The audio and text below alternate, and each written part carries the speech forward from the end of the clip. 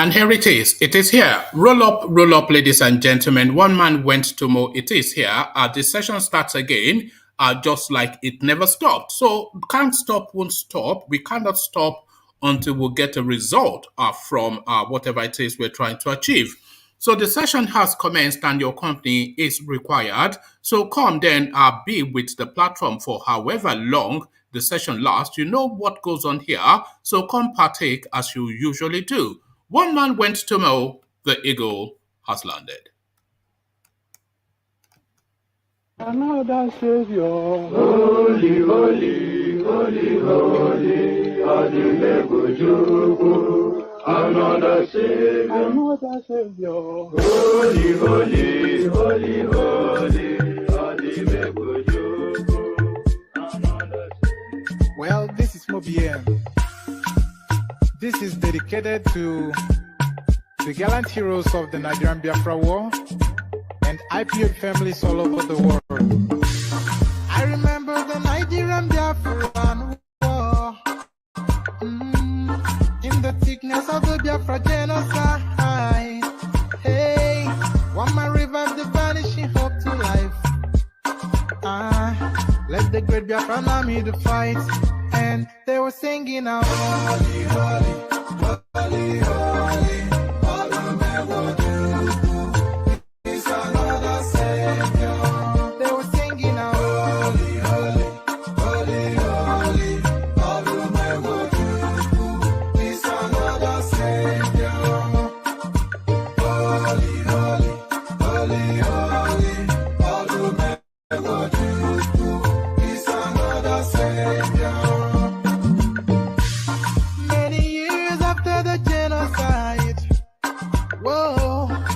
Another great leader has risen up now. Oh, and he's leading the Biafrans to victory. Inyamadika, yabika kokwana no. Hey, anamekele mazuche mefo. Manemo, it's an honor having you on board. When I'm single.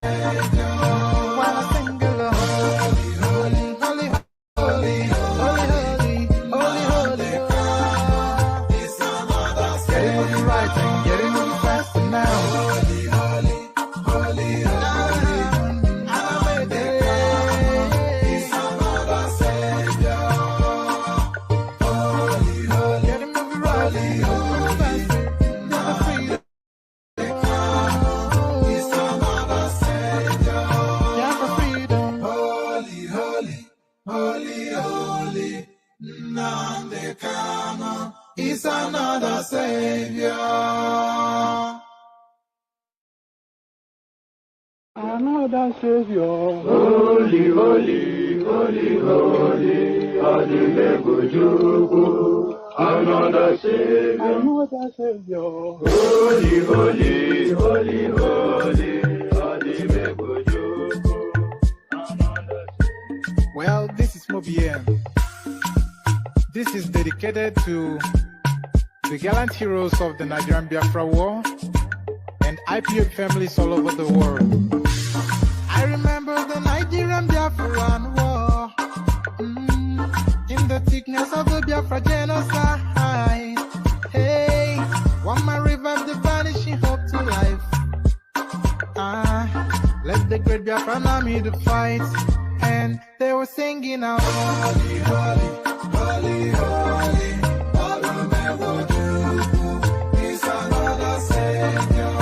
They were singing out, holy, holy, holy, holy, is another Savior. Holy, holy, holy, holy, is another Savior. Many years after the genocide, leader has risen up now. So you hear, so there you are, voices of the sons of the rising sun. Holy, holy, holy, holy, Nnamdi Kanu is their other savior. That is the insistence on Igbo land, from Igbo land, and they will never yield on that space. Holy, holy, holy, holy, Nnamdi Kanu is their other savior. So holy, holy, holy, holy, Nnamdi Kanu is their other savior. As guys, I bring you this. 2023, North Central is more deserving of presidency than the Southeast. Yaya Bello speaking. So now that battle now with Tinubu now no more a real threat to that seat. It's now open season for everybody now, and they are all now knives drawn, thrusting, foolhardy, and just launching at the space. Yaya Bello launches 2023. North Central is more deserving of the presidency than the Southeast, a headline attributed to Yahaya Bello. So there it is right there. Yahaya Bello visits Buhari for progressive talks. So there it is. This guy now, we thought once upon a time that it was a joke, but it looks as though he is quite intent. So he wants to straddle that generational shift narrative that the Nigerian space is clamoring for, and he now being a fairly young man under 50, so he at least fits that template. But is he fit for purpose? Again, Yaya Bello visits Buhari for progressive talks. So quite what that means, we'll find out just shortly. So what emboldens now people to come out into space is this next one. 2023, Tinubu's political base has completely collapsed. Farouk Perogi opens up. So this is a noted and a respected journalist, and he doesn't speak casually. And when he speaks to facts. So the facts as he knows it, 2023, Tinubu's political base has completely collapsed. Farouk Perogi opens up. So quite what Farouk makes bold to make that bold, we find out just shortly. So, but as everything changes but remains the same, everything changes but stays the same. As guys, Buhari appoints Bello Koko, exposed by Pandora Papers as substantive MD for Nigerian Port Authority. So a certified, confirmed fraudster has been put in charge of the Nigerian ports. So, like I said, everything changes but stays the same. Buhari appoints Bello Koko, exposed by Pandora Papers, as substantive MD of Nigerian Ports Authority. So nothing will ever change in that country, of course, we all know that. And then we land on this last one, supplementary budget, Buhari to spend 2.5 trillion on fuel subsidy. So that's roughly another $2 billion. Well, so as I said, they are going to loot hand over fist between now and February, or between now and until they leave office. So the looting continues, a looter continua, but not to the struggle, not that a looter continua in the paradigm of governance is that the looting continues. So the looting continues, but before anything continues, we come in now via what is now tradition, I would say. We come in now via Yoruba land and we visit about Ogunde, who visits London.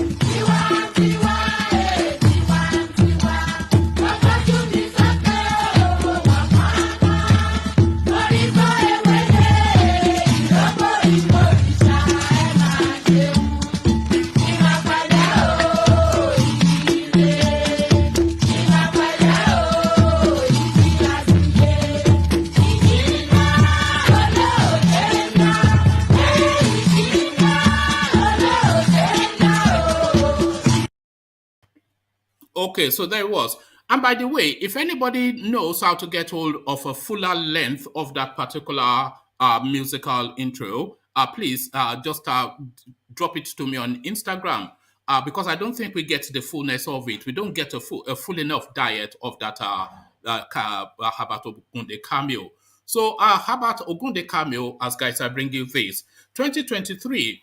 North Central more deserving of presidency than the Southeast, Yaya Bello speaks to the space. Kogi State Governor Yahaya Bello on Tuesday said the North Central region is more deserving of the presidency in 2023 than the Southeast. The governor said this while speaking to State House correspondents after visiting President Buhari today, February the 15th.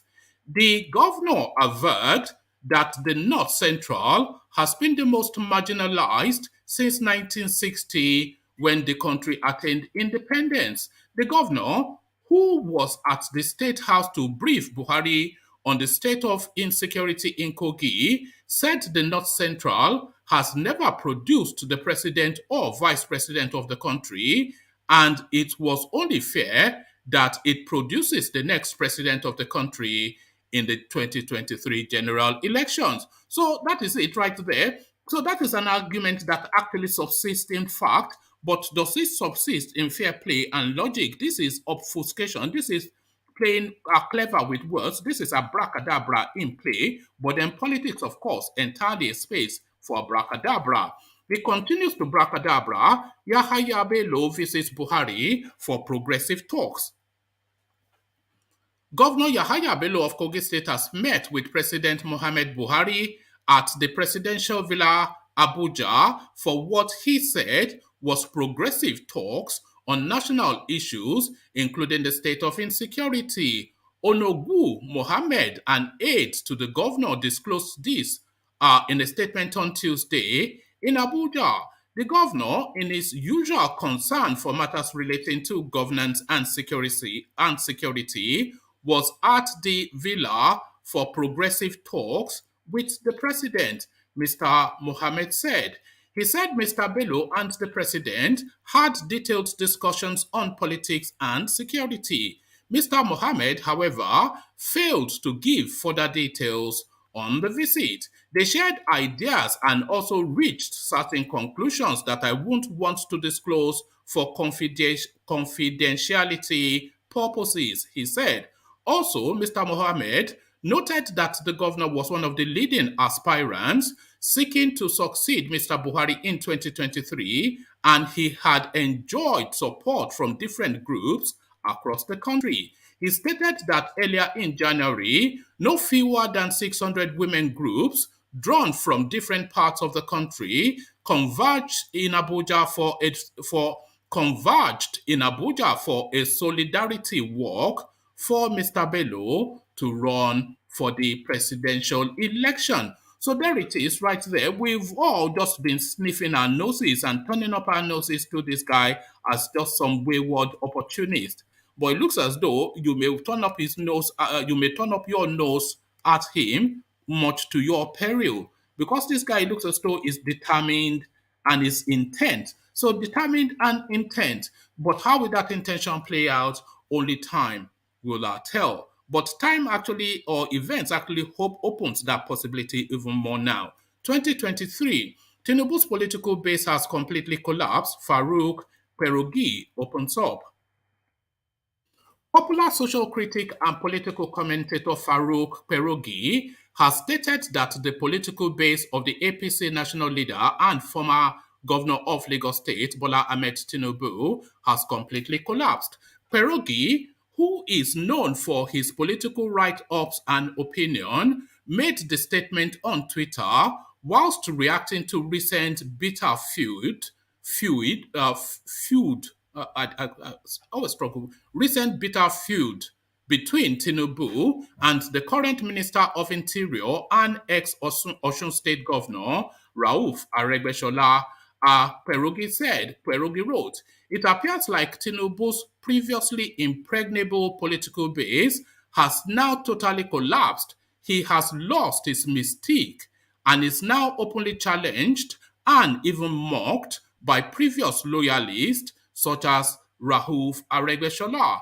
His inner circles is peopled by traitors who habitually leak unflattering information to the public about his health struggles. And his PR team is a crying disaster of ineptitude. This is something we were referencing just earlier on today, that the handlers of this guy, they just all should be sacked. Well, every beginning has an end, and I think this is the end for Tinubu, but it is an embarrassing end. So, an embarrassing end for Tinubu and his political epitaph to be written in a piece on the bottom. So, there it is right there. Peace on the bottom, the political epitaph of our Tinubu. Buhari appoints Bello Koko, exposed by Pandora Papers as substantive MD of Nigerian Port Authority. President Mohamed Buhari has appointed Mohamed Bello Koko as the substantive managing director of the Nigerian Ports Authority. The Federal Ministry of Transportation disclosed this in a circular on Tuesday, which was signed by its director, Press and Public Relations, Eric Ojikwe. Prior to this appointment, Koko was the executive director of finance and administration of NPA. The statement reads, meanwhile, the Pandora Papers in 2021 revealed that Bello Koko was behind two shell companies incorporated in a tax haven to anonymously invest in the United Kingdom property market. This potentially violates Nigeria's Public Service Code of Conduct's law. Pandora Papers also disclosed that he and his wife, Agatha Anikoko, enlisted the services of financial secret seller Cook Worldwide and Almen Cordero, etc., an offshore law firm, to register Coolwood Limited and Mane Limited in the British Virgin Islands, one of the world's most commonly used tax havens. In 2008, both companies were registered the same day, June the 19th, 2008. Though a public servant, Bello Koko is also a director of two companies in violation of Nigeria's Code of Conduct Bureau and Tribunal Act, Sections 5 and 6. Pandora Papers project is led by the International Consortium of Investigative Journalists. So there you have it. Another looter gets another post. So nothing changes, everything stays the same.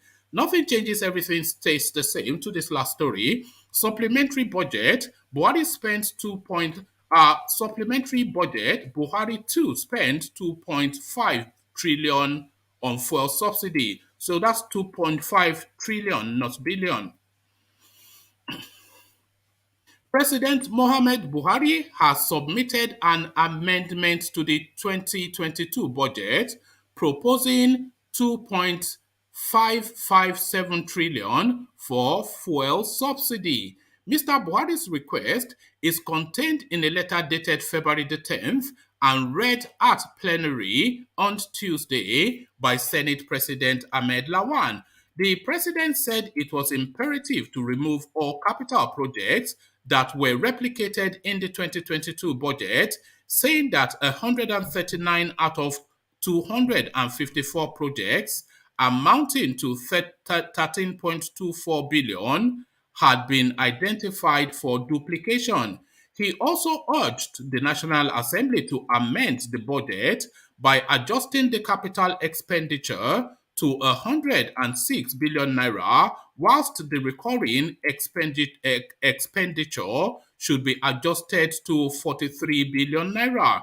Mr. Buhari said it was necessary to present the amendment proposal following the suspension of fuel subsidy removal. It is important to restore the provisions made for previous key capital projects in the 2022 executive proposal that were cut by the National Assembly, he said.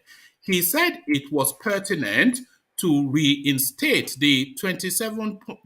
He said it was pertinent to reinstate the 25.81 billion cut from the provision for the power sector reform program in order to meet the federal government's commitment under the financing plan agreed with the World Bank to reinstate the 4 capital projects totaling 1.42 billion naira in the executive proposal for the Ministry of Water Resources that were removed in the 2022 Appropriation Act. Also, the restoration of the 3 billion naira cut from the provision made for the also the restoration of the 3 billion naira cut from the provision made for payment of mostly long outstanding local contractor debts and other liabilities as part of our strategy to reflate the economy and spur growth. You will agree with me that the inclusion of the National Assembly's expenditure in the executive budget you will agree with me that the inclusion of the National Assembly's expenditures in the executive budget negates the principles of separation of powers and financial autonomy of the legislature. It is therefore necessary to transfer the National Assembly's expenditure totaling 16.59 billion naira to the service-wide vote to the National Assembly statutory transfer provision.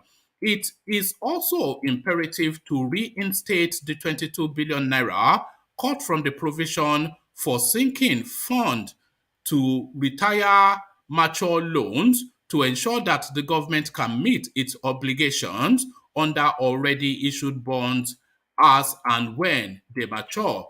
The cut made from provisions for the recurrent spending of Nigeria's foreign missions, which are already constrained, are capable of causing serious embarrassment to the country as they mostly relate to office and residential rentals. The president said the reduction in allowances allocated to personnel of the Nigerian Navy and the police needed to be revisited. Some significant and non mandated projects were introduced in the budget of the Ministry of Transport, Office of the Secretary to the Government of the Federation, and Office of the Head of Civil Service of the Federation. Mr. Buhari noted that to me, Mr. Buhari noted that several projects included in the budget of agencies are outside the National Assembly's mandate. The Ministry of Finance, Budget and National Planning has directed to the Ministry of Finance, Budget and National Planning has been directed to work with your relevant committees to comprehensively identify and realign all such misplaced projects.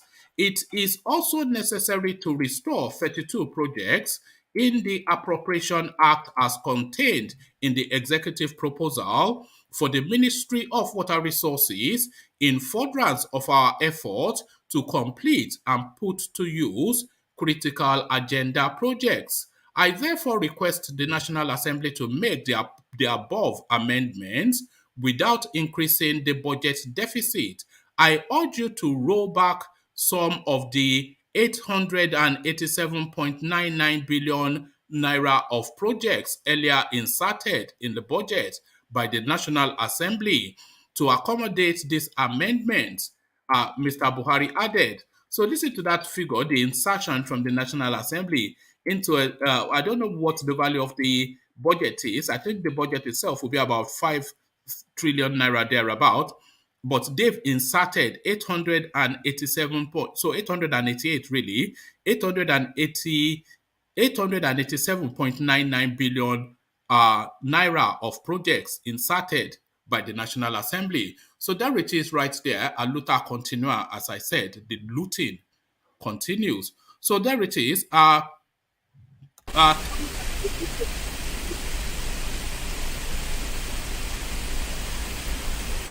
oh, that's better. Ajanle Koko, I see you. No, Thomas, mute yourself, man. There's a humming. Come on, man. So Ajanle Koko, I see you. Ola, I see you, and Baba Kure, I see you. Let me just get you both on the screens. So yeah, good to see you, Baba Kure, Ola, Ajanle Koko, and let me just mute Thomas and then bring you. Thomas, there's a real hushing sound. So thank you, gentlemen, for being here. So let me go first to Ola. So Ola, I'll come to you straight away. And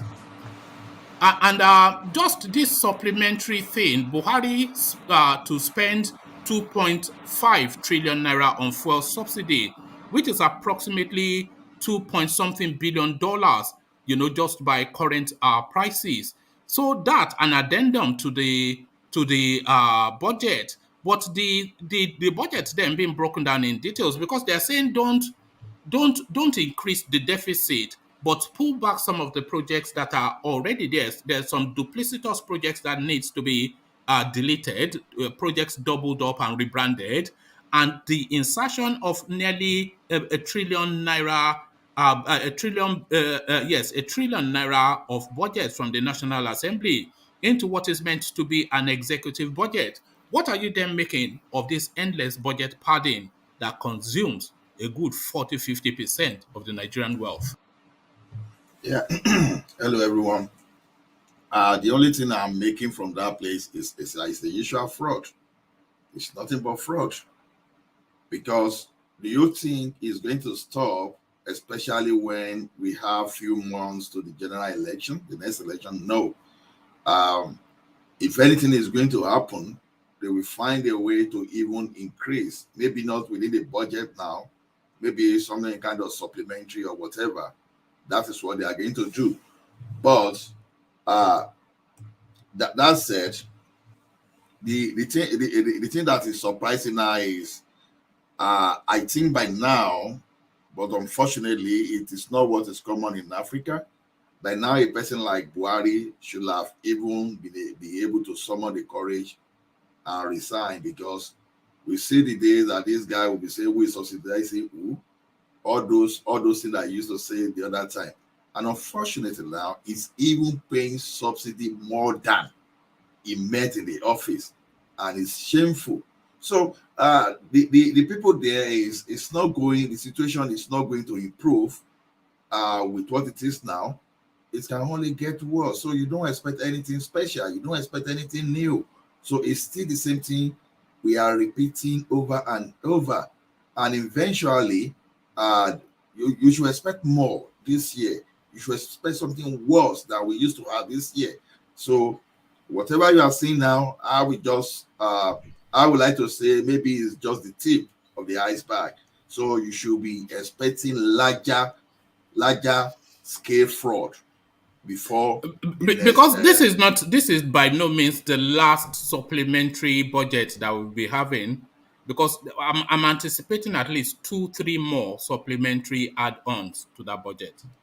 Yeah, because they need money to run the election. So, and that is what they do. If you go to the history of the elections in Nigeria, look at the years preceding the major election, you will see something. You will see the correlation between that election and whatever budget they're representing. So it's a fact that people can cross-check on Nigeria Bureau of Statistics. So whatever they are doing, like I said, you expect more. If possible, it can come under whatever constituency project. If it's possible, it can come under a particular project that they will later abandon, but they will have the paper produced. It's even because maybe those people that are padding the budget this time around, maybe they did the job that they rush it. That's why people can see so many double duplicated projects there. But naturally, if these guys are going to do this thing, they've mastered it to the point that you will hardly detect, except you have a serious auditor that would like to go through it. So it's unfortunate. Ola, who prepares the Nigerian budget? Who prepares it? We have the office for it. What do we call it? The Office of Budget and National Planning. Yeah. So which is part of the executive arm. Exactly. So every agency of the government, we have to submit their project. Yes. So the executive presents the budget. So when they present it to the National Assembly, what are they requesting of the National Assembly? The National Assembly, the National Assembly the members are supposed to go through it, try to verify whatever. You see, when you present a budget, for example, subject to approval, you want to go through that, your committee will go through it and see, okay, this thing they are presenting, what's the basis for this estimation? Are this thing viable? They try to benchmark whatever they have with our resources. Okay, all right. so Okay. that's what they do, So that's the understanding, and they, because and they pass it to law. all right. So that is the understanding. That is my understanding, and you've just confirmed that, because my understanding also is that the executive presents the budget for the country, stating their projects. The National Assembly audits that budget to see that it's a value for money and is relevant to the people's needs, and they interrogate it. They invite agencies to come and defend it, and once they are satisfied, they sign it off. So that is my understanding, and I think roughly that is what you described. So now, Yeah, this paragraph, Ola, I therefore request the National Assembly to make the above amendments without increasing the budget deficit. So that's to say, don't increase the budget more than it is, but make this adjustment. It's 2.5 trillion naira that is looking to move money around for. So without increasing the deficit. So now this is what it goes on to add. I urge you to roll back some of the 887.99 billion naira of projects earlier inserted in the budget by the National Assembly to accommodate this amendment. So the National Assembly, they are inserting trillions of naira worth of projects which they describe into a budget presented by the executive. Is that not fraud? That is fraud in open play. you see, I think that criminality started, was it under Yaradua or under Goodluck Jonathan, for example?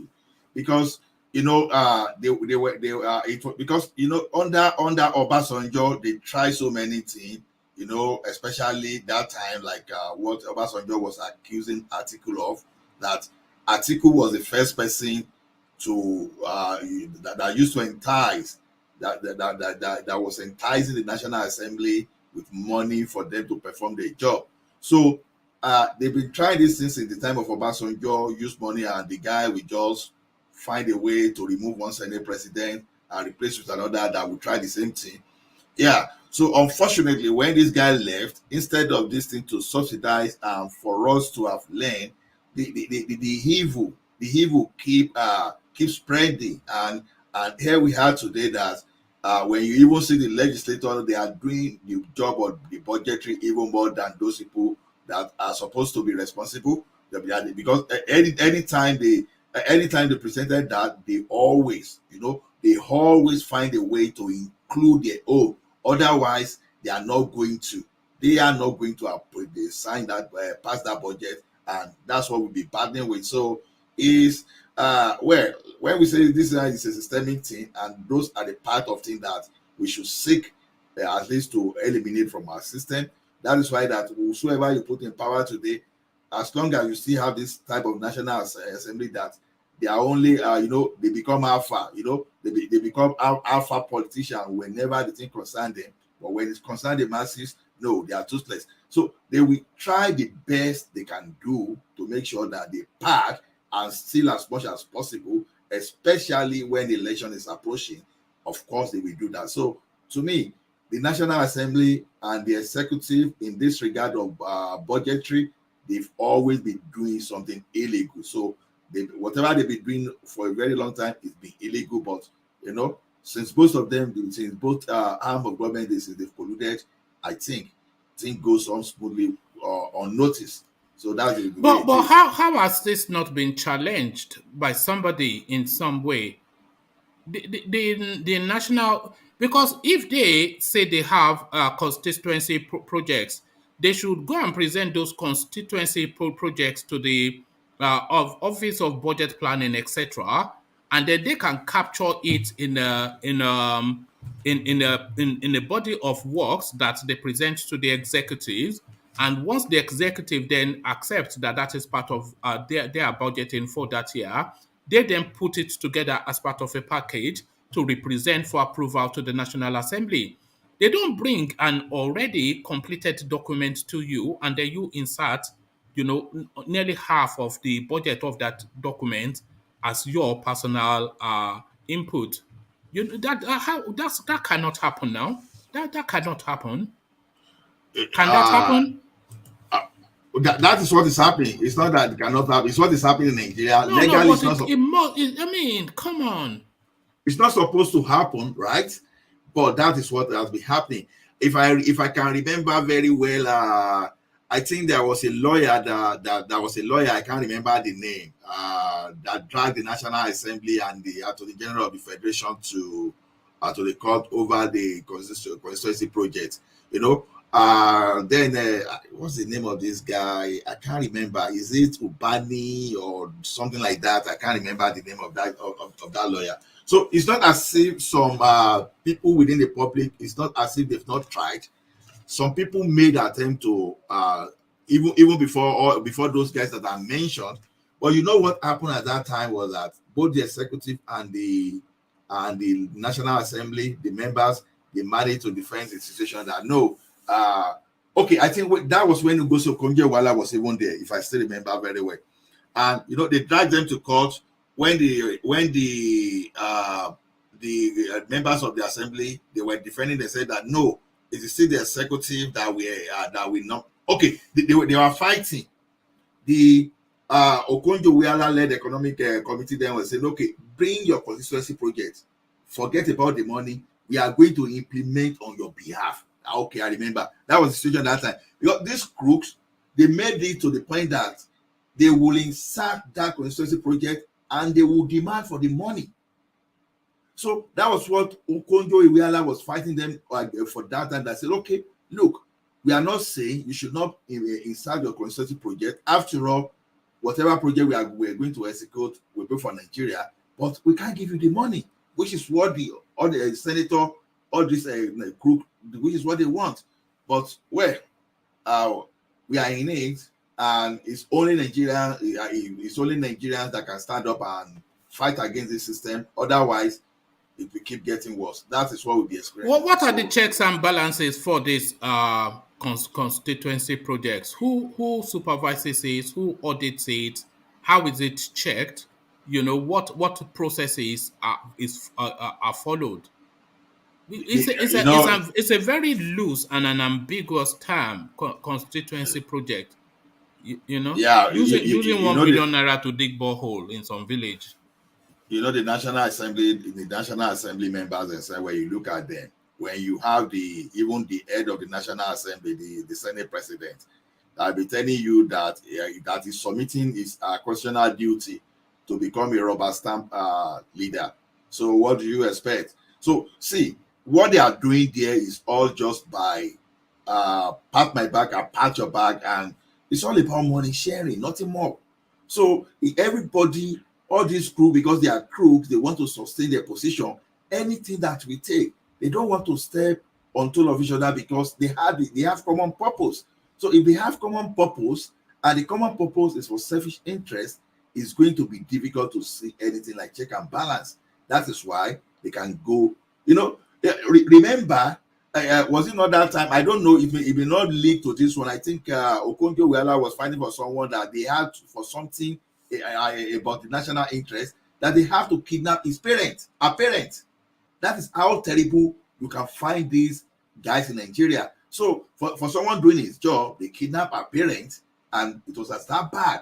So the National Assembly is just that, when executives come, okay, what is my own? What is your okay? We are going to approve it. If you are going to add our own, as simple as ABC. And the person that is supposed to even provide the leadership, for example, the person that will fight corruption, that it was a campaign that people believed that, this guy should be able to bring something.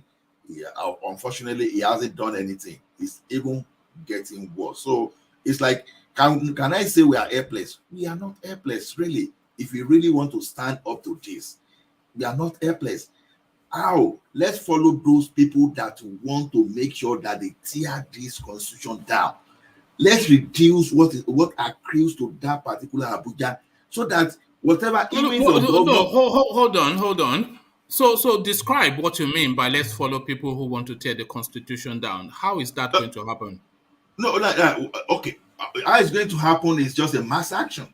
Mass action. I'm not saying. Mass I'm not saying action. that people. No, I'm not saying people should carry. Okay, for example, mass action like that of NSAS, for example. You understand? And Mm. because we've seen that NSAS alone was very impactful because it is for the government NSAS to was send. not a mass action. NSAS was a southern skirmish. It was just a skirmish. It was just a flash moment. It was just a flash moment.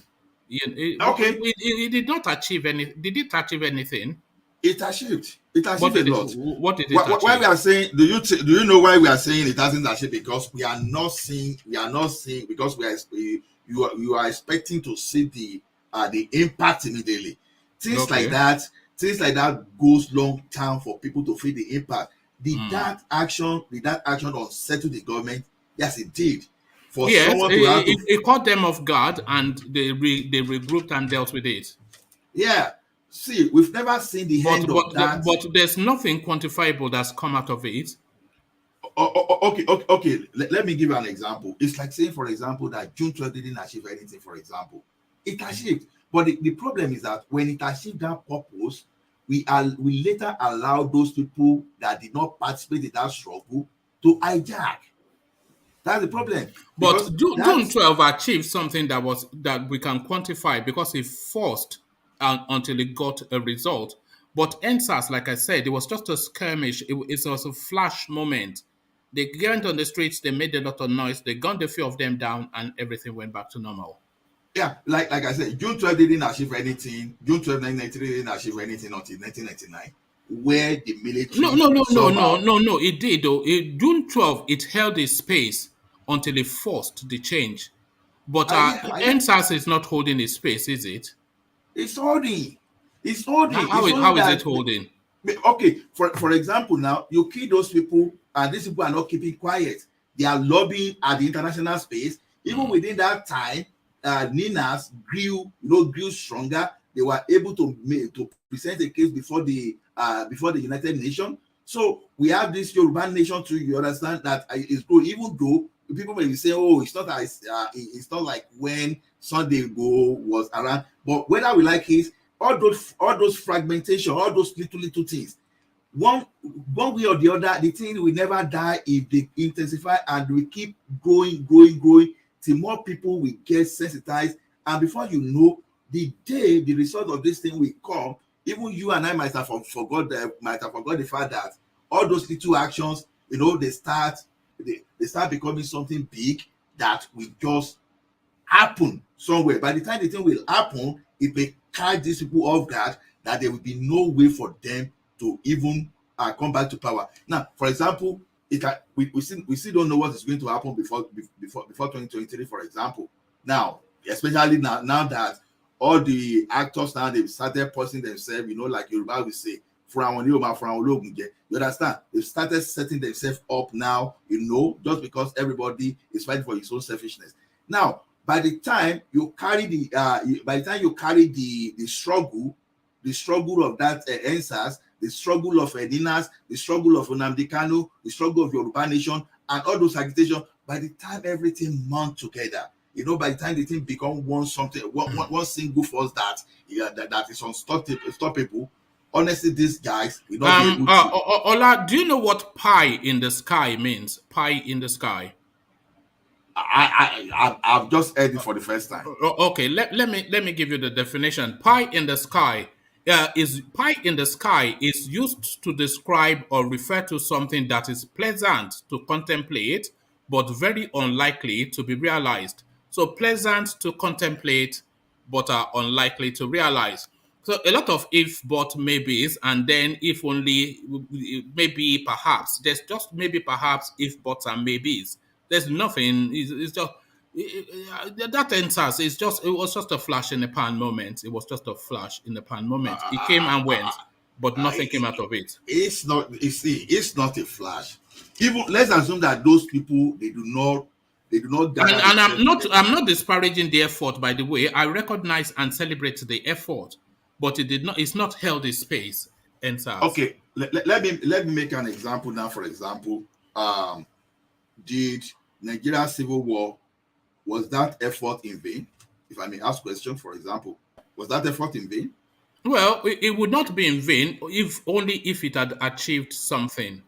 It's not in vain. Because How, how has it not anytime we been want in to vain? redefine, because that is what that thing is pointing to our problem in the country. And whether we No, like it or no. not, How is it? No. Hold on. How is it not in vain? The okay, Biafran now War. what you see about June 12 or about the Biafra War, for example, now for example, is that now before, because Biafra wanted to go and they were unable to go, at the end of the day they said no no victor, No vanquished. Yeah. no vanquished. Now you think it's like that. Now the question is this: anytime you want to mention the problem of that country, you can never take that civil war away from all those people we mentioned. No, It's going to yes, be one of it's the part of the reasons. history, but you said it's not in vain, and I'm asking you how it has not been in vain. It's because it's one of the reasons. You stated what they set out to achieve, so how has it not been in vain?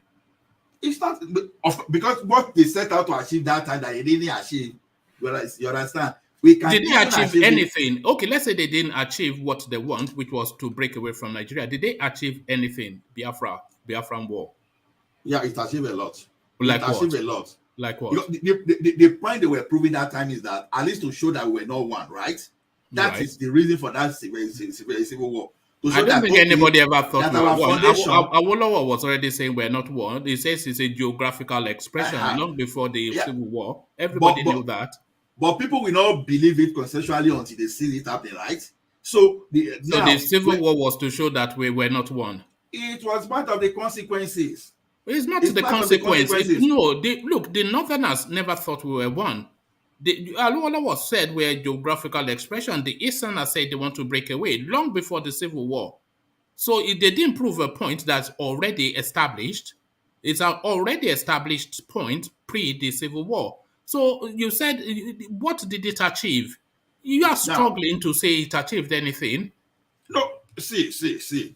Yoruba will say something way. No. Forget that. What did it achieve? What did it achieve? No. Wait now. Like Omode Buroko Obojuwe. Now, what it means is that there's a no. Forget that. What did the Civil War? You see, you're struggling. We can hear you're struggling. The Civil War already proved a point. He already proved a point that which is what?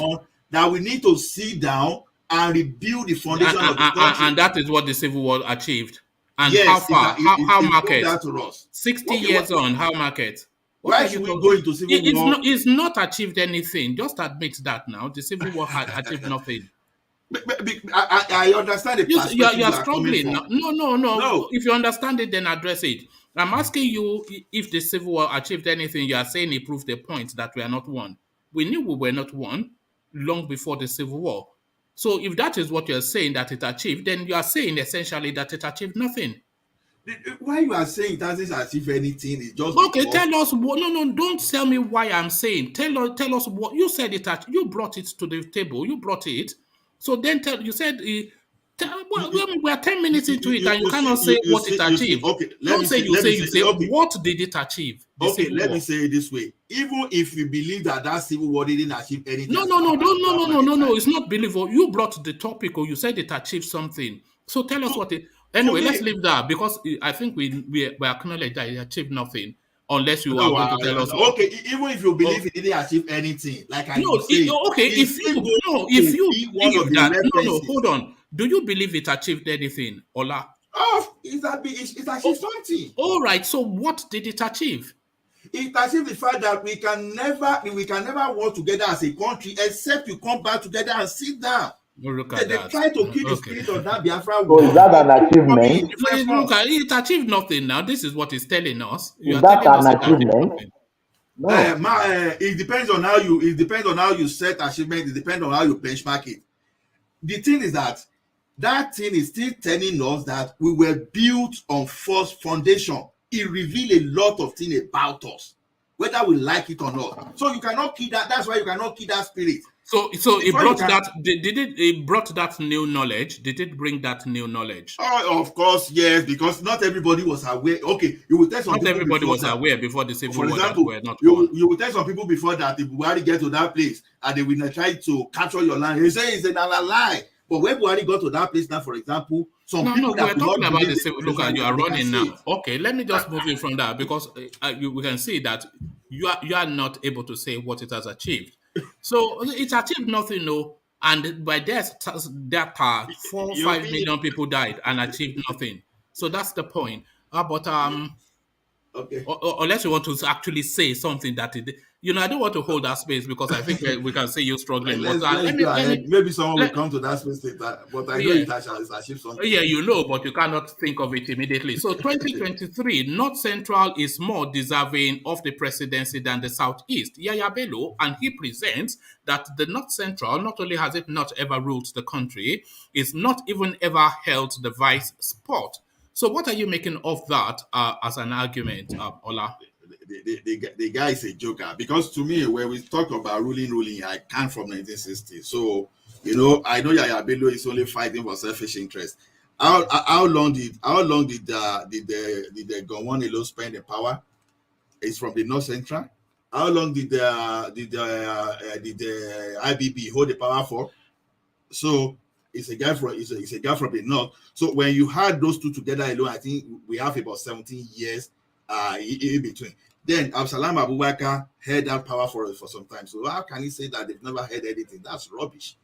Absolute nonsense. I know that he's fighting for one this thing. And I know some people will say since 1999. I don't believe in that. I will say since the first foundation of Nigeria, whether you are in the military uniform, whether you are an intelligent person, whosoever that has been the person that was controlling the country as at that time, and whatever region the person came from is part of your region. We don't care all these things. So to me, Yaya Bello, good is good for his own political promotion. At least is doing his PR to make sure that his position is fighting for himself. So what he has said is not uncalled for. It's not unheard, but to me, there's no way he can prove that. And unfortunately for him, well, I don't know. Let's say unfortunately for him, he can fight, he can do everything. What that guy is supposed to be doing, instead of stealing money that he thinks he's going to use to run election, he also use that money to better the life of his people. For the people now to shout that, oh, since you can do this one, why can't you try something better? But you are stealing money, you are not doing anything, you are fighting the battle that you cannot win. Yaya Bello, yeah, is one of them, but does he think that I can just come yesterday and just want to upstate these people because it's not bringing anything new. He's trying to bring the same thing these people are bringing. Then those people that are there, then they are not ready to they are not ready to just vacate the seat for him. So he can try it. Does he really think that okay, even they are talking of the North Central, it's not the strongest there, for example. We see Asharaki there. And so good. You can talk of North Central, but we see how this guy that keep fighting Buhari or every now and then. So he's a North Central person too, but definitely it's not going to be Yaya Bello. So what is he talking about? The Niger State governor is there too. Is from that region. So to me, Yaya Bello is just trying. He's just a timer. Sinking man that is trying to just hold whatever he can hold so that he cannot sink. So to me, is another comedy hour anyway. So because the country, like we keep saying, sometimes it's unfortunate that we just have to use context to define this thing. That country, we should not be talking about the region the power should go. We should be talking about how to, because we have a structure that keep giving the same result even in a worse format. Another person that will get to that place under this particular system will even produce worse tomorrow. I know that people are fighting for Showore, all those things. Showore, all those, if you put them under this particular system that we are talking about, they will suffer the same thing. We should not forget that some of these old people, for example, they came there too young, they were giving brilliant ideas, all these things. Oshiomole went outside, was giving brilliant idea, but when he got there, we can see the difference. What's the name of this guy? Keamo will shout from anywhere across the country. We see what he's doing now. So many of them, Even the Isaleko Barack Obama, for example, now that is even this thing. Good, that guy is still trying to do this, but at the end of the day, they've all been dented with this particular system. The system, despite their so-called competency, the system has managed to draw them back. So anybody that we ask, whereby you are the president and the National Assembly will be telling you, will be padding the budget for you, how are you going to perform? And if you do not cite them, for example, they will invoke the clause. All of a sudden, the National Assembly will understand how to impeach. Those National Assembly, for example, they undermine Goodluck Jonathan very well when he was there. I know that Goodluck Jonathan is a gentle guy too. Good, perfect. But whether gentle or not, they still try their best. They undermine that guy. So if you just go and bring one tree to come and stand the tallest in the forest, whereby you have millions infested tree, nothing is going to happen. So change the system, do this, because naturally, before now, when they were doing that the way they were supposed to do, like I grew up to know, we normally call this kata then, because whenever we have bad road in the local government that time, they will bring kata, they grade the road. They will even take tractor to the rural area to help some farmer do some kind of rural rural farming. Now, when all these people came, I remember when Commander Bello was the minister administrator then, when they've not even destroyed everything that time.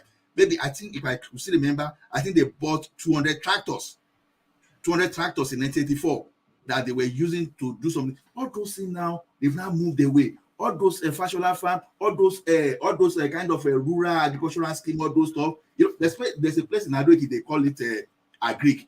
We know that agric settlement is where you see different type of settlement for agricultural purposes and where they do some kind of value chain processing. All those things are dead now. And why are those things dead? It's just because what used to accrue to all those local government those days no longer accrue now. Government is the alpha. Governors are the alpha and omega in the state now. That sometimes the court can even give order for them to even do election. They won't. They just appoint their cronies there and they just grab the money. Sorry, Ola, where are you taking us to? Because I'm confused now. No, we are talking of someone that is saying that the thing should come to the North Central. I'm not saying that it should concentrate on delivering value and to stop chasing what it will never get. So right. You should just forget about that politics. So, and I'm now saying that if you need to get things right, it's not about talking about where to zone. Let us tear this constitution down. Let's follow Ninas. All those people that let's follow them and say no. Is Ninas even still existing? Did the Professor Akitoye not pull out of Ninas? Professor Akitoye pull out of the Ninas, but the idea is never dead. So the idea, who is left there? Did the Middle Belt not pull out just after Professor Akitoye?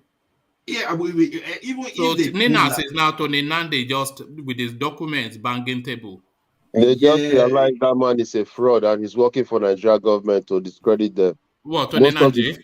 Yes, most of the things they were planning behind, the government was knowing. And I think they found a leak somewhere that leaked back to him. I never trusted that guy. Even to the point of making the presentation to the United Nations, right? See, which presentation? Sometimes the presentation they made to the United Nations. Yeah, but that's nothing to do with anything now. They are frontally pretending and backwardly subverting. Okay. But one man, let me ask him. Who made a presentation to the United Nations? Did you see any video? So all those documents, can't you trace the podium anywhere? So all those documents they presented to United Nations, are you saying is a lie? Have you? Now, I think in conjunction with them, do you have a proof that they made a presentation to the United Nations? Wait now. I think in conjunction with Ninas, Ilanomo Yoruba, led by Professor Akintoye, they made presentation of how these BUHARI kingsmen they be terrorizing the southwest part, the western part of the country. And we even had the document. I posted the document here in one of these sessions here that day. You can even see the video of everything. See. Look, my dear brother, will not be perfect. Wait, my dear brother, don't go in circles. Don't go in circles. What is asking you? Anybody can write to the United Nations.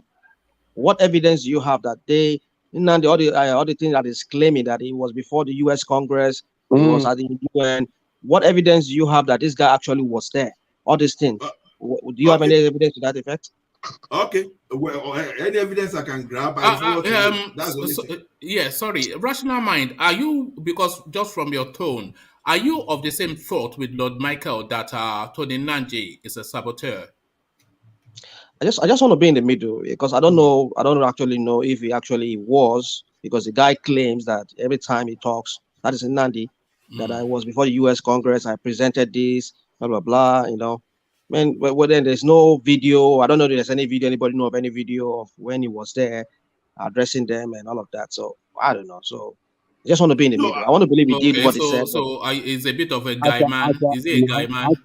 I saw the video when he was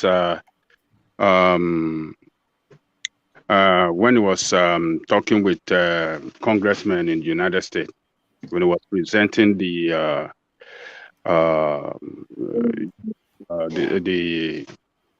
was presenting what Nina stand for and what they are fighting for.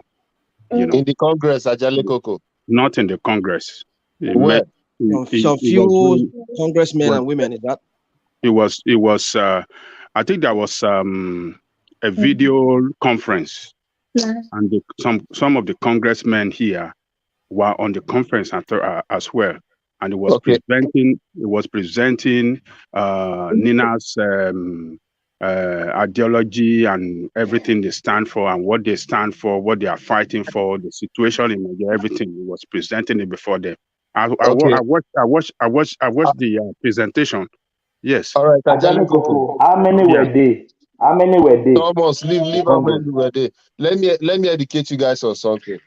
Anybody can be in any forum, in a Zoom conference. No. Don't go there. Don't just say anybody. I told you, U.S. congressmen, not anybody. You can't say just anybody. Can you provide it? Lord Michael, I intentionally not wanted to extend that argument because I know where it's going. Don't say you didn't want to extend. Lord Michael, wait now. You see, whenever I'm presenting something, if I'm not sure of the fact, I will tell you that please don't hold me to it. I always use my disclaimer. What I'm not sure of, I would have told you ahead. Don't hold me to this thing. See, no problem, sir. I know that Nnamdi Kanu and Mazi, they are not good friends. Anybody on the side of Mazi will not be on the side of Tony Nnamdi. So that thing, I didn't want to open that place. So don't think that I did. When I told you that when I lay my hand on the evidence, I prove it to you. I just tactically avoided some kind of lockdown. So let me just tell you that thing. Go ahead. I follow Nina's and I know what they've been pulling. They've not started today. They've not even made so much noise until the recent this is that this guy was claiming. So they've been on it for a very long time. Whether they are representing the government, I don't know that because I've said of Keyamo that betrayed us. I've said something about Oshiomhole. I won't know until I'm able to find them supporting the government. So that's the way I am. But whatever you represent today, I will start by that. So to me, like what were we even saying now that you diverted my attention? Sorry. No, don't worry. I just want to ask something. Ajale Koko was trying to explain something to us. Ajale Koko, please, can you lead us to that evidence you say you have? You know, Ola, don't be angry. I understand what you. No, I'm not angry. You are just a troublemaker, aren't you, Lord Michael? Wait, you are a troublemaker. Lord Michael, I think you can look it up. You can look it up on YouTube yourself. Just check for Tony Nnamdi video conference with U.S. congressmen. You should be able to see it. Or Nina's on their website. Nina's website. Yeah, so you will see it. It's not something hidden. I watch it. I've watched it. Yeah. Do you know why I'm asking you to lead us there? Because I've looked for it and I couldn't find it. So please, anytime you can always revert back to us. Thank you. All right, thank you. Let's revert back to Ola then and have him round off his thoughts on Yaya Bello. So just a few more words on that, and then I'll take that. To me, Yaya Bello should just go and spend the remaining number of his day in office to make the life of his people better. I should not just waste that money on presidential election. If he thinks he can get that, is joking, because I've not really seen any of the Afobajets to even mention to mention that name. There's something that I'm beginning to think of now. I don't know. I know it's not Yaya Bello. When Buhari, whether he really meant it or he was just joking with it, that if he mentioned the person that they want to support, that they will kill him, or how did he use that sentence? So all this ruffle between Aregbesola and his godfather and what has been going on now is no. I was enjoying the conversation in the morning.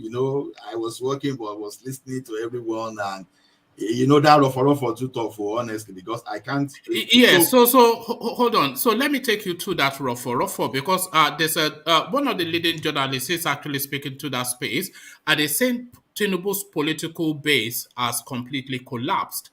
And there is a sense that he's saying that his followers are notoriously treacherous, and this treachery, they'll stab you in the back just at the first opportunity. So they smell blood, because Aregbesola even went further to mock that stain on Tinubu's back that has now become like a thing, a bit of a nothing, something that is not even anything, but it's now taken on a life of its own. Aregbesola was even referencing that and mocking it, Red or Mockery mocking it, even that the freeze was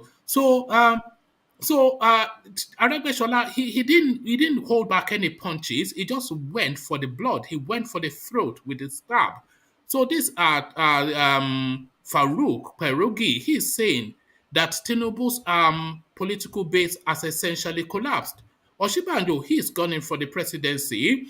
Aregbesola is stabbing him in the back, trying to wrestle Osun State out of his hands, and Tinubu is peeing himself all over the place. It's almost embarrassing seeing the collapse of this guy. Is this guy just imploded? It's slowly unpeeling in public.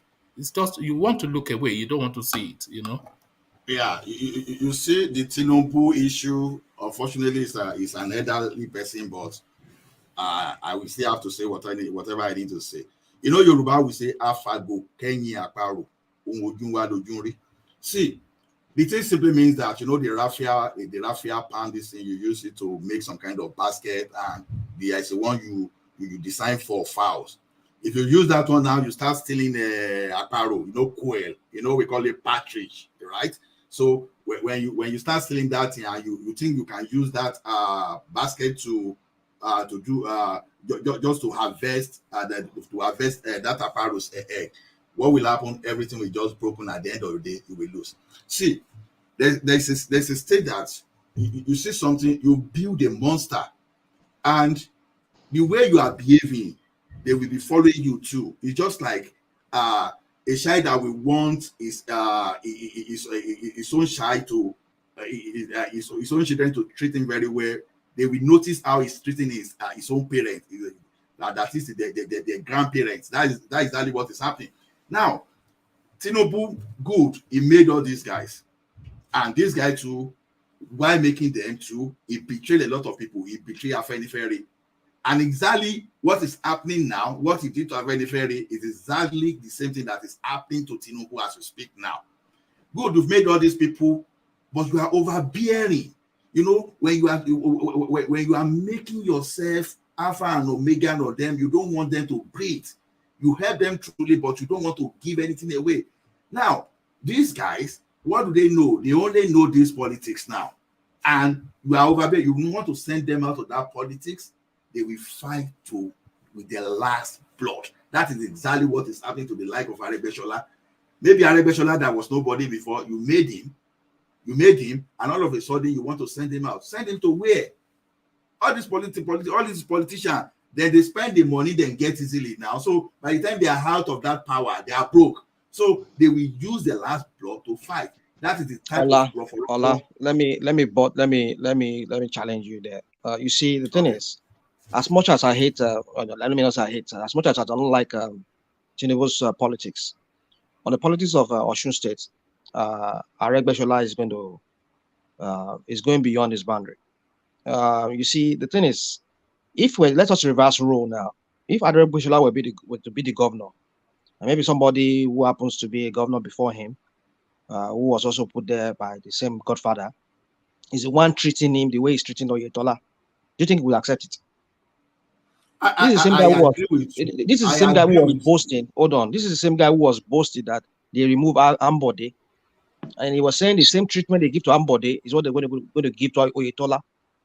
You see, the thing is this. You can't buy the finger that fed you. Rational mind. I think you got the whole thing wrong. You got it wrong completely. The position of Aregbesola, you seems not understand what he's fighting against. What is he fighting against? Aregbesola.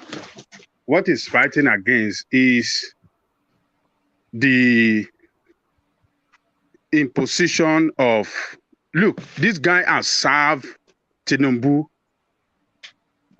very well. Even it was Tinubu that anointed Oyetola that is to hand over to Oyetola. If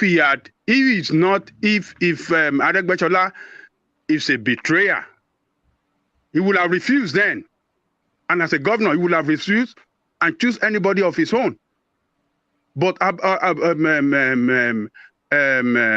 do you call him? Tinubu told him that, hey, this is the person I think that can continue on the template that you're going to be leaving behind.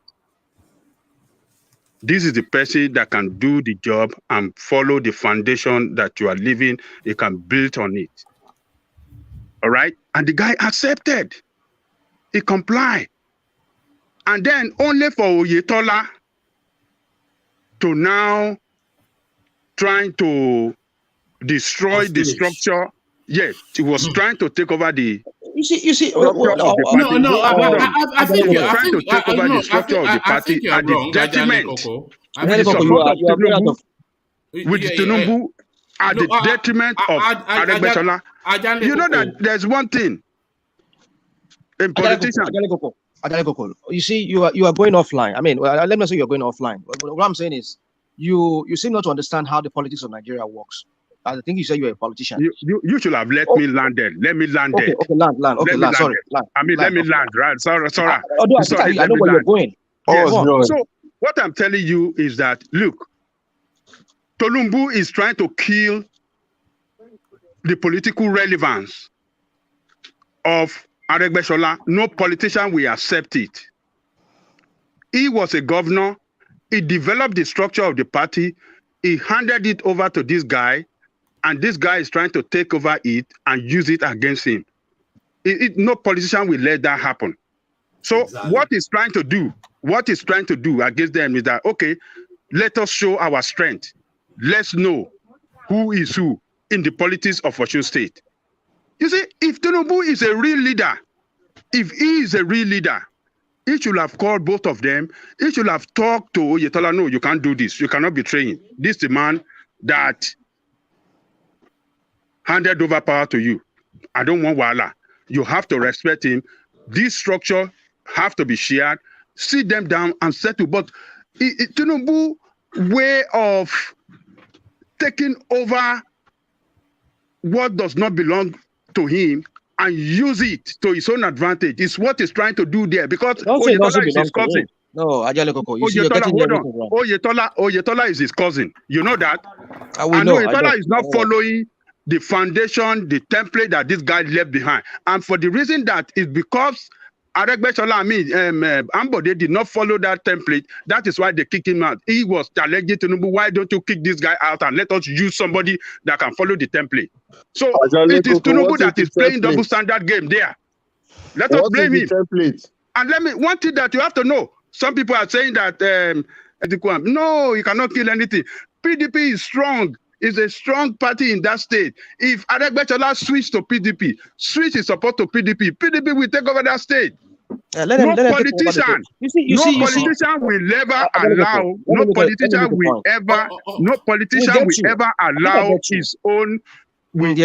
allow his own relevance to be killed. Particularly if you're a former governor. Look at the former governor of Kano State, Sherakau. He's the one in charge of the structure in Kano State, even though that, what do you call this now? Gandola is the governor.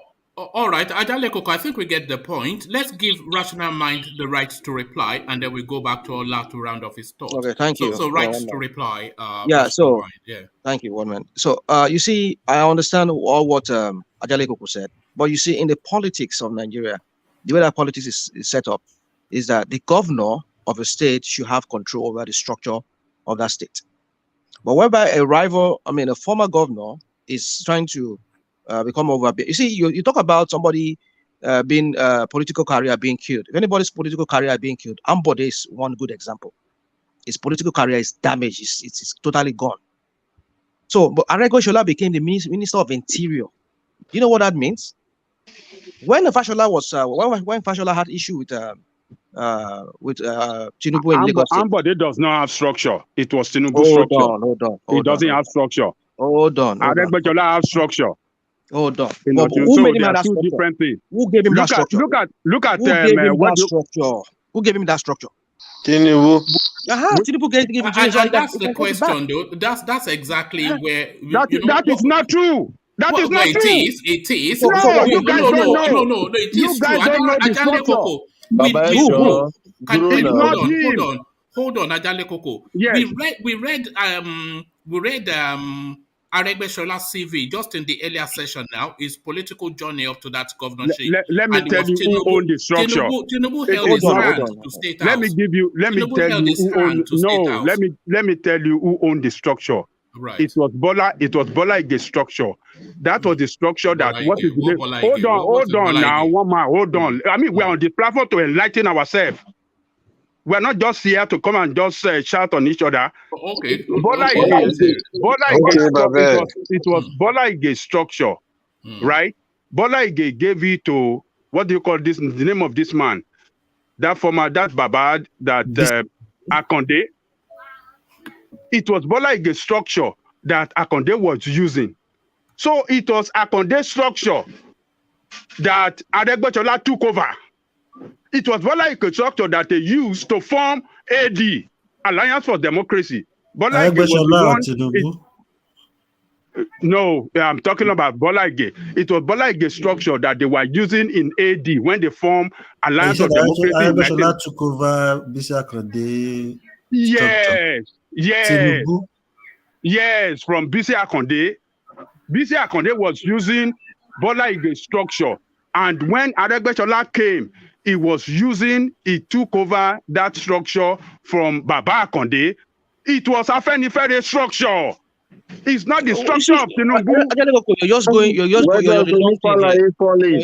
Let me tell you something. I am telling you the basis. I'm telling you the history of this thing. It is not Bola Tinubu structure. It is Afenifere structure. You guys You are right. It is Afenifere structure. Hold on. Okay. Yeah, don't give what is not to Tinubu, man. Hold on. I understand where you're going, but this is what we're talking about. Aregbesola served as a commissioner under Tinubu. When Aregbesola moved to Osun State, said he wants to contest, the money and everything, the political calculation and everything, it was supplied by. I agree that Bisi Akonde was part of it. Bisi Akonde and Tinubu, they work together. You know that. So now, when it comes to the money and everything they used in prosecuting that election, everything came from Tinubu. Tinubu supplied the whole machinery for it. That is the people's money they stole. Put that in mind. So now, who called the shot when it comes to that? Tinubu calls that shot. Rational Mind, give me 1 second to insert something in that spot that you just spoke to. Just a very quick paragraph, and then I'll let you carry on. I inserted this paragraph earlier on. It says, upon the return of the country to democratic rule in 1999, this is Aregbesola, he was a ranking member of the Alliance for Democracy led by Senator Bola Tinubu, who would go on to become the governor of Lagos State in the same year. Aregbesola was the director of Bola Ahmed Tinubu campaign organization, who drove the electoral victory of Bola Tinubu in 1999. And he performed a similar feat with the platform of the Independence Campaign Group, with which he ensured the re-election of Tinubu for a second term in office. Upon Tinubu's inauguration as governor, Aregbesola was appointed Commissioner of Works and Infrastructure, which included supervision of Public Works Corporation and the State Electricity Board.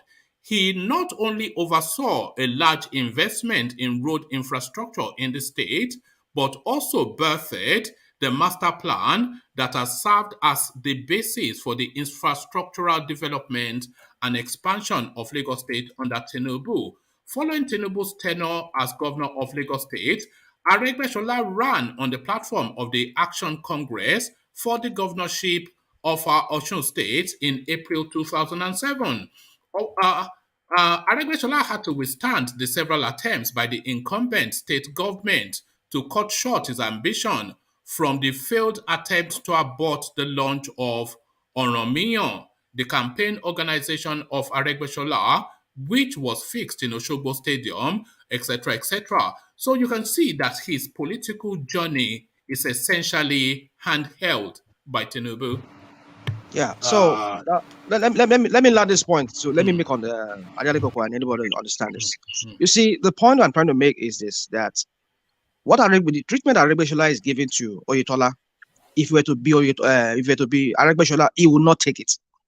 He would not take it. This is a guy who is the treatment? Tell us the treatment. Tell us the treatment. Now, listen. If the governor of a state, if he is the governor, let him have the structure. Aregbesola was able to become possibly if Tinubu don't wanted him to become a Minister of Interior, maybe he could have used his influence and blocked him from becoming Minister of Interior. That is the meaning of killing his political career. He will not become a senator, he will not become a house rep, he will not become even a minister. But no, possibly Tinubu would have blocked it. What do you mean? You think Tinubu control everything? Tinubu has the power to block it. I'm not saying he controls everything. I disagree. What do you people mean? What are you people talking about? Rational mind. Hold on. What are you guys talking about? Hold on. You think he doesn't have his own strength too? You think Aregbesola does not have his own strength? Tinubu didn't want Fashola, for example. Tinubu didn't want Fashola, so what happened? Of course, that's an example. I mean, what are you guys talking about? Hold on now. Would you allow me speak?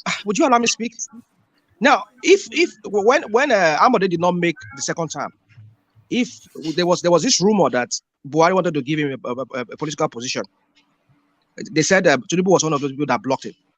That's the meaning of killing the political career of somebody. But Aregbesola still went on becoming a Minister of Interior, which is to say that not as if Tinubu wants him dead politically, because that is what you are asserting here. But the point is that when it comes to the structure of the states of Osun State, Aregbesola is becoming overbearing. Is going beyond his boundary. Let Oyetola have the control of the states. You cannot share it. If you have practiced politics before, you will know the meaning. If you have practiced politics before, you will know what structure means in the political relevance of a politician. That doesn't mean he doesn't have any structure. He will still have a structure. But he wants to hold on. He wants to share control of the APC in Osun State with Oyetola. As a former governor, does he not have the right to do that? Does he have to surrender everything to? You don't know how. Rational mind, you actually contradicted yourself, and I will tell you how am I contradicting myself? Any politician that doesn't have structure is a politician with no base. Aregbesola and governor of Osun State, they are competitors in that. Hold on. Let me make the point I'm making is this. Hold on. The point I'm making is this. Hold on. You guys, hold on. Now, talking about Lagos State structure. Who controls the Lagos State? Tinubu. Does he allow anybody to share that structure with him? Does he allow anybody to share that structure with him? Of course not. Okay, why? Why? Because he wants to continue calling the shots. Oh, okay. So if Aregbesola want to do the same thing in Osunde, it is wrong, right? It is wrong. Yeah, it is wrong because there's a governor. What are you talking about? Rational mind. Do you understand what you're talking about? Is there no governor in Lagos State? You want to control everything? What do you mean? If he hold on. If everybody surrender to him, if Aregbesola is the governor, if somebody is doing this to him, I will support him. that he should have control over the structure of the state. No, it is not right. It is not right. Rational mind. All right. I'm not sure where this. Rational mind actually counter his own point. If How did I counter my point? If Tinubu is controlling the Lagos state structure, and we are now is fine with you, right? Then Rauf Aregbesola, ex-governor, former governor, want to control that of Osun State. It's not right with you. It's not right with you. And you say, I mean, what are you talking rational mind? You understand? Oh, hold on. What I'm saying is this. But it's controlling the structure. The governor should be the one controlling the structure of his office. If the governor does not have the strength to control the structure, he has to go and build his own structure. Somebody already have that structure in place. It is Tinubu that is the problem. He's trying to destroy that state to the advantage of the governor, because he knows the governor is not a politician. He doesn't have the strength. He's trying to take over what does not belong. Somebody has built that structure in that state. Look, political structure is the strength of every politician. You don't have that structure, you have no relevance politically, and that is what Aregbesola is trying to fight right there. Right? The same thing is really rational mind. Do you see when you run when Obasanjo wanted to capture the Southwest structure that time, what did he do? He brought Bola Ige as its power minister, then the Attorney General of the Federation again. You understand? That's just to hold on to that part, because he knew he would contesting 2023, and he managed to draw that side, and he was able to take over some of those structures to his own advantage. Any politician will want to sustain his means of livelihood. That's exactly what Aregbesola is doing. But the way Roforofo now, the Roforofo between Tinubu and Aregbesola is what we are doing now. We can't say Tinubu is all right in Lagos and all of a sudden say Aregbesola is not all right to do that in Osun State. Good. Don't get me wrong, Don't get me wrong. I'm not saying neither is right. Neither is right. We have to blame Tinubu for this problem. He's supposed to intervene as a leader and then make sure that but he failed. He was taking side to his he was supporting his cousin. He was supporting his cousin, and that is what Aregbesola is fighting against. That you cannot support your cousin. I have said you from the beginning. I help you to power as well, and we serve together. And when I was a governor, when I was trying to hand over, I had person of my own choice. You said no, that this is the person you want, and I respected you and gave you that person. And still you want to control. You can't control somebody forever. Let's go to the substance. So what is it he wants to control in Osun State? What is it that he wants to control in Osun State? It's just the space, isn't it? It's not resources. To enlarge his own political empire. It's not resources. There are no resources in Osun State. So what does Aregbesola want to control? It's really amazing when everybody is talking structure. What is the structure? People, don't mind human beings, people's father, people's money. Don't mind them. Is that what we are doing? Don't take it. Let's see that aside. You know what I'm talking about. Don't take it to another dimension. What is the structure? Let's put this straight. No, I have a pin today to be checking everybody. Don't worry. Tell me. The mercenary. One man, let's move on. This let's move on, because we're just spinning around in circles. What did you say, Rational Man? Let me land my point. Okay, sorry, Rational Mind. Let Ola just land, because we are spinning in that space, and I don't think we're really progressing. So you are of the view that Tinubu has been hard done by, and Ajale Koko is of the view that he's deserving of it. So Ola, round off your thought, and then I'll go on to. So to me, we have not seen the end of this, because I agree with those people that said that Tinubu's political empire is crashing, because the same way Tinubu crashed Afenifere structure, that they took over, they hijacked that structure. Now, while he was building his own people, he was teaching them how to become a betrayer too. Yeah, if you use the word betrayer for Rauf Aregbesola, good. You can call him a betrayer, just like Tinubu too is another betrayer now to Aregbesola too. So they both betrayed themselves. Both learned that act of betraying and exactly what they are doing now, because everybody wants to be relevant. So for Aregbesola to be this daring, he must have certainly learned something, because it's like they will be saying, Yoruba will be saying, Ajati Odebama Konibo Elite Apparent Konibo Rarato. See, when you are talking, when you are warning someone that this journey you are bound to embark upon, it is not meant for you. Otherwise, you can go with this journey. Listen, ask why. But if you want to be too rigid and you say, Afemi, I'm the only one, except nobody, this is exactly what is happening. And the part of it is what Aregbesola is showing now. Now, you kill Mamora politically. Who is Mamora today? Let's not. I'm just giving an example. What was the most brilliant politician that represented the Lagos state is nowhere today. You wanted to kill Aregbesola. No, but that's cut and thrust of politics. Yeah. Now, politics is a dirty game. Exactly. It is not a gentleman's game, politics. Exactly. Do you know a gentleman politician? Those are the guys now that we kill or be killed. Well, politics is kill or be killed now. Yeah, those are the guys now that we gang up against Tinubu now to destroy that empire. Because to me, I was so emotional by the time some people started posting that, oh, this guy peeing on his body. Oh my goodness. It's as dirty. Our politics can be so dirty like that. If all these things, if we don't have all this kind of a power to now, perhaps nobody will have known that someone may pee somewhere. So, did you not pee? Do you know that he did pee? So we cannot say you. Do you know that he did? Yeah. So what? And what are we even talking about? The man peeing himself is 70 years. Is this where we are now? God. 70 years. Respected people in the medical line. All right, Ola, let me go on to just round it off and then let me go on to Baba Kure. Just for the purposes people of time. In the medical line said it in the morning, so I respect them for who are respected people in the medical field?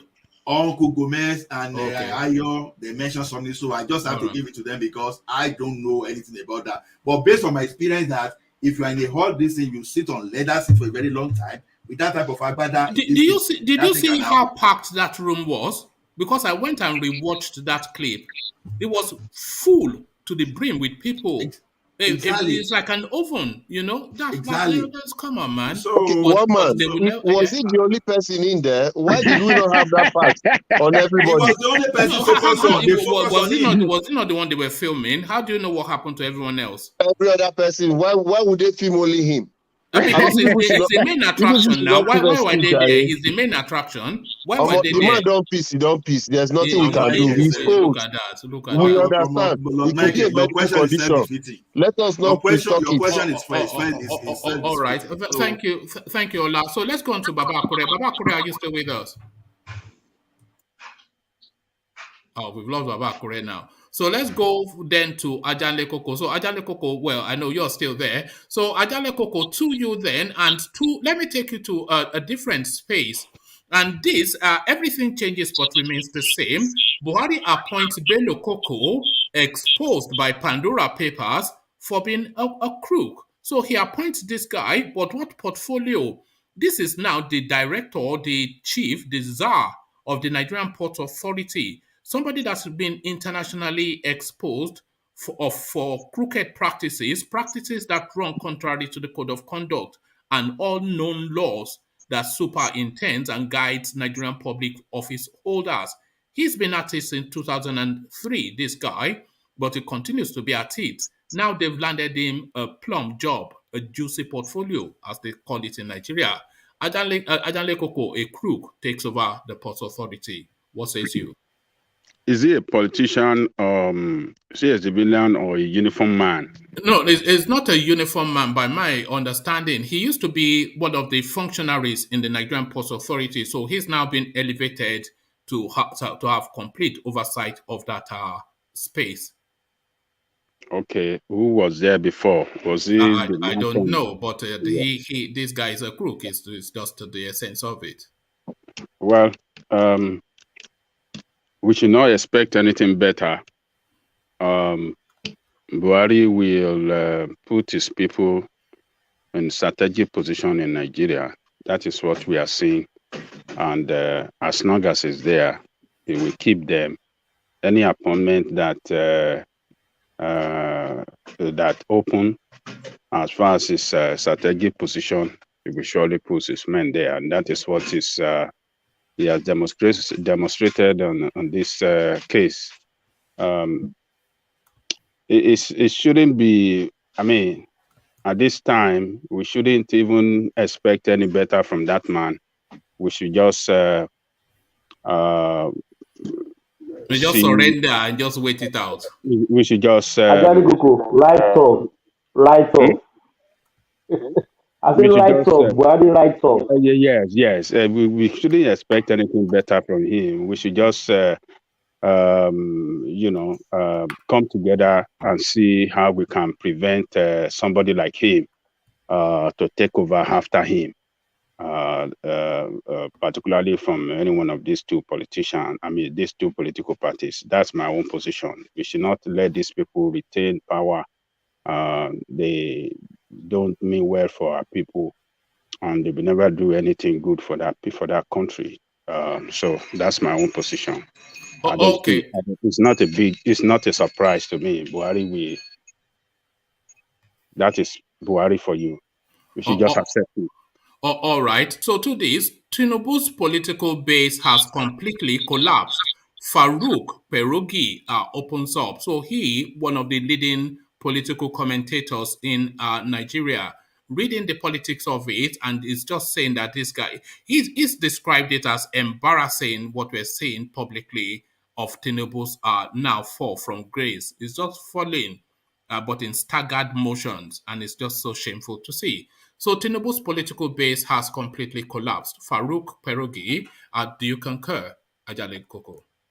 I will not agree that his political base is completely collapsed. We have not seen any sign.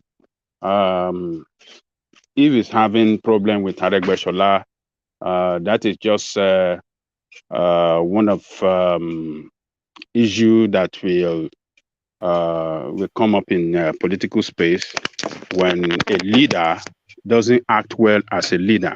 If a leader is trying to turn himself to God, then the followers can resist or who has his back in the APC? Who has his back? Who has Tinubu's back? Because from how I'm seeing it, is completely exposed. But who do you think has his back in APC? we just saw him that he went to Sokoto now. We saw a lot of crowd that came out to accept him, and everywhere he's going, he went to Awujale.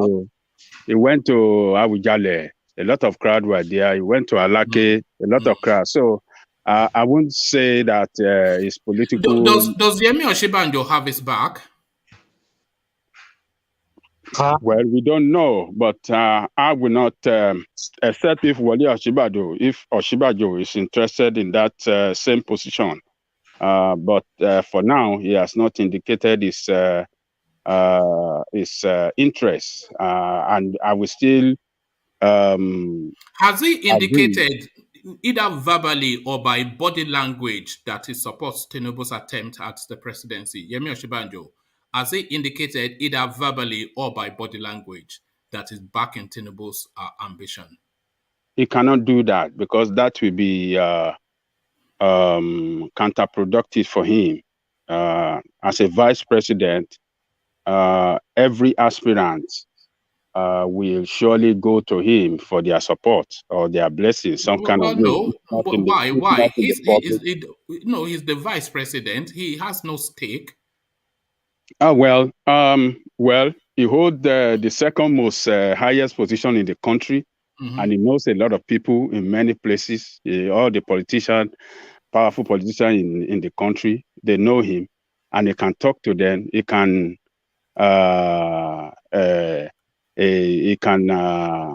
talk to them and ask for support for a particular candidate of his choice. So he cannot indicate by body language or by statement, regional statement. They cannot do it because that will be counterproductive for him.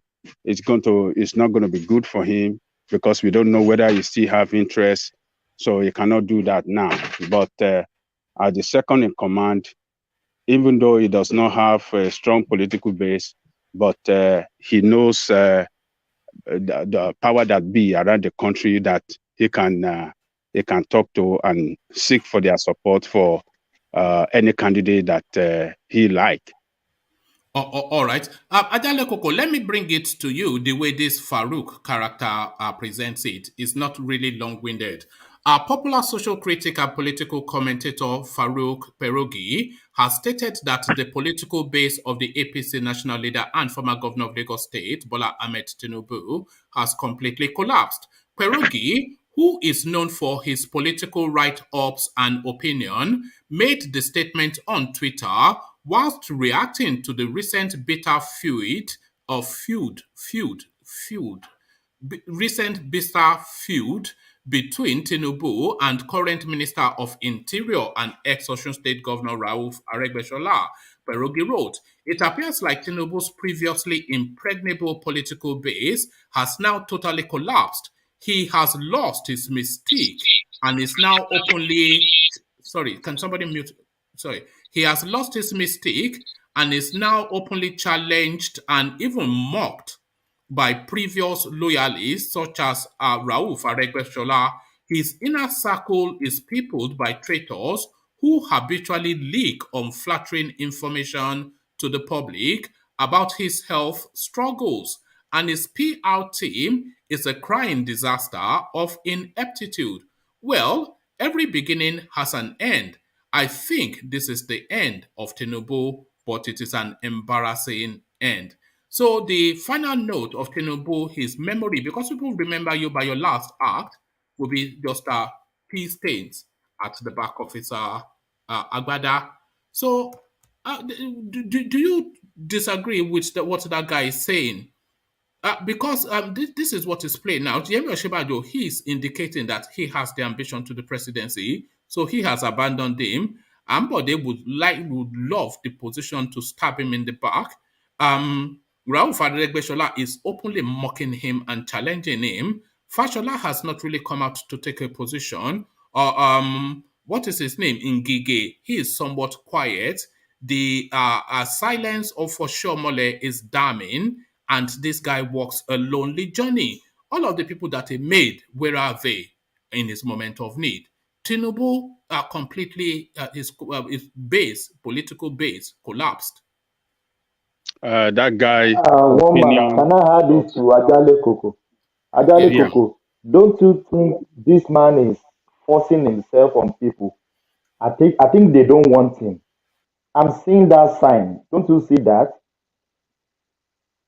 Well, I wouldn't say that is forcing himself on people. He said it recently when he went to BUHARI's to indicate to inform him of his interest. That is a lifelong ambition for him. So he's pursuing his lifelong ambition. He has already, worked hard for this time. So he's pursuing his ambition, and we can see everywhere he goes, he looks like a strong candidate. He looks like he's a person to beat in APC. There's no other candidate in APC that shows strength like him. I've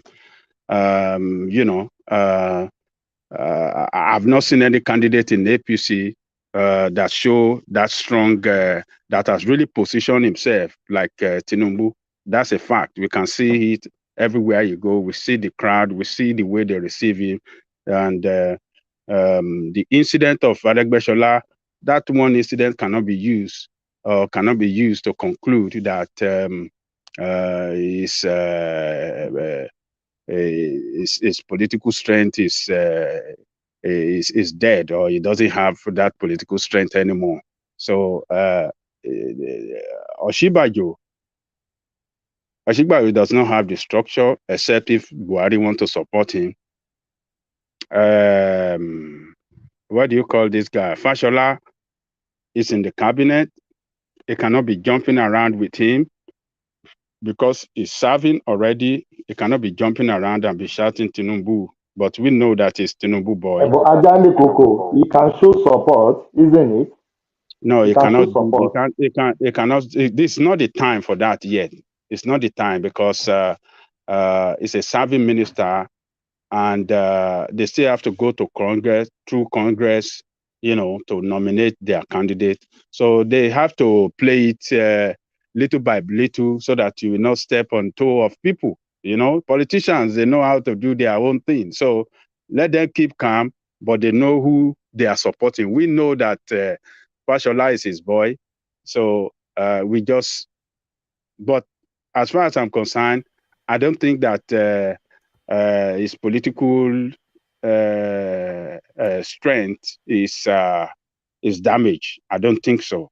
He still have a strong force, you know, to fight his to continue to pursue his ambition. So that's my take, one man. Oh, all right, thank you, Ajanle Koko. So let me take you then to Yaya Bello, who insists that the North Central has not really had a proper go at the presidency. And he, Yaya Bello, stands affront the entirety of the Eastern region in that march to that seat in 2023. Yaya Bello for president ahead of the Igbos. He insists, but do you see anything to what he has to say? Yaya Bello, Ajanle Koko. He's pursuing his own admission on the wrong. He's pursuing it on the wrong side. He's not. I don't know why he's trying to attack Igbo. Why should he not? Push forward his case and his vision for the country? That is what he needs to push forward. If Nigeria is not a jaga country, will this one be talking that he wants to be president of Nigeria? Will he not be in jail? If not for the fraudulent system that we have that allow criminals to remain in power and protect themselves in power, and we continue to loot. If it's going to be there for 8 years, it will be there. They have, what do they call that thing that protect them? Immunity. Is it immunity? They have immunity. Yes, immunity. A criminal, somebody that if any governor that they have a case of embezzlement or corruption against while in power, nothing can happen to him. Immunity will protect him. And he will continue to steal and steal more. Person, if he steal 10 billion, this year, if he steal 100 million, and he can get away with that, what do you think he's going to do next year? He'll be looking for 1 billion. And year after that, he'll be looking for 20 billion. So what are we talking about? It's the fraudulent system that protect these people. If not so, they would have been in jail. From governor, they will jump to senator. That one is sealed. And then to get senator again and continue to protect them. So this is the problem we have in this country, and we cannot continue. He is not a candidate to watch out. He is not. It doesn't show. We continue to dismiss this guy, but he refuses to go away. This is what my concern is. So I agree with you that Yaya Bello is just a bit of a comedy intermission and a bit of a nonsense. And that is how I've always seen him, and that is how I still see him. But I don't see him that way so strongly anymore because, even they only went to Kogi State to endorse him, I think a few months ago. And we know all this Michael Obi, they don't really matter, but he, so he continues to just continue to recur in that political space, especially in the presidential discussions. So I don't know. Do we just dismiss him completely and not even consider him, or is he somewhat of a consideration, Yaya Bello? Yaya Bello is not a serious candidate. It doesn't have structure, and what the case is putting forward is a wrong narrative. He's saying that they haven't had it. Where is Babangida from? Where is Abdul? What's the one that thief? Abdul Salam. Yeah. Are they not from North Central? They're from North Central now. What is he? What is he talking about?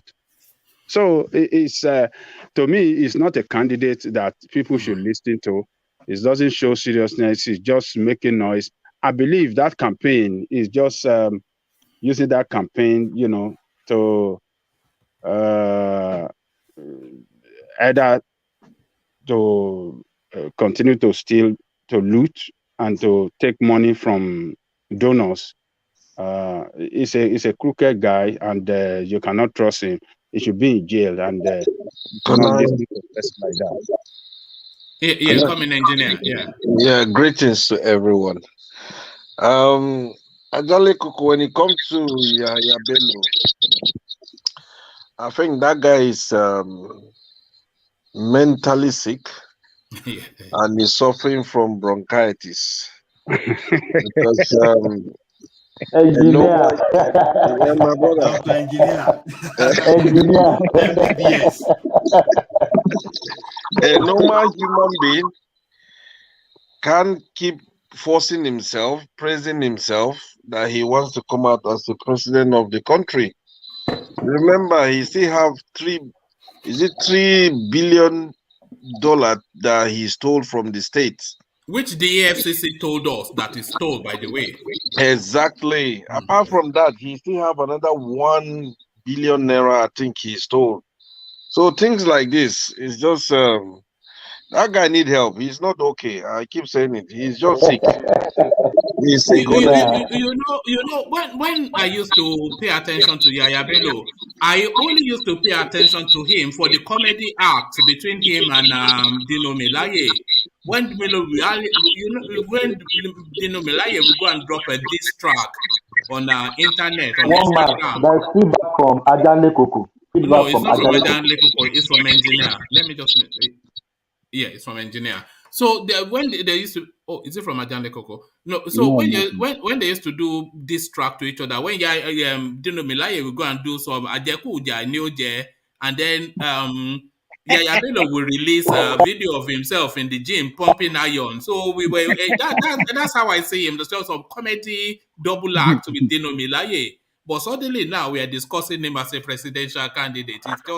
It's just so bizarre. His best friend is Femi Fani-Kayode. So what do you expect? Look at that. Comedy Central, by our Kerry politician. All right. Thank you, Ajale Koko. Before I come back to you, Ajale Koko, let's sample Alexander Gomez's commentaries on just this topic that we're discussing. Alexander supercharts to say Tinubu's political career is coming to an end. He has had a powerful career, albeit warped with monumental corruption at the peril of the average Lagosian, including but not limited to rational mind. So yes, I think Alexander has picked up on I would say disdain, not dislike, that rational mind has for Tinubu. I think his body shudders a rational mind when he hears the name Tinubu. He just wants to throw up. So Tinubu's political career is coming to an end. He has had a powerful career, albeit warped with monumental corruption at the peril of the average Lagosian, including but not limited to rational mind, Alexander Superchat to say. So thank you for the super chat. But I just wanted to acknowledge this comment as well, because it strikes me as so unusual. I've never seen this sort of comment before.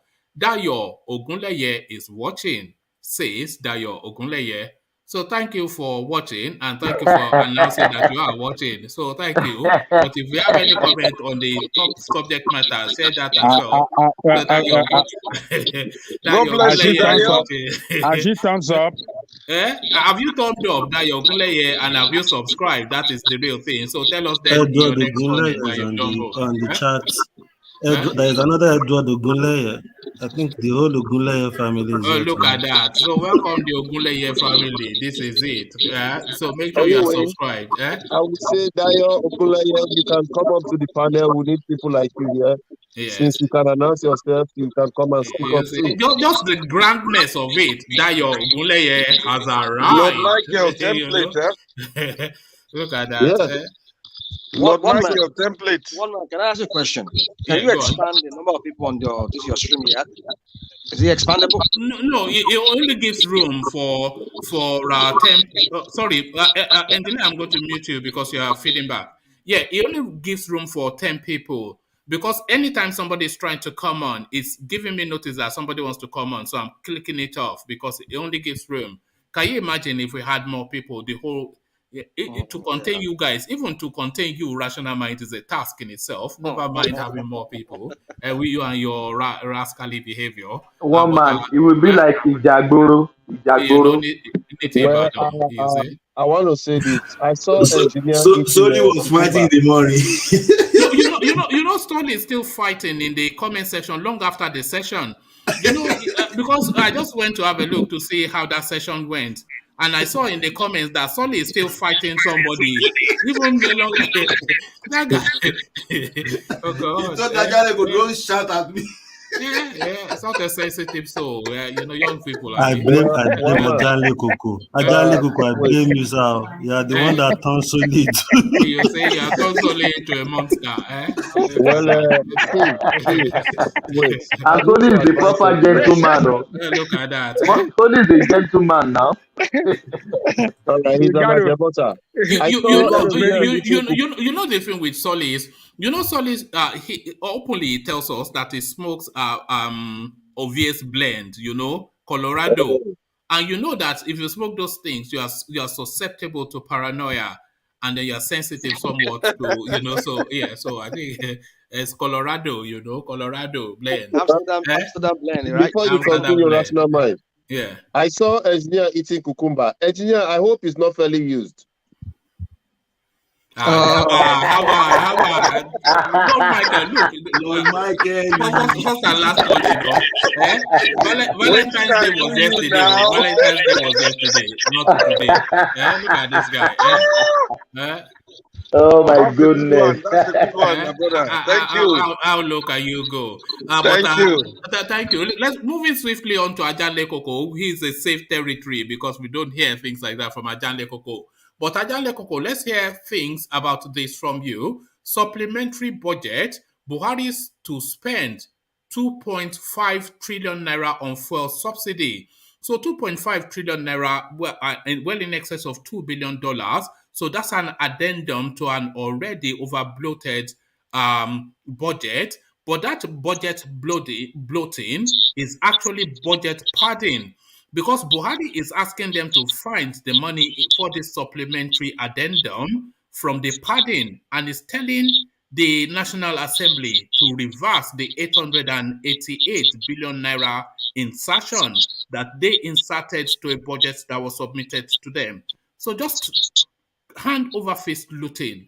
And that space, we must address it, this community project. So the community project, 888 billion naira, address that. And Buhari's addendum, 2.5 trillion naira, address that too. Comments on both, Ajan Lekoko. There's nothing they can do about stopping them from padding the budget. There's nothing the president can do. He saw it and he signed it. So what is he talking about now? So if he wants supplementary budget, he has the assembly that are rubber stamp now. They will do it for him. So what's the big noise is making to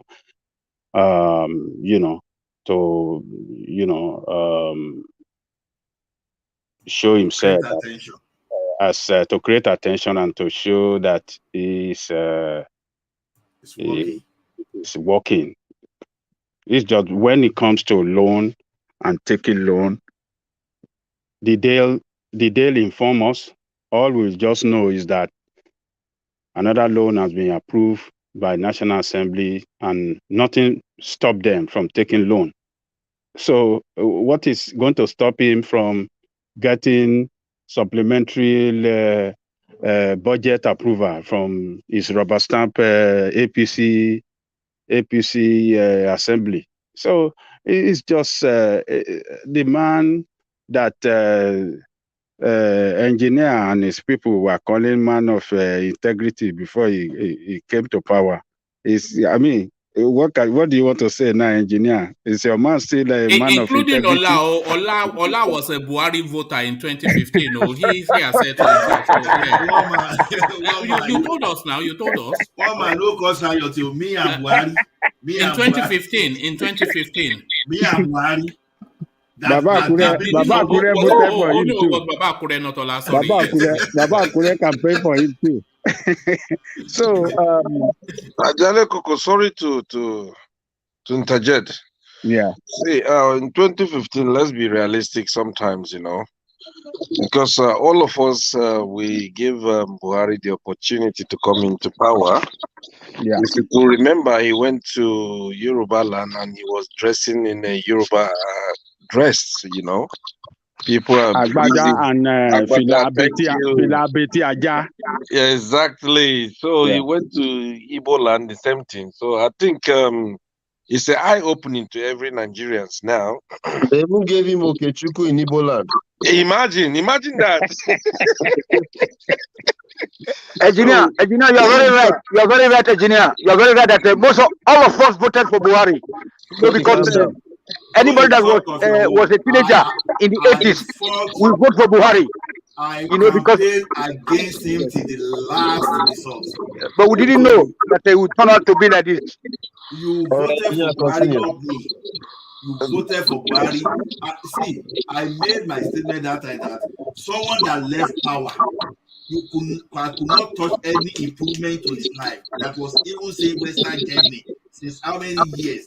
Someone that was going to make $1 equal 1 naira.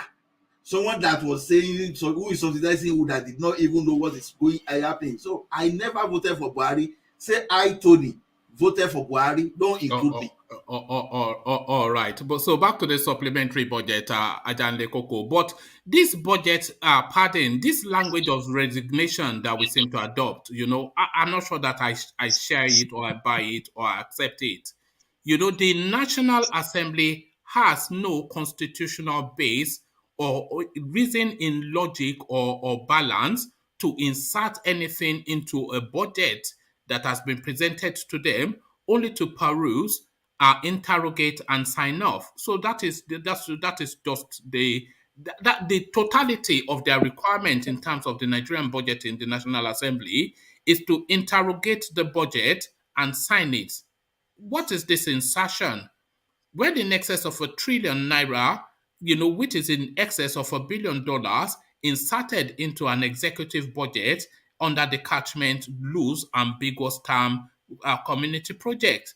And a lot of those budgets doubled up, duplicitous. So because Buhari is telling them to delete the duplicated projects and to remove their padded community projects so that they can have the space to park oil subsidy without increasing the deficit, i.e. expanding the budget number.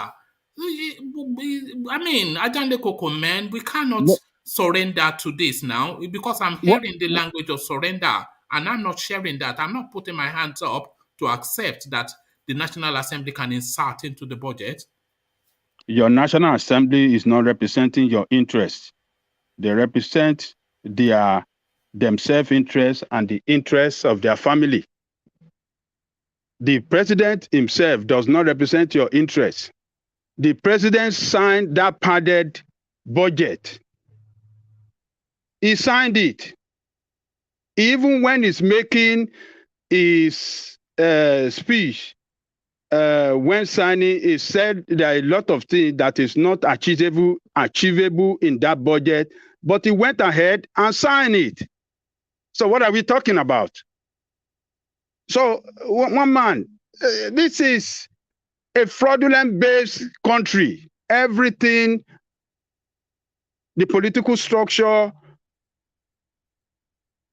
everything you want to, the governance and everything is a fraud. Nigeria is a crime scene. Nigeria is a fraud base. So for him to now be yelling and shouting, oh, they have to take out their stuff. It is impossible. It's not going to be. You already signed it. and you want them to remove it, how are they going to remove it? You sign it yourself. Except you want to withdraw the budget entirely or revoke it and said we want to now, present a new budget. If that is what you want to do, maybe it is possible. And I'm not sure if that is going to be possible because you already signed that into law. What you already signed into law, and you said you want them to take it out. What is that man? What is in head of that man? Does he have anything in his head? Does he know how? It's coconuts. Coconuts. What is it? What game is he trying to play? We are not stupid. When they are signing all the loan for him, what have they achieved with those loans they have taken from China? The loan, external loan that he took, as at the time he came to government, the Nigerian external loan was $8 billion. It has grew to 39 billion. It's about $40 billion now under his watch. 32 billion.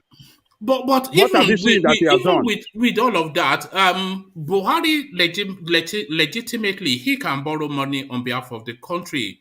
The executive arm of the government, legitimately, they can present a budget. But the Senate cannot legitimately add an addendum to an executive budget. And I was just explaining to us, Madam Ngozi, when she was the finance person, she was saying, if you have community project, bring it to my office rather than use it to pad the budget. And this is an illegality. This is an open glare, a fraud being perpetrated in open glare. There's no facilitation for it, for the assembly to add on to an executive budget, almost inflating it by 50%. There's no facilitation for it. And we cannot accept that it's something that can carry on. Yes. And we must interrogate what happened in the past. Yes. So one man, I want to ask you this question. Since you say we cannot accept, what do we do, and how do we go about it so we can stop this rubbish from continuing? Well, we have to, let me just address that. We have to, in unison, first say we are not accepting of it, and then determine then a course of action. We could take it to law. We could take it to law because it's an illegality. I think that's an option. Yeah. Well, another option, like we've been saying here, is, you see, that 1999 constitution is flawed in every way, in many ways.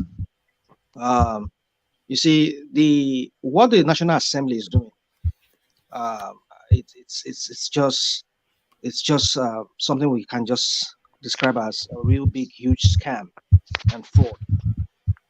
For me, I don't even understand why, when we have a local government, why do we need the legislators to say they want their own community project? Why can't the money go to the local government? There's no such thing as community project. Now it's a meaningless. What does it mean? It's a meaningless thing. It's meaningless. That's what I'm saying. There's no such thing now. Why even a legislator who's just there to make laws? What does it concern him with? Is he a contractor? If he wants to do community project, let him go and be a councillor or a governor. So that's why that constitution needs to be. You're a lawmaker, not a contractor. That constitution needs to be worked on and clearly spelled out that anything that has to do with. But the constitution does not facilitate for it. It's extra constitutional. It's outside of the constitution. I know, that's what I'm saying. This thing needs to be spelled out clearly in the new constitution or whatever constitution they are going to have. So that's what I'm saying. Saying that 1999 constitution is flawed. Yeah, no. But it's not the 1999 constitution though, because the constitution doesn't give scope for it. It's just an act of illegality and fraud, isn't it? The constitution cannot detail all the frauds. The constitution does not support it. There's no facilitation or provision for it. Maybe resort to the judiciary then. Let's just so it's something that but we cannot. That could be higher now once and for all. Rational mind. There is no separation of power because the country is not being ruled, with debate. Other countries are always being ruled by debate. They will bring this and then they debate it. They debate it at national level, state level, and local government level. Like yesterday, the people of Europe, they protested, against corona, vaccination, and today now they have taken it out. So Germany, they say you can go to your supermarket without any mask or whatever. People have to debate. So as you rightly said, Ajanigo could say that it's a fraudulent country.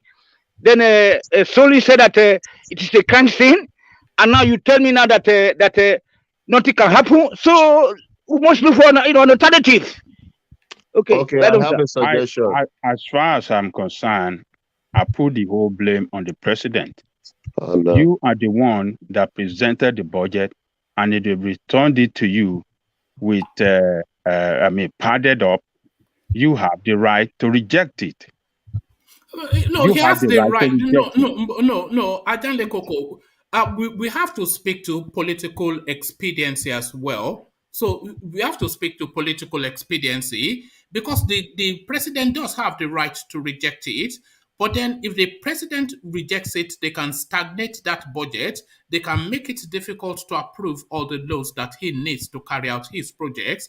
And they can really grind his administration either to a halt or to a very snail pace. So for political expediency and for reasons of being able to activate that budget, he has to sign it now. Otherwise, he has to sign fraud. Well, okay, if he doesn't sign it, then he doesn't get a budget. So then what happens? Okay, he's going to get it because he will get it. Or he will get it. If he stand on his ground, if he's a principal man. No, I mean, you're talking like you have to think. Okay, so what are you guys complaining for? What are you guys complaining for? The complaint is to interrogate that space because the executive has to function to a budget, and the budget for it to activate has to be approved by the National Assembly and then accepted by the president. This also happens in the United States too. Do you know that the Congress can frustrate whatever budget that no, rational mind. It doesn't happen in the United States. They don't pass budgets. Hold on. They don't pass budgets. We're talking about budget padding. We're not talking about padding budgets. No, we're not talking about budget padding. We're talking about having to work. Yeah, that one is different. You know, that one, they do that along their political political line, political ideology, We're talking about Biden's $7 trillion infrastructural budget, which he was talking about. What they did in America, they were cutting it down. They said, this is too big. If it's too much, if they feel that they can run into country into serious debt, they can scrutinize it. So that is what one man is alluding to, that they can frustrate. Let them do it. Let them do it. Yeah, but what is the consequence of that? The government grinds to a halt. The country grinds to a halt. They are fighting on the pages of newspapers, and nothing happens now. The president have to present his case to the nation that this is what is slowing down this passing of these people are trying. And then they'll be going back and forth. Budget, and I don't want it to happen. The assembly can frustrate an administration if they don't work hand in hand. No. Let me tell you something. It doesn't really work like that. What it helps to achieve, it's going to bring in checks and balances. If the assembly and the executive are friends, are best of friends, government is never going to work. It's going to be always paddy. If both of them work independently, government. Hold on. What you're saying is actually wrong. It's not going to work under a fraudulent system. But that is what I'm saying. Yeah, but yes, they have to check each other, checks and balances. If they all agree on the same terms every time, all we are going to keep seeing is corruption. That is why we're seeing corruption, because now our National Assembly is a rubber stamp. But what we're saying is this: we're talking about budget padding in the Nigerian context. That these people they inflated the budget just because of their own, and Buhari had to look the other way because he doesn't want problem. He doesn't want them to frustrate him. So the point we're trying to what me and one man is agreeing on here, which I just we also were asking you guys to also see it that way, is that this thing needs to be challenged. We can't continue like this. Already the country is running trillions of naira in debts already that we're owing international community or owing IMF and other countries. So what we're saying is this: is either that constitution needs to be reworked, or we go to court and challenge this in the court so that this thing can be once and for all be dealt with, and never again they will ever pad the budget. Because if the Supreme Court pronounces that the National Assembly is not allowed to have an insertion into the Nigerian budget, into executive budget, then that is the end of that. You know, they cannot go against the Supreme Court position unless they then create a law that allows them to, and then that would then open up that narrative of a self-interest, self-serving. It's all boils down to what I asked you before. Executive arms of government can push that case on a legal ground, and like you said, take it all the way up and make it a law in that country if they really want to do it. But when you see the executive arms of government allowing pardon and coming after, don't let me even say executive arms, let me say BUHARI allowing this thing here, and then coming after to say, you have to remove all this. When you already sign it, you have to remove it and then insert the, to accommodate subsidy. That is stupidity of the first you know, order. if it doesn't sign that budget, you know, the Lagos Ibadan Expressway, it grinds to a halt. The Niger Bridge, second Niger Bridge, that grinds to a halt. You know, all of these are things that is claiming that is doing, they grind to a halt as it battles the National Assembly. Then fine, one man, fine, he signed it so that he can allow all this project to continue. And at the same time, you accommodated their pardon, right? He accommodated it. He allows it. Why is he coming after to complain about it? Exactly. You know, he highlighted it at the time as well, when the budget was being signed, that there were a lot of insertions by the National Assembly. Yeah, this is just like medicine after death. Yeah, that's a medicine after death. It's a gross misconduct. Misconduct completely. It shows that he doesn't know what he's doing. It shows that he's just signing and just anything goes. It's wrong. I will be that the same way he did sign this budget without even, he would do the same thing to that electoral law. That would every really other thing. Yeah. No, so you see, this man here, there is just an hypocrite. You know, you already signed it. You are sending well, what do you call this thing? The supplementary budget now. Just stand on your supplementary budget. Don't be telling them take out this. It is not possible. They're not gonna do it. They will make life difficult for him. This life they are saying they can make difficult for him. Then they will not sign this supplementary budget to allow subsidy to continue. And then who is going to suffer it? Is the administration and their party that will suffer this? They will suffer it. See, I won't be surprised. The consequences from the people. I won't be surprised one day when China will ask all of us to leave, that BUHARI has already signed the country to them, because he doesn't know what he signs. Whatever they give to him, he just signs. Yeah. No, I think it does, because he referenced it, but it's a difficult space, that space. And I'm not a BUHARI fan, but I see the difficulty, because he has to have a budget. But let me say something. The budget is padded. Let's say something. You see, the Minister of Finance, that lady, I don't even know if she's qualified for that position. No, what do you mean you don't know? She's not now. She's just... This man, the CBN governor, doubles as the Minister of Finance and as the CBN governor. That guy, I don't just know the kind of work he's just doing in that country. Emefiele. And he's going political now, the way he's talking. I mean, you see the way so many things that the Minister of Finance. You say what? Murphy, So anyway, what I'm trying to say is that this man doubles as the Minister of Finance. All the things that the Minister of Finance should be talking, all things that should be the one, she should be the one responsible for that. Emefiele will be the one talking about it. So when you have people in the highest position who are not adequately qualified for what, or who are not even qualified, how do you expect that government to run? That's why we're having this problem, because already Emefiele is already burdened down with so many issues within the central bank. so many issues going on there, so many allegations of fraud and everything. And at the same time, he has to speak about the national treasury and everything, the money. And I mean, what is the lady doing, Ahmed? What is that? What is she doing? So you see, when we have this kind of mediocres in government, that is why we get this kind of country that we have in that country. So you see, for me, I mean, like Adele Koko rightly pointed out, why is he complaining? What is the work of? I mean, I remember when this lady was there, that is now World Trade Center. What's the name of this lady?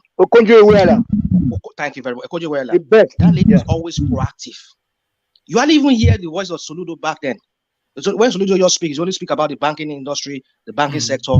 But then you hear this lady always talking about the money coming in, the money they borrow, the money they're paying the Paris Club and everything. But this one, we don't even know what he's talking about. Yes. That was an open government. This one is the most shadowy and secret government we've ever had. We come here and we alarm all the time. But when they finally open the can on this, we will weep. What these people have been doing, we will weep. We're already weeping, woman. We're already weeping because nothing is going on. When they talk about the budget right now, it's just crazy. When the ministers of finance speak in other countries or their central bank governors, they move stock exchange. They move the stock market. You know what I'm saying? So, but in our place, just imagine there's no light, there's no road, there is no water, there is no nothing, and then they say that they are budgeting, and there is no petrol. What are we? We can build petrol refinery. We can build it within 2 months if we are serious. You know what I'm saying? Not within 2 months. No, 6 months. No, hold on. We can use mobile refineries. Go to the sea, bring the dredgers. You know what I'm saying? Tanks, and they produce. It's new technology. I'm living in the technological country built by Mr. H. Now, my man. 88. All right. Thank you, Tony. Yes. So round of your thoughts on that space, Ajanle Koko, and then we go on to Black League. So Ajanle Koko, I'm not sure if you were talking about the budget, the padding by the assembly and the padding by the executive.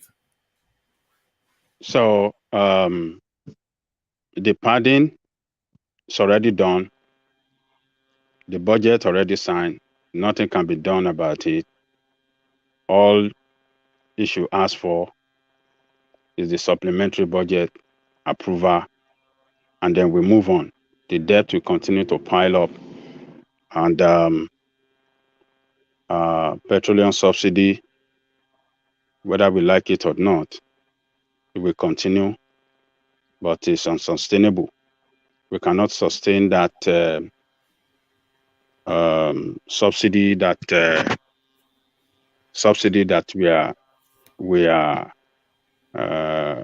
giving out every time. We cannot sustain it because the refinery is supposed to be working. It's not working, and as long as we don't have it working, there's no way we can sustain. There's no way we cannot. There's no way we can stop that subsidy. If Dangote refinery come on stream, we will still buy petroleum more than what we are buying it now. So Nigerians should prepare for the worst, whether they like it or not. Inflationary rate will continue. Devaluation of the country, of the currency will continue. Hardship is ahead of us because the supplementary budget for this subsidy, they have to borrow loan to effect it. The budget, they have to borrow loan to run it. We don't have anything. 93% of the budget is going to go on debt servicing. The country is in a hole and it's going down more and more. So it's economic hardship, more and more economic hardship ahead of the people of that country and ahead of that country. So that man should not talk about the padding, taking off for padding. It's not possible. And except he's looking for trouble not to get this supplementary pass. Okay. You see, what I think is going on is they've realized. Remember, we're discussing figures Ajale Koko just a couple of days ago when the World Bank itself was telling us that 93% of Nigeria's revenue goes towards servicing debt. So they've borrowed the country completely to the bone and they've looted everything. So there's no room for borrowing anymore. So they can't borrow to supplement to afford this supplementary budget. So now they're now looking within the budget that they've created, a lot of it which is looting.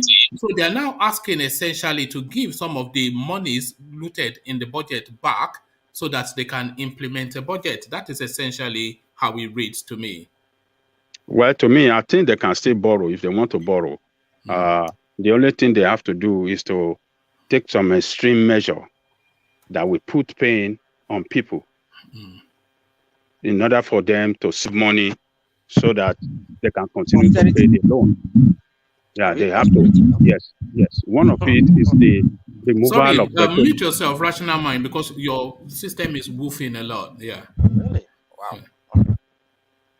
One of it is removal of petroleum subsidy. They don't want to do it because of the fear that, yes, people will revolt and will vote against them. Another thing is that they're going to impose more taxes on the people. More taxes on the people. And more taxes on the people will affect a lot of things. It will affect businesses and it will affect, it will affect people as well. Then another thing is to lay down workers. They have to lay down workers from the federal, from the state, from local government, so that they can save some money to continue to. So all the excesses in government, they have to cut it down. But I bet you, these people are not going to cut down anything from their own money, from their salary and allowances, and all the huge entourage that they always carry along with them. They are not ready to do that. What they are going to do is to make the people of that country go through pains. They will let you go through pains. They will make you pay heavily. They will tax you heavily so that they can save money or make more revenue to pay the loan. This is the most irresponsible set of people in governance at all levels, that they have to put people of their country through pains for their own failure. All these problems are not caused by Nigerian people, but by these people in government. But some people still want to vote for them. We tell people every time that, look, these people are your enemy.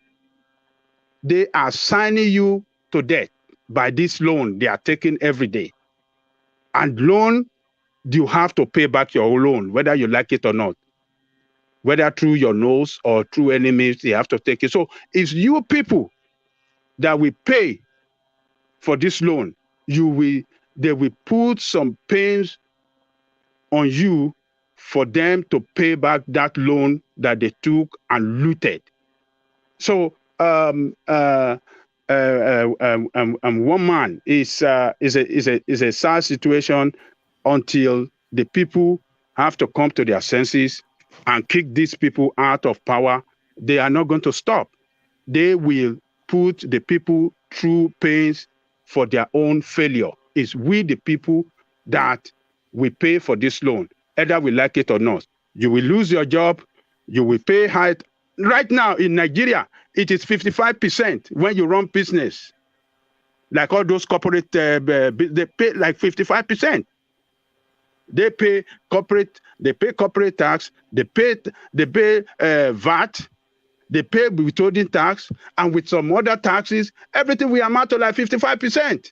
if not even more. How do you want to run business in such community where you got to pay like 55%? So you will further see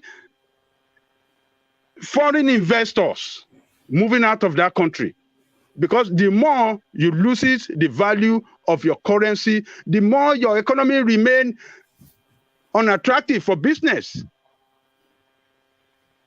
unattractive for investors, because you don't create enabling environment. Your people purchasing power, you're killing the purchasing power of Nigeria, because the inflationary rate is rising every day.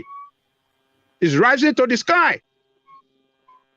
You take big money to the bank and you buy just few stuff. Look at rice. During the time of Jonathan, they were buying it 7,000. It is now 30,000, and worker salary is not increased. Now ASU has embarked on strike just because of what? Salary and better working condition. Where is the better working condition going to come in this kind of situation? They don't invest on the economy. They don't. On education. They don't invest on healthcare. They don't invest on essential things that will make meaningful impact in the life of people. They don't invest on them. But it's sad. One man. Let me just. All right. Thank you, Ajale Koko. You know, sometimes it sounds as though we just come here to chant the same mantra all the time. But any road that is leading to any conversation about Nigeria always leads to that point. And it's always a point of frustration. Because the problems are there, the solutions are there, they are all in open space, widely known. And the solution, rather than coming towards the problem, is heading in a different direction, and the problem is heading to the skies. So the solution is heading to the seas to go and drown, and the problems of the country continues to ratchet up. But I thank Ajale Koko. Let's go on from Ajale Koko to Black League. So Black League, are you still with us? Yeah, I'm here.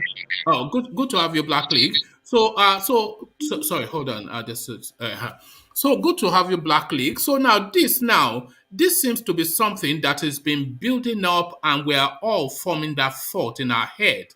But somebody now articulates it in a way that just captures now the build up to this point. So this is one of the leading public commentators in Nigeria who asserts that Tinubu's political base has completely collapsed. So this is something that we have been discussing, and we have been looking at what exactly constitutes Tinubu's political base. He's tried and trusted. One, he's walking a lonely journey in this thrust towards their Rock seat, because we're not hearing, even in body language, the sort of support that you anticipate from his political acolytes. But the ones that are speaking, they are speaking both in the tone of Oshibanjo, who is telling him to give way to him, and in the tone of Aregbesola, who stabs him frontally, not from the back, straight on from the chest. So the collapse of our Tinubu's political structure. Do you agree with that assertion? I don't agree that it has completely collapsed. I will agree if he had said collapsing, because Tinubu is still a politician you have to reckon with in Nigerian politics. Yes, he has had his loyalists turn their backs on him, like the former governor, Fashola. Ambode, I'm not sure Ambode is too fond of him after how he took him out of office in a very embarrassing manner. Who else? When we say his political structure, those are the main guys, and the vice president. Okay, let me run through names and then tell me if they are for Tinubu, against Tinubu, sitting on the fence, or they're just casting him adrift. So in Gige, the Labour minister, he's a Tinubu acolyte. Is he sounding Tinubu's language? Is he beating Tinubu's drums now? No, he's definitely not. The vice president, do you think he supports Tinubu's ambition? I think the vice president is Tinubu's most loyal associate for now. The vice president, Yes, vice who president is also Ajibade. indicating towards the same job. That's a fact. But as it stands now, that's his closest and most trusted ally in terms Okay. of all the people holding public position, not the MC Oluomos and the rest. I'm talking about people holding public office. Yeah. Okay, expand on that because I don't agree with that. But what's led you to that thought?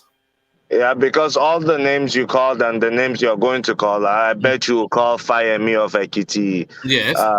Aregbesola, we Aregbesola already know. of Yes. Oshun. Yeah, all those. The vice president is more loyal to Tinubu's political family than all those other politicians. Do you And think the Tinubu vice has been? president and the vice president is the least ambitious amongst all of them. So that's why Tinubu can trust them. The Oh, rest of them, they're very ambitious. From Fashola to Fayemi to Aregbesola, they've all been trying to go for the president's job. And they've been counting on maybe Tinubu will get too old and pick one of them. But it seems Tinubu is still standing strong, and that's why they are turning their backs on him. All One right. man, before you move, can I ask Yeah. you one question?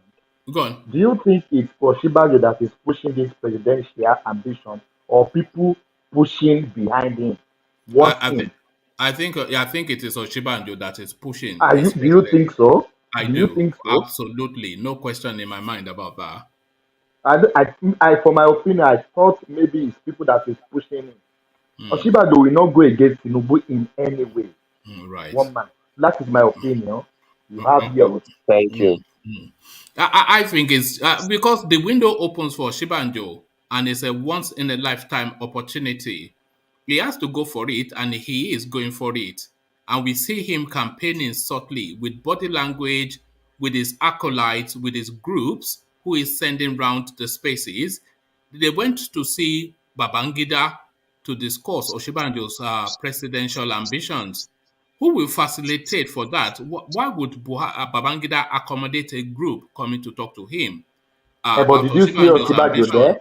No, hold Did you on, see hold on. Oshibajo Can there? you hold on? Why would Babangida facilitate a group coming to talk about our Oshibanjo's ambition if Babangida is not of the understanding that Oshibanjo has that ambition? If Babangida doesn't think Oshibanjo has the ambition, why would they entertain that group? Ah, one man. Many politicians, people do things on their back without their consent. Do you agree No, with no. me? Ask the question now. You know who Babangida is? A group Yes. Ochibanjo for President group. They went to Babangida to seek his support for Oshibanjo's presidential ambitions, which he himself has not said. And Babangida saw them and he spoke in glowing terms about Oshibanjo. So if Babangida did not feel that Oshibanjo has a presidential ambition, why would he entertain that group? To me, it could be not connected to Oshibajo. There's people can gather ourselves as we are here. We can gather ourselves to And we support just somebody. we go to Mina and knock on Babangida's door and say, It's possible, one man. ah, Oshibajo will never go against Tinubu. all right, Oshibajo okay, will never go okay, against Tinubu. One This man. all is right. what the All whole these world people said that pushing, Aregbesola will never go against the same Tinubu, but Look it's at that. happening today.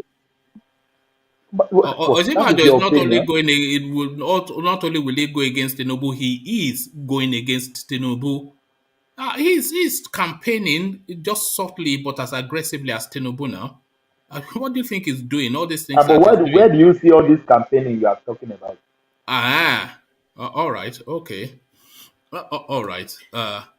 But let's get back to Black League because I can see that he's campaigning, but maybe you cannot read the smoke signals, but or maybe you are reading it differently. No, But as I definitely see that he is campaigning. I I'm mean, come talking on. as to his loyalty to Tinubu. He can still be campaigning and still be loyal to Tinubu as Oh, okay. as sort of a plan B.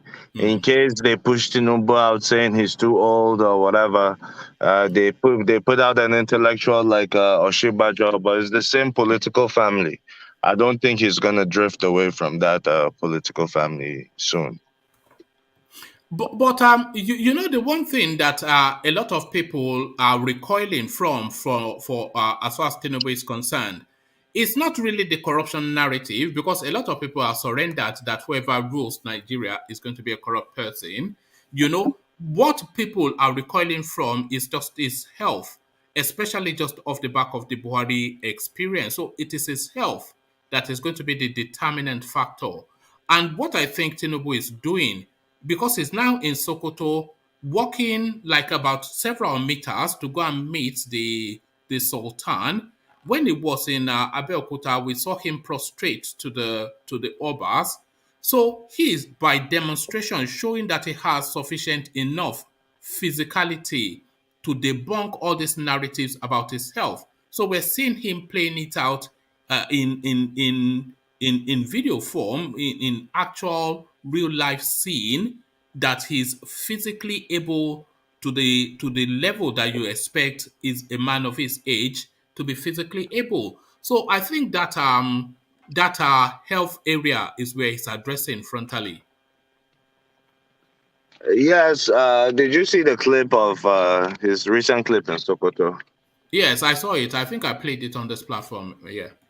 Yes, I mean, well, it's normal for a man his age to be wobbly while walking and the rest, but it's his own decision to make. Politically, yes, he has a wide reach in Nigeria, but his health is the main issue, and a politician like Tinubu cannot afford to give his opposition any any political points over him.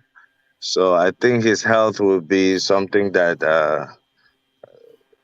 the opposition within his camp, I mean, Arebeshola is already using it against him. That's someone from his political family. So you can imagine what the people outside his political family would do Do, when do, the time do, is right. do you know what Russian roulette means? Black League, Russian roulette. Yeah. Do you think that is what Aregbesola is he playing Russian roulette, and is that bullet going to be on the click? Because he has now come out now. There's no going back from this position that he has taken. There's no going back, and there is no forgiving. So it's all or nothing. It's now in an all or nothing position as it spins that something to see where the bullet is. Adequeshala, a high stake gamble he's made. It's a high stake gamble, but for Arebeshola to be this bold, to be this confrontational, you have to understand there are powerful people backing him within the presidency specifically. That's why Arebeshola can afford to do this. He has had this resentment for a while, but for him to have this outburst at this time, you should know that he has backers and he's solidly confident in them as they are confident in him. Because daring a politician like Tinubu in the Southwest is a big task, and Aregbesola is equally grounded in politics. Not as grounded as Tinubu, granted, but he's also grounded enough to understand consequences to his actions. And do you think if Tinubu becomes president, Aregbesola will have to leave that country? Oh, I love the word if, but if that happens, I hear Tinubu is a forgiving man, so you know. Yeah, no, I heard that too, actually. Yeah, so if you play politics right, he can forgive you. But I don't think Aregbesola was one of the ministerial candidates that Tinubu pushed forward, because it was reported that the presidency decided to pick some other people aside from Tinubu's nominated ministerial nominees. And Aregbesola was in turn given a very quote unquote juicy ministry, as we say in Nigeria, Ministry of Interior. It has a lot of agencies under it, like immigrations and I think customs might be under it too, and the likes. So now customs is under Ministry of Finance, but it should be under Ministry of Interior. But he has immigration, prisons for sure, and other agencies, key agencies under him. That's a very juicy ministry. I repeat, for him to be able to get that, and you hear the likes of El Rufai was in Lagos, saying Lagos can defeat Godfatherism. In that same breath, El Rufai said, Aregbesola is my man any day, anytime. But I don't know about Tinubu. He said it. I remember that was Yeah, about 8 months ago, 6 yeah. months ago. Yeah. So Aregbesola has been playing ball with Tinubu's opposition. Just that now is the right time for him to lash out publicly. And he's definitely not in support of Tinubu's cousin, who's the current governor of Osun State. He's saying he's telling Tinubu basically your reason for removing Ambode as governor is that you said the people were not with him, and that's why you took him out. So we, the people of Osun State, we're telling you we are not with your cousin, but you're insisting on leaving him there. So that's the card Aregbesola is currently playing. But it's definitely beyond Osun State governorship. It is 2023 No, yeah, presidential. it's personal, and Yeah. I agree as well. And you remember, because a few things coming together, because it's just a permutation again. I can't really say it's coming together, but just to align something to see how it plays out. You know, Buhari said he has his own candidate in his mind, but there was one thing that um, Aregbesola said in that outburst that you described it as, that it seemed out of skew with what he was saying. He said to the point that some of us were even wondering if we were real Muslims. Do you recall that he said that in his outburst? Yeah, Yeah. because I read it out in the earlier session. So that seems completely out of the loop of what he was saying. So it then set me wondering what he was signaling that to. And you know, the North, especially the Buhari North, they are all about religion and tribe, but religion above all, and then tribe subsequently. So is he playing to that space, and is this the the sensitization of that space towards his possibility as a president, signaling that I'm a fervent Muslim, and but then attacking Tinubu to dislodge him in the south, knowing that he has the backing of the north? Or am I just reading too much to that? I think you're right about that. The North, yes, has a high Muslim population and also a high Christian population too. But as it stands now, the power blocks lie within the Muslim groups in the North. So for you to appeal to them from the South, you have to appeal to religion, of course. And basically how it is. I mean, I've lived in the North for many years. The Northern Muslims don't consider the Southern Muslims as real Muslims. That's just how it is. Now, I don't know why or how that came about, but that's the reality I met on ground. So I think Aregbesola is trying to distinguish himself. He already dresses like what do you call it? An afa. Yeah, that's right. Yeah, with the beard and all that. So he's going to the North as an ustaz, as they say in the North, and discrediting the likes of Tinubu, who, may be seen in the North as a watered down Muslim. He may even be a Christian in the North to Northerners. I don't think they consider him a Muslim at all, Tinubu, and I don't really think he is a Muslim. Really, he's not. He's not someone of religion. It's just really, it's just from a Muslim family. More the case than being a Muslim. Right. And Aregbesola would definitely use that against him politically. You know, because it just struck me when he made to especially mention that as a Muslim, I was even wondering if I'm a Muslim, you know. So they just, because that didn't seem to fit into the subject matter that he was speaking to. So who's that heavy reverb for me? Just a heavy reverb. Thank you for that, Black League. So Black League now to Buhari supplementary budget 2 1 point. month, can I interject 1 minute? Yeah, come in.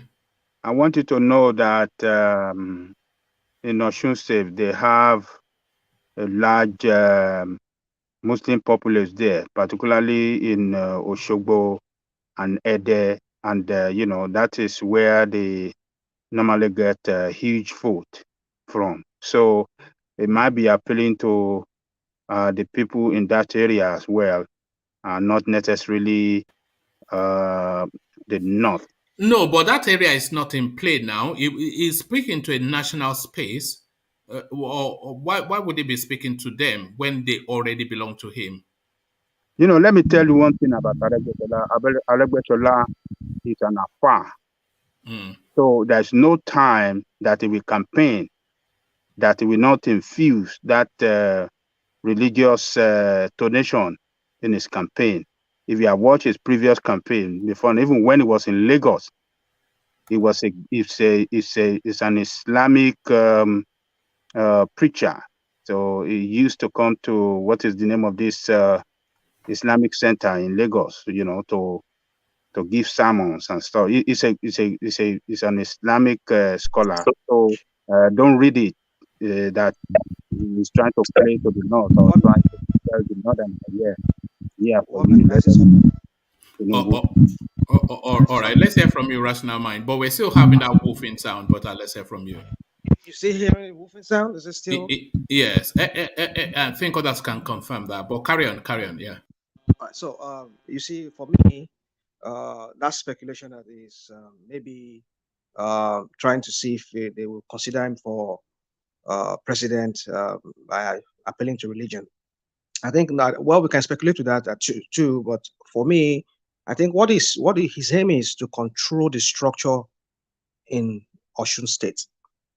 And what I'm arguing here with everybody, especially with Ajay Koko, is that we don't want the repeat of Lagos in any part of Southwest. If a governor is there, let him control the structure. And when he's done, let him go away. Somebody comes in there again, let him control the structure.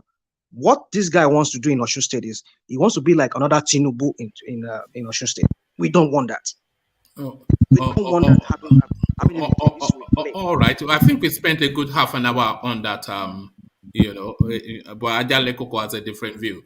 But let me take Black League to Buhari's supplementary budget. So 2.5 trillion naira on fuel subsidy, something that he told us, by the way, does not exist.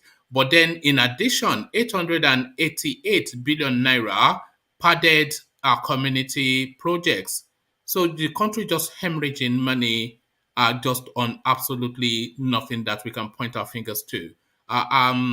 Black League, Aluta continua, the looting continues. That's precisely right. And your House of Rep members and your senators support it. Ajande Koko was right. They are all rubber stamp. So the executive can literally do and undo and supplement the budget however way they want, whether they apply for more loans and put us in debt and really not invest the money on anything productive or bringing in assets to the country. So that's the story now, and it has been the story for a while, unless the people and the politicians together decide that enough is enough, and we'll check the excesses of the executive as we are constitutionally demanded to do. So before that happens, as you said, luta continua. I think you changed the meaning of that, but Yes, it's it not the sounds good. struggle, but the looting, The looting, yeah. It's not the struggle, but the looting, looting. Yes. looting self na struggle. This is it now. To carry all those dollar bags, you think no be beans now, eh? Carry all those dollar bags. So, Black League, when he first made the comment, I had to do a bit of fact checking to see if it actually stands with truth and history. And I couldn't really find that it does, and I actually found that it does not. So the North Central region, Nigeria is split somewhat into six geopolitical slots. So the North Central region, Benue, Niger, Nasarawa, Plateau, Kogi, and Kwara. So those are the states that constitute the North Central space. So then this assertion, North Central is more deserving of presidency than Southeast. Yaya Bello speaking, and he makes the argument that the North Central has never produced a president, even a vice president, never mind a president, and the North Central somewhat marginalized. So I'm not quite sure if the marginalization applies to Babangida, who Ajan Lekoko pointed out is from Niger State, Abdul Salami from Niger State, and I think Gowon from Plateau State. So Yaya Bello, though, he wants to roughshod and, over the Igbos as a thrust towards that seat. And what are you making of just the Yaya Bello side story in this presidential race, Black League? Yaya Bello is only right if you take out military rule, all the military governments aside, then he can say the North Central has never been in power. And that opens a conversation. Should we include soldiers that took power through a military coup as former presidents officially? Yes. I don't know. I don't know whether we should. And if we say yes, we should, I think that would encourage, soldiers to see like, oh, I could become president through a military coup. And long after the coup, I would still be regarded as a former president. I think that office is a dignified office and it should only be for people who at least got there through an election. Now, whether the election was rigged or not, that's a different conversation. But as long as an election took place and they were declared winner, those are the people we should give the accolades of a former president. Because all these people cannot stand elections and be voted for, that we keep touting and keep giving praises of a former military president. I think we are kind of legitimizing what they did. What they did was wrong, from Abdul Salam, Buhari, Abacha, IBB, even Gawan, who was the only one amongst them who didn't take part in the coup that brought him to power. He Did shouldn't be Obasanjo accorded. take part in the coup that brought him to power? Obasanjo did take part, but He did not. He did not. They yielded to his seniority, the coup plotters. Well, we cannot say for sure because the news being put around was that Obasanjo was covertly part of it. Do you But for Gawan, that aside, I'm just Yeah. speaking to all of them should not be given that, because it's the highest title we have. So if we are giving these I want soldiers you in to the stay. barracks, I want us to stay in that space for a moment, Black League, because it is a space that I've often wanted to initiate a discussion about. That space on that ex-president. So you are saying that we are legitimizing the military despots by continuing to reference them as a former head of state and former president, and taking the government by the barrel of a gun is an act of treason, is an anti-people act, and it is yeah, not, you are not acting the will of the people because the people have not surrendered the country to you, which they do via the ballot box. So you yeah, took it by a gun. you took it by force. You are saying rightly that we legitimize it by continuing to reference these people as having occupied the highest office in the land, haven't taken that office through illegality. So how do we Precisely address that so. sport? How do we address it? How do we address that? So just speak to that a little bit, Yeah, Black League. Yeah. precisely so, Yeah. because aside from legitimizing it, it's like we're rewarding such behavior, and it shouldn't be so. These people are getting paid as ex-presidents. They are accorded the respect as ex-presidents. They're given the title of GCFR that only a sitting president or a former president should have. So I think all that should be stripped away from them. All that the government accords to them as their right of being a former president, all that should be stripped from the official residences or the salaries they get, to the official cars they change every 4 years, to the title of GCFR and the likes. I can understand if they gave it to Abiola, although he didn't get to power. We know he won the elections. That's different. But for the military guys, uh, their only job is to be subservient to civilians. So how can they be president while serving? If you want to be Okay. president, wait to retire, take off the uniform, come and Or run just even elections. retire, take off the uniform Uh-huh. and put on an Come and agbada. run elections. Woman, Let's woman, let insult me you the tackle way this we guy. are No, insulting Let you. me tackle him. hold on. Let him Okay. land and then tackle him. Okay. Because Yes. Yeah. I somewhat agree with what he's saying, Yeah, but I'm happy and to this hear is a not to contrary view. say Yeah. that I'm endorsing, because Yaya Bello was the start of all this. I'm not in support of his candidature whatsoever.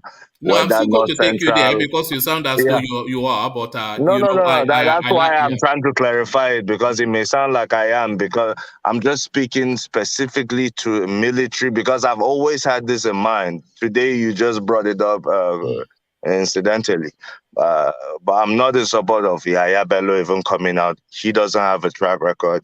To me, I can only compare him to the likes of Hope Uzodinma. They both came fourth in the elections, far, far, far from winning the elections. Uzodinma through Supreme Court magic, Bello through APC magic. That's how they became governors. So I'm not even in support of his whole governorship. To me is illegitimate. All right, so, but to where you are, and sorry, Tony, let me just insert this and then you can Okay. tackle Black League. Okay. But to what you are saying, which I wholly, if not completely agree with, a lot of what you're saying, a lot of the things that I've been saying, of been trying to push that conversation about the military incursions into governance in Nigeria. So if you are of that thought, then are you of the thought that the military incursions should be declared a treason? These people should be stripped back to whatever rankings they had in pre taking seizing the country via the barrel of the gun. So it declared treason, stripped back to where they were, all of their entitlements reversed, and some of it recovered, and then they are granted a pardon because we don't want anybody short. But certainly they should not be referred to as a head of state because nobody voted them into power. They should not hold on to the rank that they accorded themselves, having seized charge of the country, and whatever emoluments that they have gotten from the state should one be stopped and a lot of it recovered. Do you share those thoughts, Black League? Okay. Yeah, or was it me? Okay. Yeah. Black League, and then Tony can tackle you afterwards. Yeah. Yes, precisely. I do agree with all you said. Now they have been part of our history, although it's a treasonable act. Now treason is punishable. I think it's a capital punishment Yes, that's why I'm for saying they should be treason. pardoned, declared treason, Yeah, and then we pardon can them. we can pardon the ones that have done it up until the 90s, but declare that any if it happens again, like the full book will be thrown at you. Treason equals capital punishment, so it's clear to the country. But their titles and entitlements should definitely be stripped off, because we've been showing that we've condoned what they're doing, and it's like applauding such rascality. The height of your profession demands that you're subservient to a civilian. And that's why we have that notion that military can slap you on the streets simply because you're wearing a dog tag or camouflage, and we take that as normal. No, that came because they were once in Aso Rock. So that came into our psyche that 20, 30 years after, we allowed them slap us on the street. The main people you're supposed to be slapping are taking advantage of the whole country, and the regular citizens who may be wearing camouflage trousers or hats, they come and get the beating of their lives. Some survive it, some don't. That's just excessive, unnecessary. It comes because we are still according these men that went and hijacked government as heroes of our democracy. Until we change that, our mindset wouldn't change. Where you are, you know that one man, a soldier, dare not slap you, whether you're from the UK or not. Dare not put his hands on you. I don't think I've ever seen a soldier on the streets. I think maybe I've ever seen a soldier once when I went into the sticks in the countryside, somewhat. I've never seen a soldier in the UK ever. You mean they're in their barracks now? And when they leave the barracks, they put on their jeans like every day. Yeah, they wear normal clothes and they assimilate. They know if they get in trouble, like any legal issue, maybe they even fight in the street.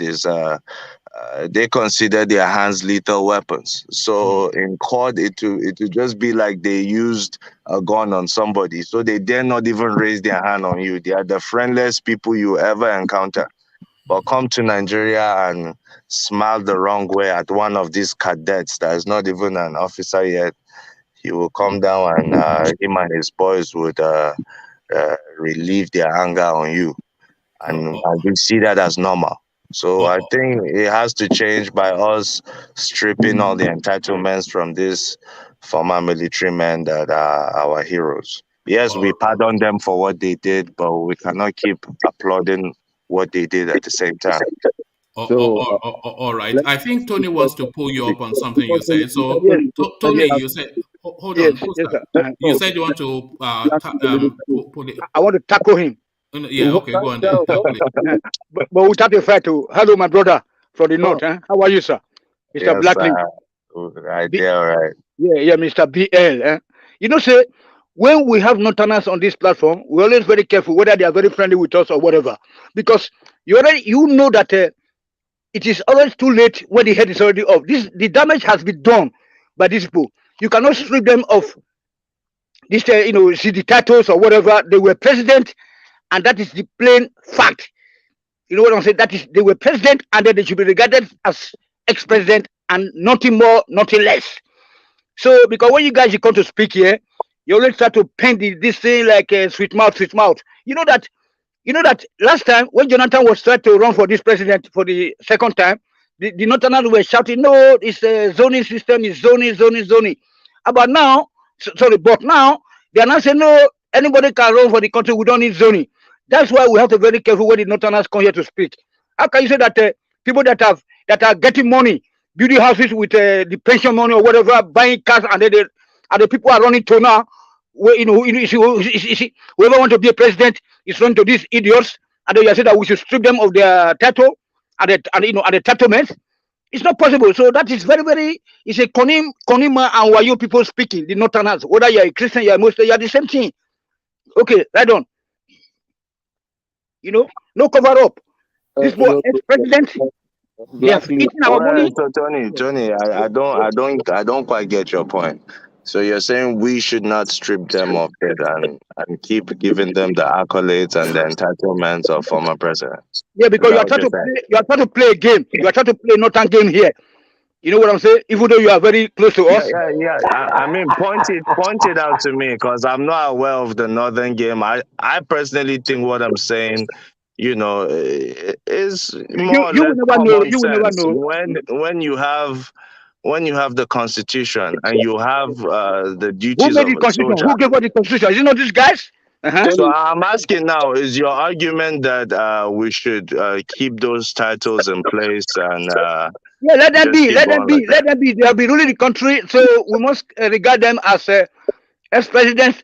And when we are looking at the number of people that have ruled the country, what to regard them? So the Northerner has had their biggest share, of ruling the country.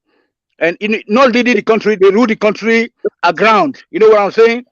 They run the country, so they rule the country aground. That up to the extent that they will put that that stupid exclusive list. You know, I want to tell you something. If the country is not having a ministry of work that is responsible, that is responsible for disbursement of money that needed to construct roads and then maintenance of roads. If people are not employed by the Ministry of Work, etc., you can just forget. So we are just we are doing a great disservice to our country if we, if we keep talking about these idiots, those so-called politicians that have no political ideologies, but rather they will go to these obas or they go to the sultans and go to ex-president. So this is terrible.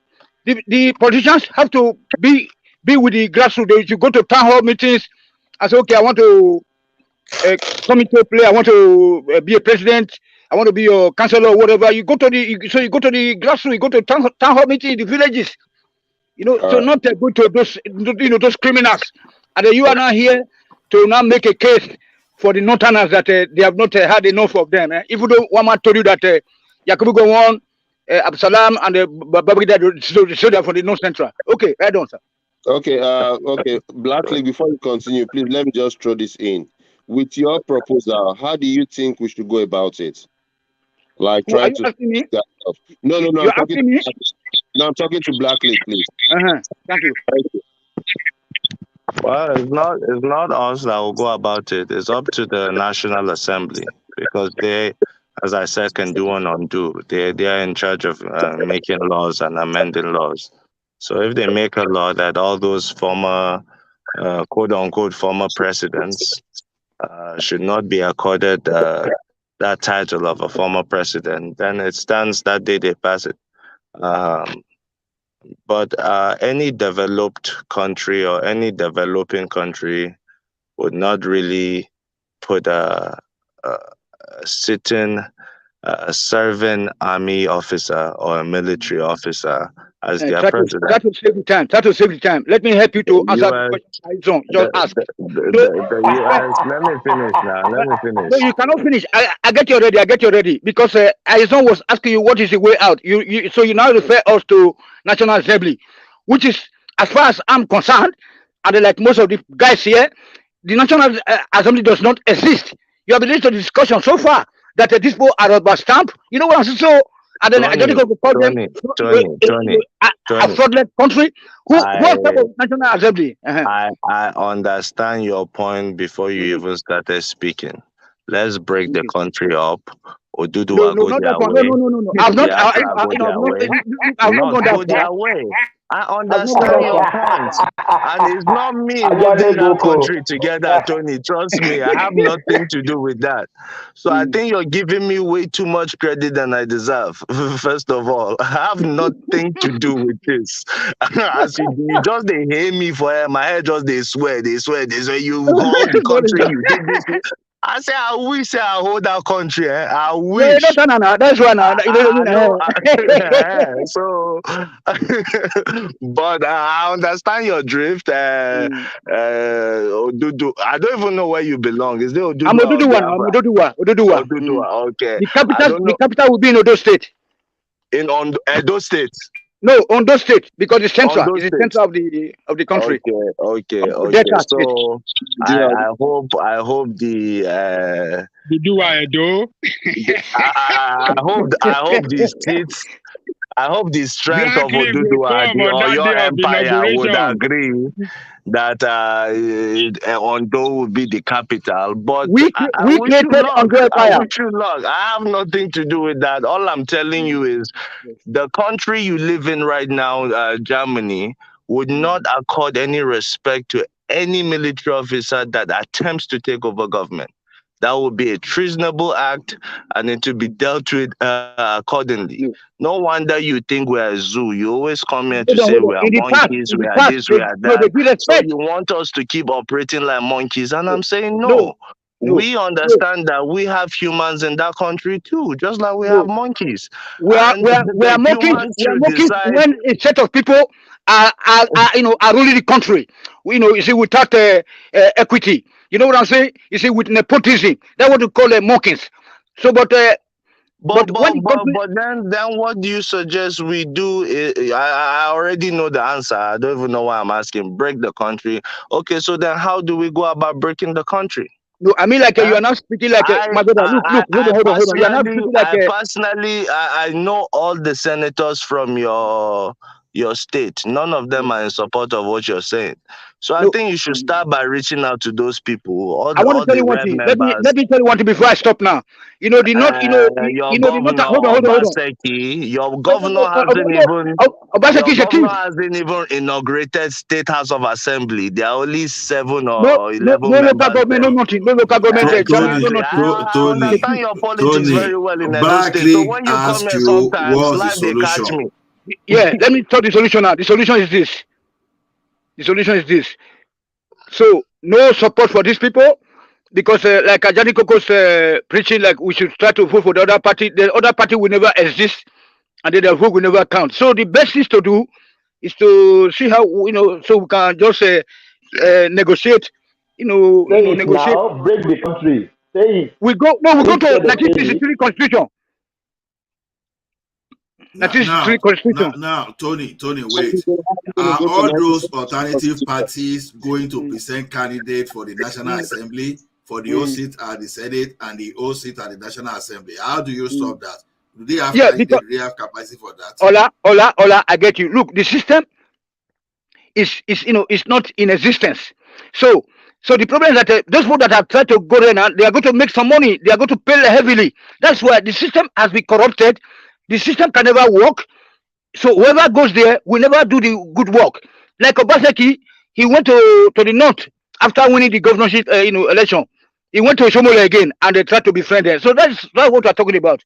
Because he's scared of his life. Ajale Koko's suggestion is not valid. That's what you just said. No, it's valid. But Ajale Koko's suggestion is possible in a sane society like Western Europe or like even Eastern Europe, in Russia, in Afghanistan, in Philippines, but not in Black Africa jungles. See, I don't think there's anything wrong with us if we get the thing right. You cannot get it right. Why would you say we can't get it right when those people you are talking about even went through the worst period? It's no, they never went through. No. Black people cannot get it right. There's no way. If you look at this, if you look at the progress that we have made so far, it was after the independence. After the white men were leaving, you can look at the gap between the time they left. So the bigger the gap, then the down, then you see the downfall we have been going. Backwardness. You see that 1963, they left 1960, everything was still running. Then 1969, then this Yakubu came and they built refineries and they built these highways and everything. Murtala Muhammad came to take him out because of religion. Because Yakubu was not, she was not a religious fanatic. He was not a tribalist. He was a nice guy. He built all those petrochemical industries, so he knows exactly what to do. And then he also promised us that he told us that we are not ripe yet for democracy. You see, so don't forget that guy was a very highly intelligent man, and that's why you see him today. He's still living very fine. But those performances you mentioned are product of the developed system. When you Awolowo was there. Awolowo participated. That's what I mean. But you see that after the independence, so the higher we go, then the downwards. You see that because that time Awolowo was there, Awolowo was there. They were the ministers, so Awolowo was directing him, and then he was listening. But you know that Ego came the first day and be talking nonsense about Awolowo, and then I wonder why woman should let Ego speak for 2 hours. You know what I'm saying? So he forgot that Awolowo is the one that built all those refineries. Ego is not here. You don't need to batch him. It's not next time, yeah, I will tackle him next time. But Tony, what we are saying now is this: you are giving us solution, but you are saying black man can never get it right. So at the same time, you said there will be no solution, but you are saying this is what we should do. That's where I'm confused now. To me, yes. To me, so that means that you say we are hopeless. That's what you are just saying. So, but you are giving a solution that this is what we should do. At the same You know time, why? you are saying You know why? You know why I said that the solution is not the solution. We have the solution. Most of us abroad, we have got the solution. But each time you speak, they will tell you, no, we want to be politically correct. And then the problem we are having right now is too drastic. Okay, Tony, No, hold on. And the drastic problems need drastic reaction. So it's like this second law of motion. Remember now, So in every force there must be equal, but opposite reaction. It has to be equal. Okay. Yeah, you have to fight back. Anything that goes up must surely come down. You remember Mr. Boyce? Do you know the Boyce law? You remember Boyce law? He said that when it goes up, we try to get up again. So that's what I say. So anything that's coming, that's attacking us, now we need people like me to attack the problem. That is, immediate. Yeah. You can't even articulate the problem. How much more even the solution you're even preparing? Don't get him started again. Divide the country. Rational mind. Hello, rational mind. You know that earlier on, I was speaking about building refinery for 2 months. It's possible. You do know that you can build skyscrapers now with just 2 weeks? See, Tony, do you know why some of us are claiming that if you get the system right, everything will be okay? So that's why I've given 2 important examples here on the regulation of broadcasting in Nigeria, for example, that gave birth to all this Davido and all these things. It is the escalation of those 1992 decree that this thing. Then when you deregulated the telecommunication in Nigeria to see how it has liberated us. So it's telling us that this thing is systemic. If you can get that system right, we should be thinking of don't forget that I've made some examples, some instances earlier on that the higher we go, the longer we are on our own. You see, Obasanjo was there to save Nigeria and to save Africa, but they didn't allow him to go for the 3rd time. Like Putin did. Your point, so somebody else can speak. Where is one man come back? The section is rowdy now. Tony, you said Tony has booted me out. So black man is hopeless. Black man. Hold on. Are you sure that who's speaking? Rational mind? It's me, rational mind. Okay, hello. The solution you're preferring, you're saying that it's the solution. Going back to 1960 or breaking up the country. How are we sure that black man is able to manage or even implement those solutions? Since hopelessly we've been doomed to fail because we are black people. So, I did not say that. I did not say that we should break up the country. I did not say so. Hold on. What I said is that we should go back to 1963 election. 1963 constitution, because the constitution this people made now is what is Ajani Koko have been talking about every time. That is structure with Ejiro. They said that the structure in place cannot let anything work for us. You know what I'm saying, sir? We understand you now. Blackley, can you please continue? Thank you, Tony. God bless you. I understand what my brother is saying, Tony. I think the core of it is saying when that is done, because the bulk of the northern rule in Nigeria was in the military. So if we strip those guys off presidential title, it will be almost even. The South might even have the edge in terms of who has ruled the country. I keep using the word rule because that's exactly what they are. They are all rulers. Yes. And I understand that point. I understand that point clearly. So it's up to us as Nigerians to take what suits us and what best fits us. We can keep trying to develop and having military personnel as our former president and still according them that respect and being open to the danger that these young boys now in the military can see that as a easy means to power. Since we are still according respect to the ones that did it in the 70s, 80s, and 90s, why can't they do it now? But it's up to us to choose, however way we see it, and I think that's the end of my point with that.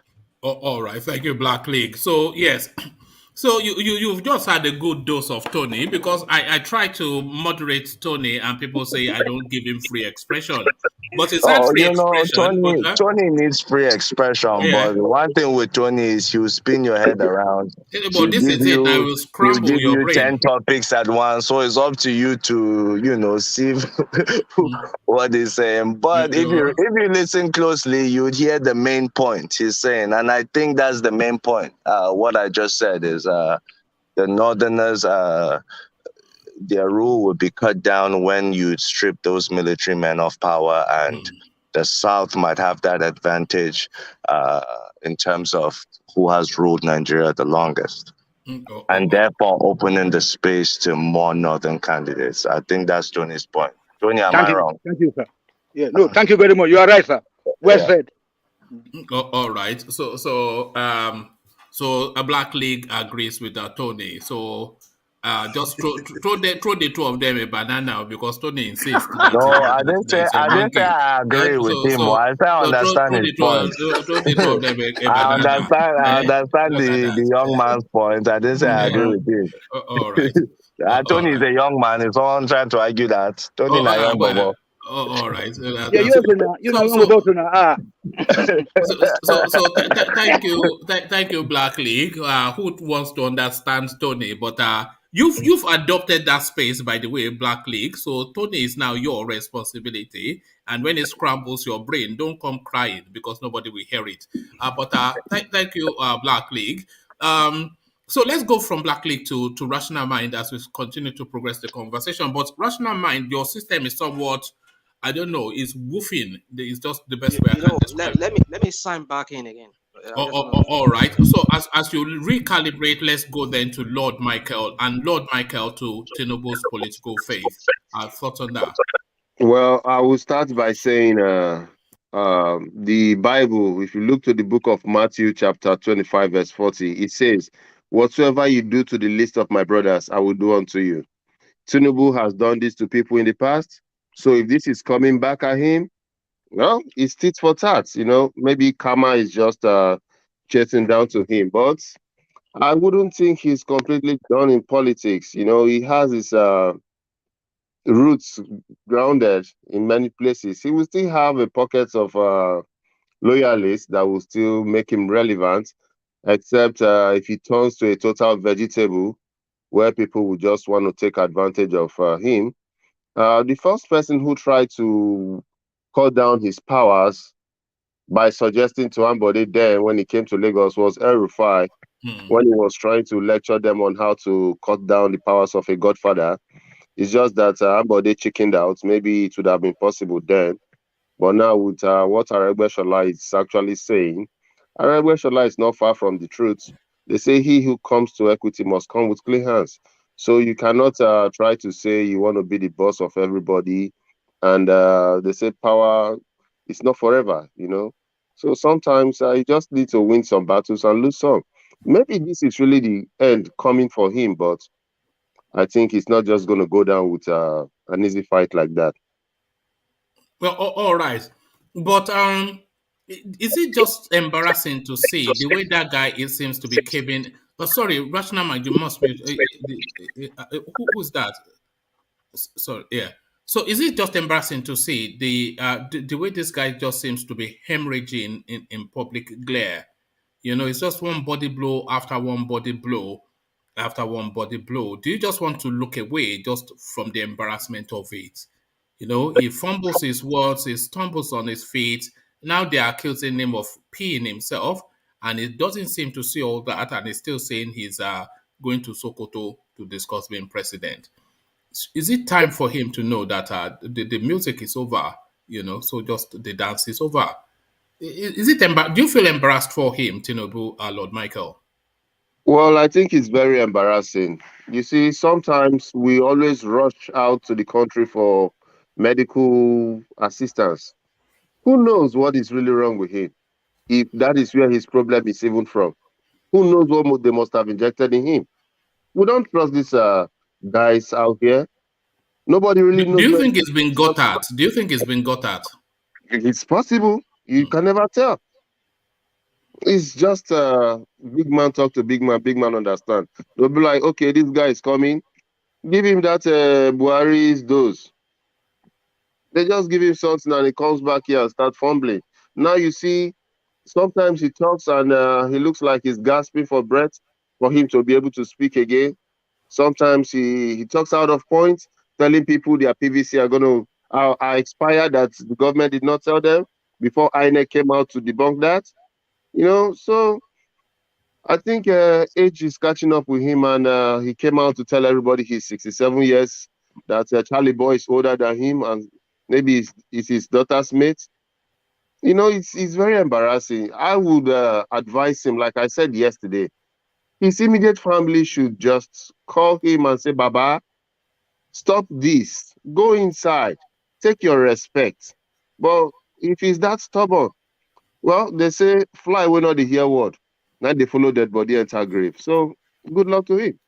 All right. Good luck to all of us, Lord Michael, as Buhari presents a supplementary budget asking for 2.5 trillion naira on top of the 888 billion naira that the National Assembly added to the already existing budget as a woof. So good luck to all of us, Lord Michael.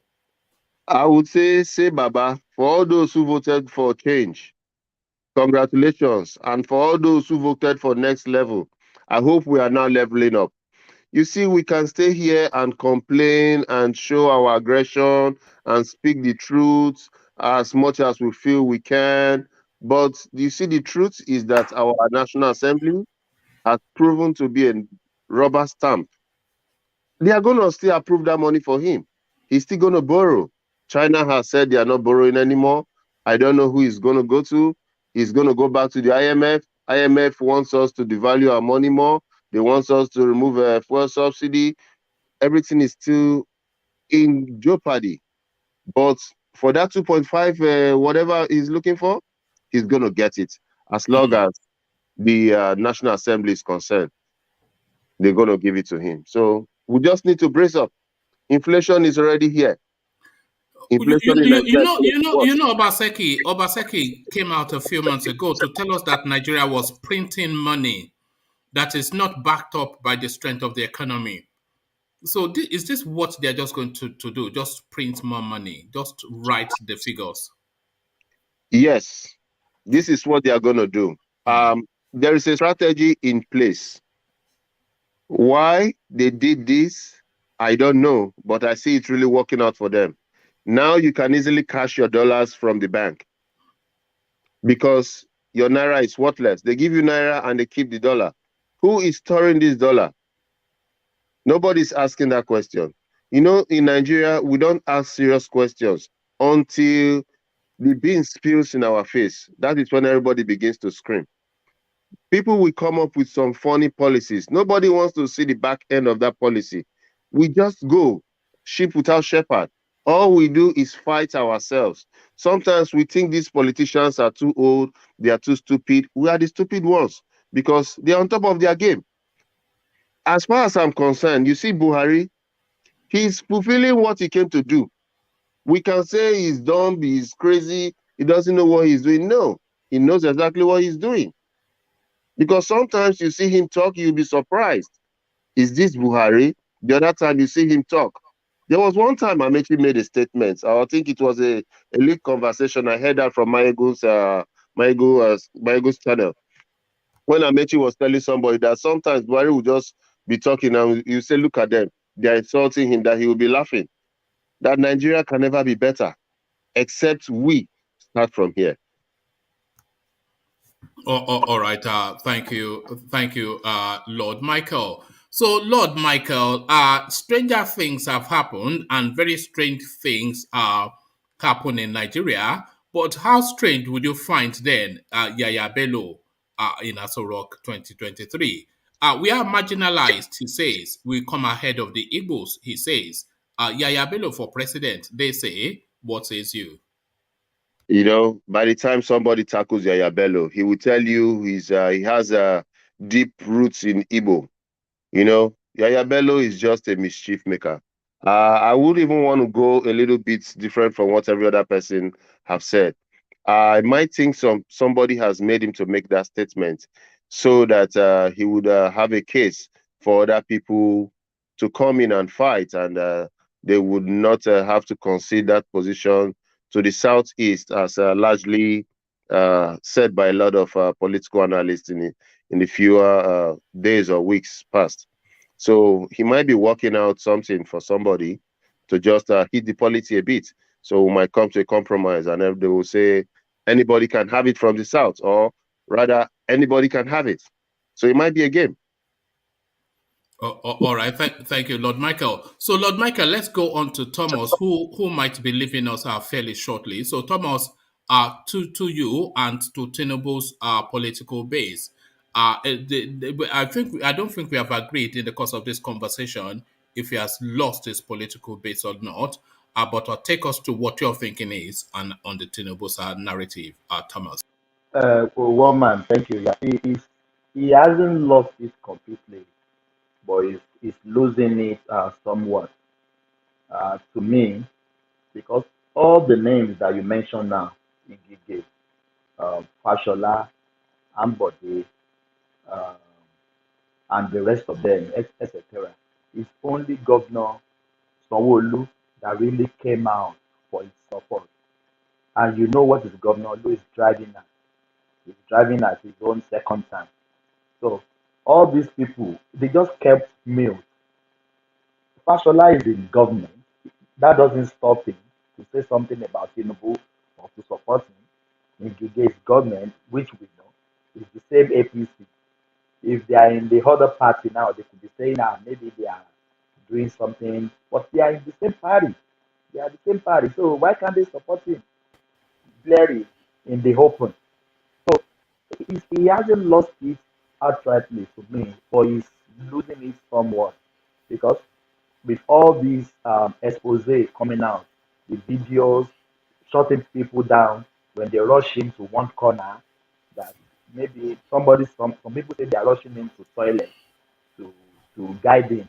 So it's losing it somewhat because even Buhari now will be thinking again, this man, can we? And I said sometimes ago here that Buhari that you see, when Buhari bring out his own joker, everybody will be shocked because not don't trust not on anything. They can promise you and stab you later.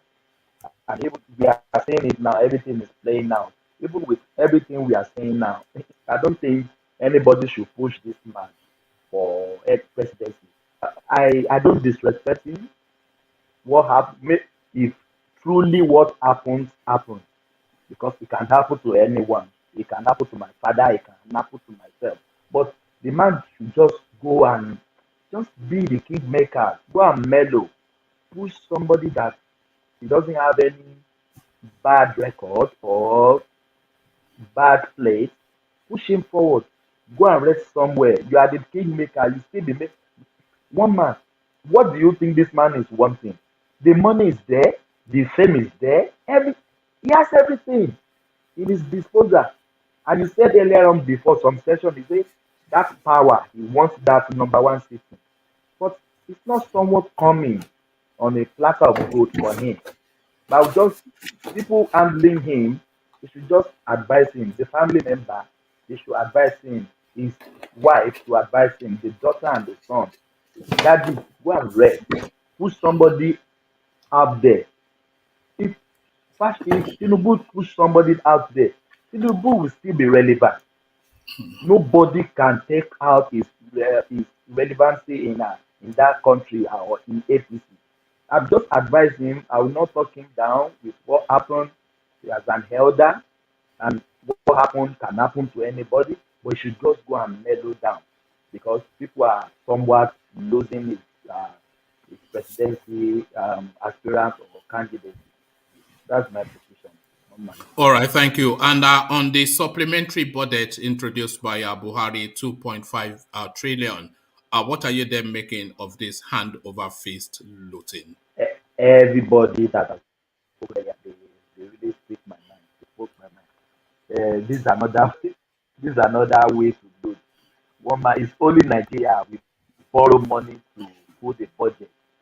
You borrow money to eat. You borrow money to do everything. So what are we even doing ourselves?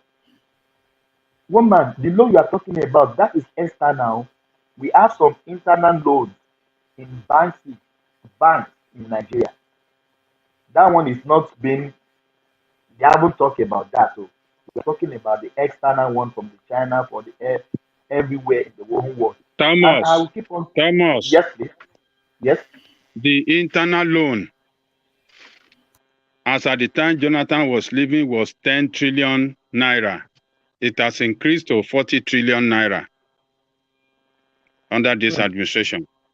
Almost times So just to three. chip in that, it increased to 40, maybe more now. Well, because that 40 trillion was at last year, the third quarter of last year. Maybe it has increased now. So Ajani Koko, 40 yeah, trillion. 40 40 trillion. trillion. Yeah. Oh. Anyway, I have the figure in dollars, about 1.34, 1.32 billion USD. So, all right. It's very crazy. One man, I said somewhere before, I said I don't envy the person coming as the next president. He's coming to meet war. If he's ready to work, it will be difficult for him to work. But if he's coming to lose, everything will be rosy as if everything is okay on the surface, but we'll still be dipping on depth every day. So, as everybody said, our National Assembly, they are rubber stamp. That is why I like Saraki. Saraki stood up there. Saraki stood up for all these loans that we are not passing this, we will not sign this. And people say, "Oh, the boy, the guy is being is being one man." National Assembly and the presidency, they are not supposed to be friends. National Assembly is there to checkmate what they are doing, to put them in the right track. Because National Assembly has the power, even more than the president. That is how it's supposed to be. In that US you are, in that UK you are, the National Assembly, the Senate, they have the power. They are the one they are the one almost ruling the country. It's not the prime minister, it's not the president. So, but back in our country, the National Assembly, anything the president brings to them, it's everything is go. So one man, let's continue. Let's see how we go 2023. Maybe we get the same, but I pray Oshibado should just come out. He should just declare. He should not even look Tinubu face in any way. He should come out because we need somebody that is much better than all these people that are half man, one man. All right, thank you, Thomas. So, Thomas, let's carry on the conversation and go on to DOG, just so as we start to hear all the voices. So, DOG, are you still with us? Yes. Good to have you. So DOG, I know you are especially keen on the Tinubu space. This now guy, a senior somewhat journalist, coming to tell us that Tinubu's political base has completely, he said, collapsed. So would you go that far? Or would you even go in that direction? Or do you feel he's stronger than ever? The Tinubu train continues to move, but is it heading in any direction? Your thoughts, Tinubu's collapse, DOG? It's quite obvious that it's heading in that direction, to be honest. And we've been saying it here, like, what is actually even best for him is to step down and just support somebody, because the party is dividing just in the name of him trying to go for that presidency position. And it's all obvious his health is not helping, his age is not helping the matter. The party is dividing. Or is it divided already, Seth? So yeah, the journalist is on point. You know what he's talking about, and it's quite obvious. We All can right, only you. lie to ourselves and say, "Oh no, It's Is wrong. it a shame, though? Is it a shame that it's Yeah, it's ended a up shame, for and that him is this why it's way? hard for him to Mm, back out. I think he knows himself mm. because a lot of people that was meant to be his people are not with him, and obviously in politics you sense these things. And I think for his caliber and how far he has come in politics, he would have seen signs. But because he's been looking, it's a lifetime ambition. It's hard for him to give it up. So only God knows what will make him Do give it you up. have Maybe. some sympathy for him? Do you feel sorry for him somewhat? Uh, Not really. DOG, Not Because really. really? yeah, hold on. Really? Not Because yeah, really. hold on. These Because guys, yeah. they. Why I say not really? I would have said yes, but they've done so much damage that even the damage they've done and what they are all about actually distracted them in this Buhari regime, and they lost focus of what they should be concerned about, and this is why these Fulani people has really taken over all senior position and all these things. They are just about what they want to eat. So I put the blame on people like him a bit because he was not in control of how things work in that country. He just wants what he could gain and prepare for 2023 to be president. All right. Thank you, DOG. So, and to the Buhari budget and the endless. This is one of the. This is just the one of several supplementary budgets I suspect that we'll be getting. They will go into the national reserves and take even more money towards the election to say there's a shortfall. They will go in to take more money for security and army. So the looting has now started, and they're starting high. 2.5 trillion fuel subsidy. Buhari is asking. So this is now the budget now. It's not even, what, 2 months into the budget, and they're already asking for more. Oliver Twist from Daura, DOG. Yeah, these guys they have just come to kill the country. They've just dig the knife in the belly of the country with this because at this point I would think a reasonable government should be talking about the project they're about to complete, what's the project, what they've achieved in the last 8 years. But no, they keep borrowing and borrowing, even when it's like how many months for them to leave. So yeah, this shows our situation in that country and position these people have placed the country. They are just there to take everything they could take now and just leave whoever becomes the president the mess to deal with. So it's all tricks they play to just take money and put people in trouble. But man, the person that is gonna be the next president has a lot of work to do, honestly. All right. So, DOG, President Yaya Bello coming to a country near you. But do you think under Yaya Bello's administration, Dino Milaye will get a portfolio? Yaya Bello screams marginalization, says they've never had a president or even a vice from where he comes from. But what are you then making of this rascally man turning truth upside down? Yeah, Bello is a joke, and if in that space they are all just jokers. Even what's his name, Uncle Dino, all of them are just they are all just jokers. At least Yeah, Bello, I think Dino that acknowledges that. You know he's been in Nollywood movies now. Dino, you know he was yeah, in a Dino movie. is a At yuppie least he man. knows that He's he's a a Baba yuppie Salah. man. Regardless of what happens to Nigeria, Dino continues enjoying his life. You He's know, he doesn't really care that much. He can just come and play politics, sing. Àjẹkúyà ló jẹ. All these things, I'll be all looking those for their that clip dramas. again. So yeah, that's what the troubles we have. We are in the hands of people that are not even serious about anything. They just play comedy for us. That's all they could do, and take the money and let the masses suffer.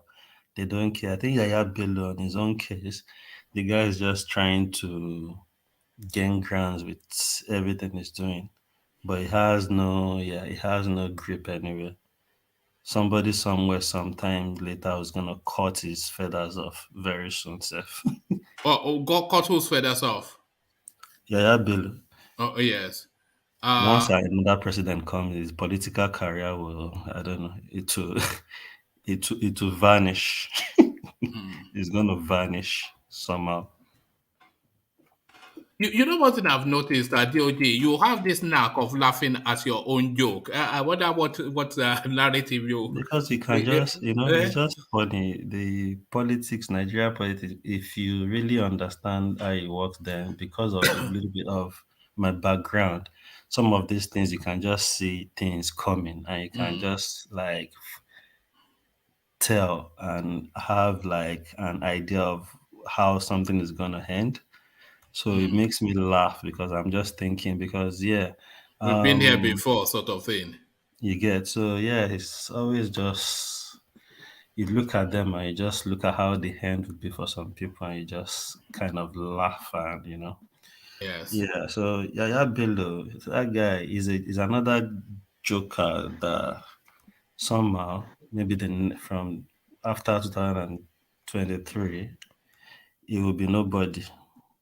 Well, this is what is fighting hard against, though. And I think also for immunity, because as a lot of people have said, these people, they've done so much harm that, they have to hide in some sort of governmental position in order to be able to have that Immunity, immunity. Yeah, so that's the thing, really. But, a total failure, Yaya Bello, and yet he continues. But Dino Melaye, he has something to say about that DOG. DOG, this for your benefit. Dino Melaye responds to Yaya Bello. Here it is.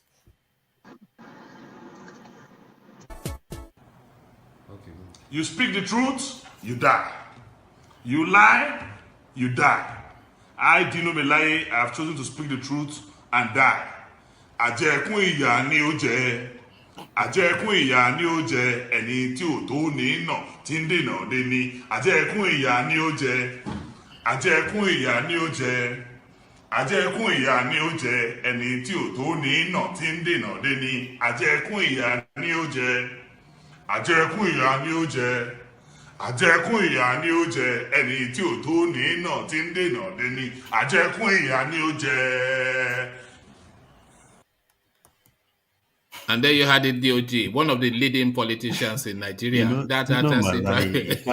Oh my goodness me! One man, let me say something. One man, DOG, 1 minute. Okay, go on. Yaya Bello is a very funny clown. You saw the way he decamped from from APC to PDP. The time he wanted to decamp, it was still the same music he used. The same kind of music. That was Dino, that wasn't Yaya Bello. That was Dino. Sorry, Dino Melaye. Sorry. Yeah. I beg my French. So it was still the same kind of way of music he used. Dino Melaye is it's just a funny comic, and I like his kind of politics though. Yes, I like it. It's lighthearted and it's more so entertaining. Look at the way he even said it. He said the way he even said it then. He said, PDP, oh my home, oh my home, oh my home, oh my home. When shall I see my home? APC suffer me, oh when. The guy is a he means he's not a politician, no, he's a comedian. That is the way he composes this, he's so unbelievable. It's just I thought they said he went into acting recently now. Yes, he was in a Nollywood movie. Yeah, he did. That is his calling now. He actually needs to choose that career line straight up because it will fit perfectly. Yes, comedy. I think he's very right with his song. I don't think if you look at political grounds, Yaya Bello, Koto, Dino Melaye, no. So Ajekuya ni apart from him being the governor currently, I don't think he has. Shortly after shortly after Dino released that track, Yaya Bello then released a video of himself in the gym training. So that's the ebb and flow between them. So we need to organize Yeah, some boxing match KSI boxing versus match for them. Logan Paul, and Nigerian style. This is it. But That's how funny these guys are. But it's yeah, just Dino Malaye, I like the way he plays politics, and he has a funny way of coming. Like he's a pure person. He has the words. He knows how to use his words. Then what events he talks and gets himself involved with to justify himself to be like a true politician. But all these guys, they are all thieves. I don't care about what you say. They just say things to Do deceive. you think Dino Melaye is a man of the people? Maybe to people he's close to, but I don't think he's that kind. He's not a real. Because you want to become man Can of I the people. interject? He is a man of the people in Kogi State. He's really loved. Yeah, in a state. Yeah, in a state. In that state, they really love him. They really love Yeah, I him. like The him. So that's last what I'm election, saying. Like yeah, when I say man of the the man, people, yeah, you he's a man of the people there, and he has challenged he anybody that reaches have out to any corrupt people in his allegation against environment. him to come out. He has challenged anybody in Nigeria, any power that be, that if they have any thing on corruption, anything whatsoever, they should bring him against. They should bring it up against him. So I like a person like that is challenging anybody. Yeah, but a lot of people, even Babangida says that, even Babangida says, very well. yeah. That doesn't mean he's No, not not like embezzling him. money. He's a senator. That So doesn't mean he he's not. doesn't Yeah, have that's that the thing. You see, power. in Nigeria, I always tell people the best No. position to He's go not for. in power. He's not in power now. His Nobody's going party to is not. praise you if you are a Hold on, D. senator, His party, honorable. Nobody the can PDP. impeach you. Nobody will check what you've stolen or what you did not steal. Those are the easy political position to go for in Nigeria that you won't even have any issues. You can easily cover your back. Nothing will happen. It's easy. It's free money. And all these guys, the funny thing is, they are Nigerians in government, but if you look at their text messages, none of them talk in naira. They talk in foreign currency. Of course. I'm very close to a lot of them, and I see their text messages, and I know what they do. So some of them go with 2-3 girls together at the same time to buy here and there. So yeah, these people are just enjoying Nigerian money. They get wardrobe allowance, fuel allowance, newspaper allowance. When Obama was president, a senator in Nigeria earns more than Obama. You see, so these people are chopping the Well, money not in just that. Obama, though. I don't think they had a special salary for Obama. I just say they earn more than the American president. American president. Yeah, I'm just saying because that They was did not when I got reduce to the know. salary for Obama Yeah, because he's because it black. came out then, like what the senators in Nigeria earn is more than what the US president. All right. So you heard DOG, you heard Dino Milaye saying to Yaya Bello that Ajekuya Nyoje, but Yaya Bello says to Dino that he is fully prepared. So it says, name the space, bring your gloves, and I will meet you there. So here Yaya Bello responds.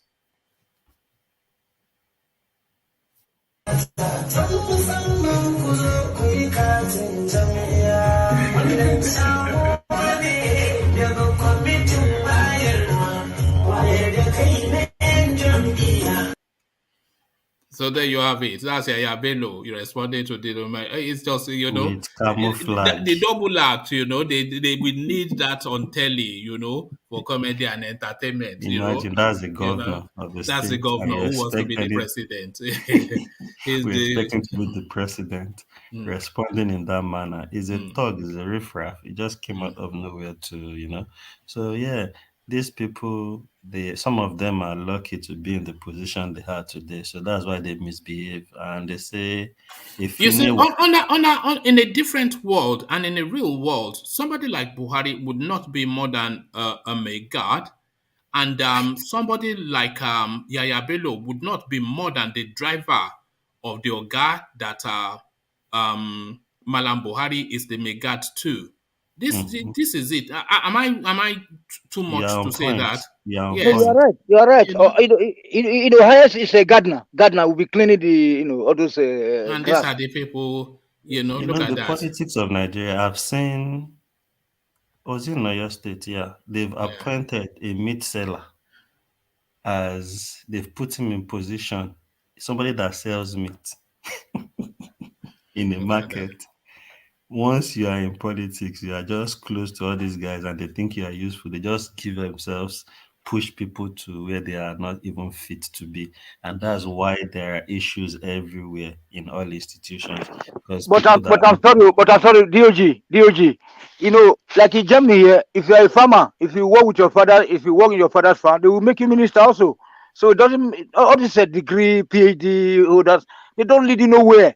Because the more the higher in Germany, the higher they'll make Nigeria you are educated, the more arrogancy and all the bullshit. So, but in Germany, when you are working in a farm, like a poultry farm or like an animal husbandry, and then you are with your dad, they don't go to school too much, yeah? They will put them as minister. Thank you. Well, that it's not as if most of these things don't happen all over the world. It's just at the height at it happens in Nigeria is crazy. It's normal for people to use connection to get to somewhere. No, no connection. Like that Ibadahuna, that woman is very good. If they put her, if they put her as Minister of Agriculture, it's better than a Kogi governor or like all this, this Tinubu'S. It's better. People, roadside mechanic. You can put them to be Minister of Work in Germany here. They put them. All right. Thank you. Thank you, Tony. And thank you, DOG. So DOG, let's continue to propel in the direction of our rational mind, who hopefully has sought out the gremlins in the system. So rational mind, you were about to tackle the Tinubu'S. You said gremlins. Yeah, where's yeah. Is it better now? Yeah, much better. Yeah, so right. To the Tinubu'S space. Yeah. Or do your ball to you? Well, I don't think what Koporigi or whatever his name, I don't know how to pronounce the name, whatever. So anyway, I don't think maybe he has a point because seemingly some people seems not to be backing him. We've not had the likes of Fashola, the likes of Southwestern leaders whom he helped to create backing him. Not even the vice president so far. Even the vice president has given some kind of tacit how do I say kind of like support that is yet to be seen. If he doesn't declare, then we know that maybe he's routing for his godfather Tinubu. But I think the guy has a point to some extent, but that his political empire is crumbling. I would agree to that. But it's seeming to like looking to like it's going to collapse if he doesn't salvage it. Like somebody was suggesting here, maybe talk to this guy, what's his name?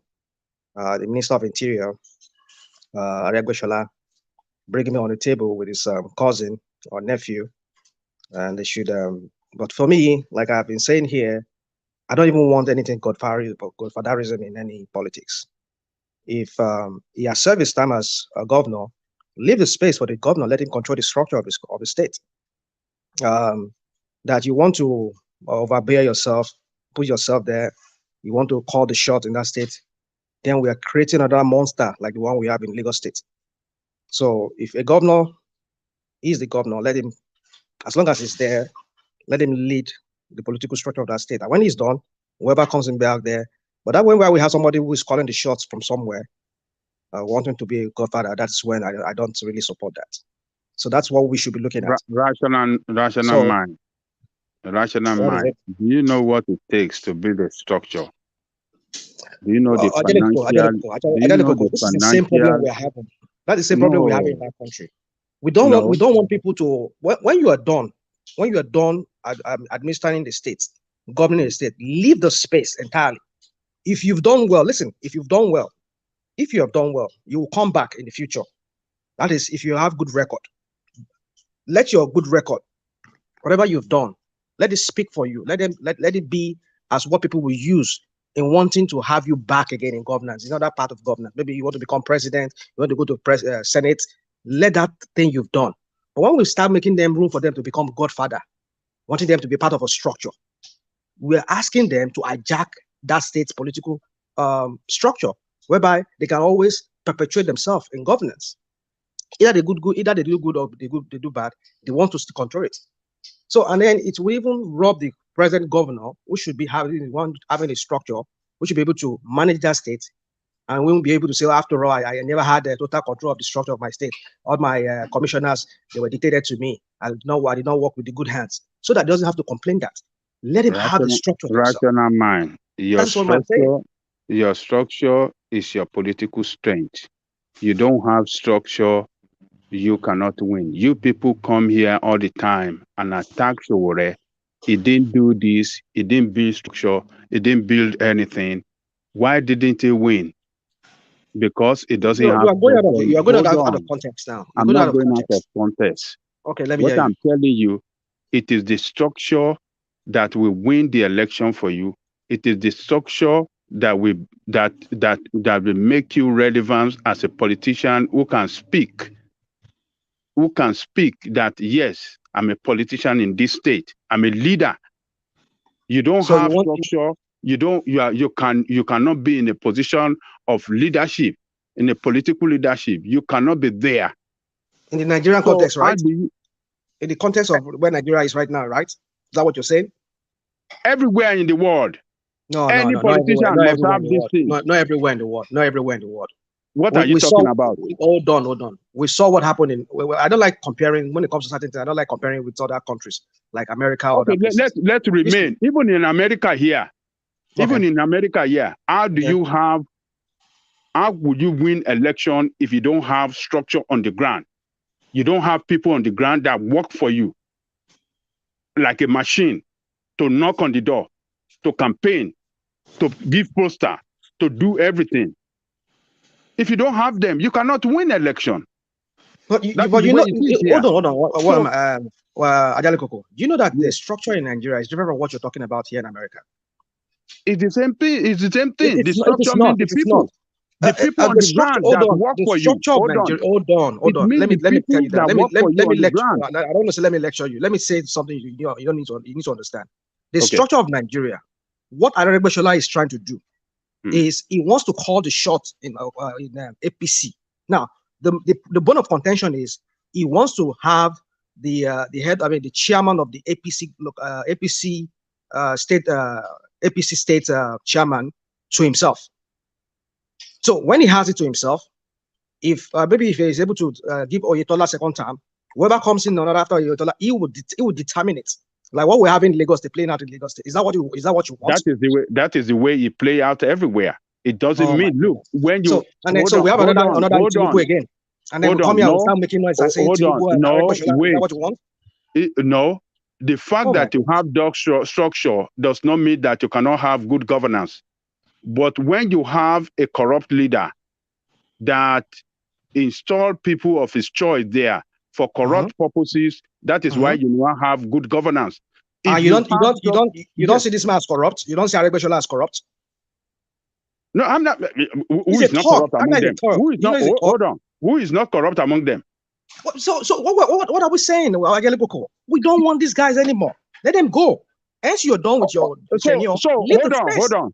Why did you think that Fayose won in Ekiti?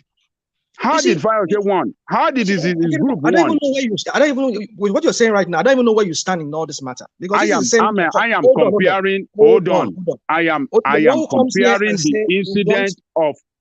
I'm comparing the situation of Ekiti. Now to you, Fayose won the primary. If governorship candidate won the primary of Ekiti. Governorship, because hold on now, because he have structure on the ground that work for him. To what end? What do you mean by what end? What do you mean by to what end? What is the motive of what is the motive of Fayose using his structure to bring in somebody to replace him? It's to get money. It's to get money. You know, that is it. They use their money. Yes. To continue their corruption. You are not politician. That is why you speak like this.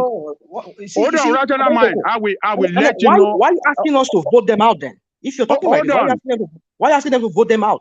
Why are you asking them not to vote APC, not to vote any of those parties? If you are for these people with their so-called stupid structure that works nothing for anybody, for the common man in their country, and you want them to continue without their same stupid structure and hijack a party and continue with perpetrating these their so-called recycled politicians who are corrupt like themselves. Structure within the party is different from general election. Structure within the party is for you. You have to understand this. What I'm trying to tell you. When you say structure, okay, now, for example, now, Aregbesola, you gave me an example of Aregbesola, you gave me a governor. They call the shot of who becomes a governor or who flies the tickets. Invariably, they want this person to become the governor of that state. When that person gets in there, what's he going to do? He will be continue dictating to him, like what we're seeing in Lagos. He will dictate to him. He will get in some shares, whatever contracts from that state, or his cronies. So what are we talking about? He brought him there. So that is what I'm saying. We don't want them anymore. Let them leave that space. What I'm telling you is that it is easy to say, as you are saying, it is easy to let's say. start from somewhere. Hold on. It is easy to say, as you are saying it, but it is not practicable. It is not practicable because if you are a politician, hold on. Let me tell you this. If you are a politician, you spend your money, your time to build structure around the state, to have people on the ground in all the local government. They hold meeting every week. You make sure that you fuel them, you give them money to organize and do this thing. And at the end of the day, somebody is telling you to abandon what you have built to position you as a political leader in that country. I mean, in that state. Would you accept it? I get you. I am asking you a question. Would you accept it? Hold on. That you want to wait? So all that, all your effort to go down the drain. Let me answer your question. This is not done. Hold on. Let me answer your question. I will not play politics like that. I will not play politics. That's my answer to your question. I will not play politics like that because you are not a politician. You are never practicing. If you are practicing, you have been involved. You know the way it works. What you just said now is how politics works in Nigeria. Yes, you just gave me an example. Hold on. You just gave me an example now. Somebody brought the money down. He went into the different local governments. He gathers people together, all from his own pocket, no doubt. Yes. So now you want him just to leave the space like that? Of course, he will not want to leave the space. And then he wants to call the shots. He wants to put whoever he deems as necessary that will work for his own political interest for him there. And then we'll continue coming here every day and start talking about the corruption in that country. Do you know that? Do you know that? I don't understand what you're even arguing about. I get you. That is how Nigerian politics work. But we don't want that anymore. That's what I'm saying. A career politician. A career. I'm telling you, a career. Somebody that is the job that he does. Is a politician to the core. I understand you, Angelico. So you want him to abandon the platform that make him be relevant politically? It is not done. You cannot do that. I get you. You become a backbencher. You become if you build your structure and you abandon them, he has done that good. Is it. You are no more relevant. His good will speak for him. But what I'm telling you is that building structure does not necessarily mean that you must not have a good governance. Can I ask you a question? Yes. Can I ask you a question? Do you support the kind of politics that one person, I'm not saying like one man, as in one man here, I would say one person bringing his own money or bringing money to fund a party? You support that? No, you know it shouldn't be. That is why you have a fraud. You have a fraudulent democracy in Nigeria. That's what I'm saying. That's what I'm saying. That is what I'm saying about the structure you're talking about. Yeah, that is why, and hold on, rational mind. And when I tell you, when I'm just suggesting here, vote against these people, let us have our own party that is people's based party, people supported party. You people will say my suggestion is not practical. You cannot get that right. It's too difficult to remove these two parties. They control the system. They control central bank. What They control system the are they army. They controlling? control the police. And then Sorry, the police. what are you talking about? They control everything. They don't control Koko, let me anything. say It's something. you Ajale people Koko, that let me are not say doesn't something. want to do anything. Ajale Koko, let me say something. I just want to quickly dazzle the tension here. Let me flip the coin the other way around now, right? Nigerian political story will be incomplete if it does not acknowledge the contribution of Bola Tinubu, true or false? And what exactly is his contribution? No, true. That's why it's an open question now. You answer true or false. All right. Thank you, Jiro. But we've gone past the 4-hour mark, and I'm just minded to start to round off. But if Rational Mind rounds off his thoughts, Okay, let me just round up. So and then I'll start to. I don't think. Just to answer your closing question, I remarks. don't think his political empire is crumbling at the moment. But it might. It's looking so that it might. The way things are going on, and then the so-called traitors who are already showing their real color now, in the person of what's his name, Aregbesola, who has been going attacking them, saying that we thought that we were good Muslims, and we never know we're even like worshiping him, you know. But then when it was good for you, you were worshiping him, and he was dancing to your own tune. You never knew that you were worshiping him. So, but suddenly because he's no longer on your side now, you feel maybe you were worshiping him. You see, these people are just a bunch of hypocrites. This hypocrisy it just runs rife in that political setting in that country. So for me, I don't think he's crumbling. In fact, I see maybe those people are bought crowd who are always following him around anywhere he goes. We see pictures of like the one we talk about, where we said the pee on his body. Saw the crowd in Awujale's palace, and even in Sokoto and all of that. But who knows? Maybe they are bought crowd. But I just think the guy is gathering momentum. But how this momentum is going to help out, we're yet to see. But I think, yes, he has a point. All right. It's interesting times, isn't it? Yeah, you know, we've been having these conversations for quite a good while now, and we're still not clear on a period of time will come here. I say we, I'm using myself in that, real terms, but just in broad terms, we come here and say that Tinubu is an unstoppable force, and we insist on that for a few days. And then we come here and say Atiku is guaranteed. And then we hold out for a few days. And then we dismiss Tujowore and the rest of them as just frippery. But then we are not still clear on where this thing is headed. You know, so Tinubu is faltering somewhat now. Atiku is fading away somewhat as well because there's a lot of aggressive move against Atiku that we're hearing at the moment. Wike is coming up, but what is his politics? Oshibanjo is in the shadows, calling himself a bad man in Dior, but there's nothing that we can really say, okay, this is the direction now that is going to go. So it's just so interesting, we go through all the permutations, but we still end where we started, that we're not really clear on what is going on. Yeah. That's it, one man. That's it. Yeah. So we just have to wait and see how this whole thing plays out. Yeah. It's very early for us to say. My bet is still open. One man, yes, please. My bet is still open. Anybody who's going to bet me, Tinubu is not going to be president come 2023. Well, what's the stake? What is the stake? Okay, let's just do it cheap. $500. It's okay. $500 is cheap. Are you an number? Well, look at this guy. You asked a question. You said, what's the stake? And he gave you the stake. You asked what's the stake. You are one of those politicians, aren't you, that you don't know the value of money because it's from central bank. Are you a central bank politician? And all these millionaires. How come everybody is a millionaire here apart from me?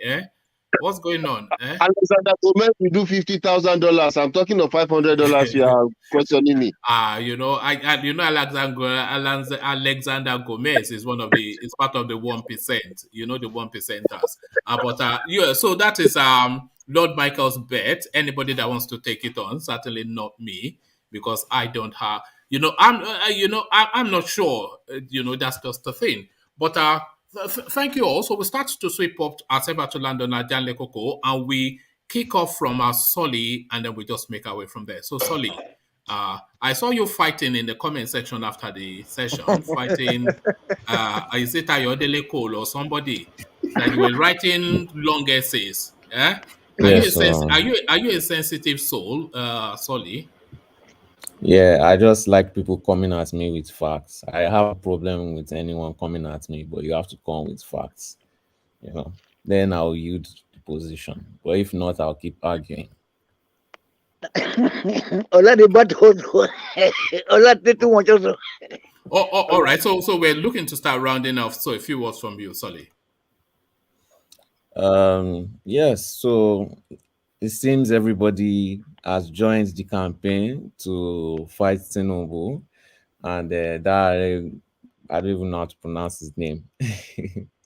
He's making the wrong move because his opening is he probably knows something, that all others don't know, and he's making noise about it too early because he doesn't know the kind of man Tinubu is. But anyway, it seems like the kingmaker is being forced to be a kingmaker and not a king. Tinubu, at the end of the day, is still most likely going to step down, I believe, and still push someone forward. All right, that is also on the cards, but we'll see how it. I think the Tinubu story is going to within the next week to 10 days because he cannot continue like this. So he would have to make a Yes, decision, and then he's or going to decisions risk. will be made on his behalf. Yes, he's going to risk taking losing Lagos State, going for this governorship. So he probably has to choose one or put someone forward. And I think it's more favorable for someone like Oshibanjo to favor Buhari at the end of the day. And I feel like Buhari at the end of the day was not going to support Tinubu. You know, he's just what someone like Buhari does not like, even though they are all losing together, but they are not just the same. And I don't think Tinubu saw that coming. Maybe Tinubu thought that Buhari will be able to overlook all those kind of things, but unfortunately for him. Or if they remove Tinubu, I still say they can still put someone like Fayemi there, still an option, but we will see what happens in the coming few weeks. It has been very interesting so far. But All right, go on. Let me ask this when it question. when it When when it when it comes to are that thinking of pin Tinubu, thing, Hold on, and hold on. Hold on. Let Solly land here. Sorry. Yeah. okay, when it it's comes to okay. that pin thing, I don't think people in Nigeria are going to take it that serious as it's just something that is just going to speak. They are not going to focus on it. It's just something that is just going to come and pass away again. As like someone said, there are plenty psychophants around him. And he also has psychophant fans. He also, they are just going to overlook it and just move on to the next stage. That's why it's like because he has dealt with all these kind of situations before. Kingmaker. These are not the kind of things that You you'll you be know facing now. I'm a bit surprised about just how amateurish they are handling his campaign. When Very. when he wanted to make Buhari president, he went and bought Obama's team, the team that brought Obama in. He went to America Yes. and brought them to Nigeria and told them to make him president. And now he's losing Sule from down the road to run his own campaign. So if you want to The beat someone campaign like team is like Tinubu, that because I'm sorry, sorry, because most of the people in his party are not in support of him going for the presidency. And another thing is, most of them know if he goes, they might lose that seat to PDP because PDP is just slowly waiting for them. They might choose not to use Atiku at all. So they might just bring somebody up, but they are just waiting patiently for APC to serve to their hand and deal with them with their own candidates. So that's why most people are not supporting him. So if you don't have the backing of your team, your full team, obviously it will be difficult to campaign right, to make right moves because most people are behind you and they are just thinking we are not with this guy. Carry All on. right, thank you. In addition to yes. that, they cannot go to America to see for their campaign. I mean, their support now because they have disappointed their APC government have disappointed the international community with the way they handle the economy, the security, and everything in Nigeria. So they failed. They go there now, nobody going to support them because they believe they have failed. All right, thank you. So, Solly, round it off in a few words because I want to just steamroll through now. So, Solly, a few more words. Yes. So even though it may seem like a lot of people are going against Tinubu is not a well-liked person. Even the people that are in Lagos that are supporting it, they don't really like him, but they just have confidence in him. That's just the truth, unfortunately. And if you want to beat somebody like Tinubu, you can be calling out Peter Obi, you can be he's the man to beat. You have to put in as much effort as he's putting in, if not more, if you want to remove somebody like him. You can't just sit down and say, I'm a good man, so vote for me. No, you have to beat him in this game. He's a master of the game. You have to beat the master, knock him down, and overpass him. That is when you can say you are on the same playing field and people can have confidence in you and what you are doing. All right. Thank you, Solly. That's a good spot to leave it. So that's Solly. Thank you, Solly. So from Solly, we go on to Ejiro. Ejiro, your words. Thank you, one man. Thank you very much. I was listening to the commentators at the background. I just decided to come on shortly, Once again, you see, Nigerian rulers does not listen to anyone once they are sworn in, They are above the law or the law themselves they push their way to elective position. You see, Tinubu is not likely to be a good leader with the way he has mopped up Lagos Commonwealth to his advantage and that of his generation yet unborn, with limited achievement in terms of infrastructures in Lagos, given how stinkingly rich Lagos State is. If he had sincerely used Lagos wealth for Lagos as Fashola had done, he would have been a force to reckon with in Yoruba land, like Awolowo, and be difficult for anyone to compete with him. Unfortunately, he has been using all manner of tricks, and money to stay afloat, and put his lower list and those he brought over in position to his political ways in Nigeria, becoming a Nigerian president, So, in a nutshell, I rest my case. So, folks, please, don't forget to subscribe, to share, and to like whenever one man. It's on the screen. All right, thank you, Ejiro. So that's Ejiro Wait, making before Ejiro goes, I want to ask Ejiro something. no, sorry. Is it going to be a quick one? Because I just want to push it through. It's going to be a quick one. Yeah, bring it on. Ejiro, what's your take on your governor saying he wants to run for president now? Ifeanyi Okowa, that's newest in the news. Okowa is a yam head and is a big joke. Okowa is just one of them that is playing to the gallery. That is my take. All right, thank you. So question and answer. So thank you. So from Ejiro, just rational mind, just condense it, just short summary. Yeah. Yeah. I just want to quickly speak on APC and where they are going. They said it's reported that they stopped selling forms, and some people are accusing Malami of wanting to bring in some people from the back door. You see, the way APC is going, I think that party is going to implode.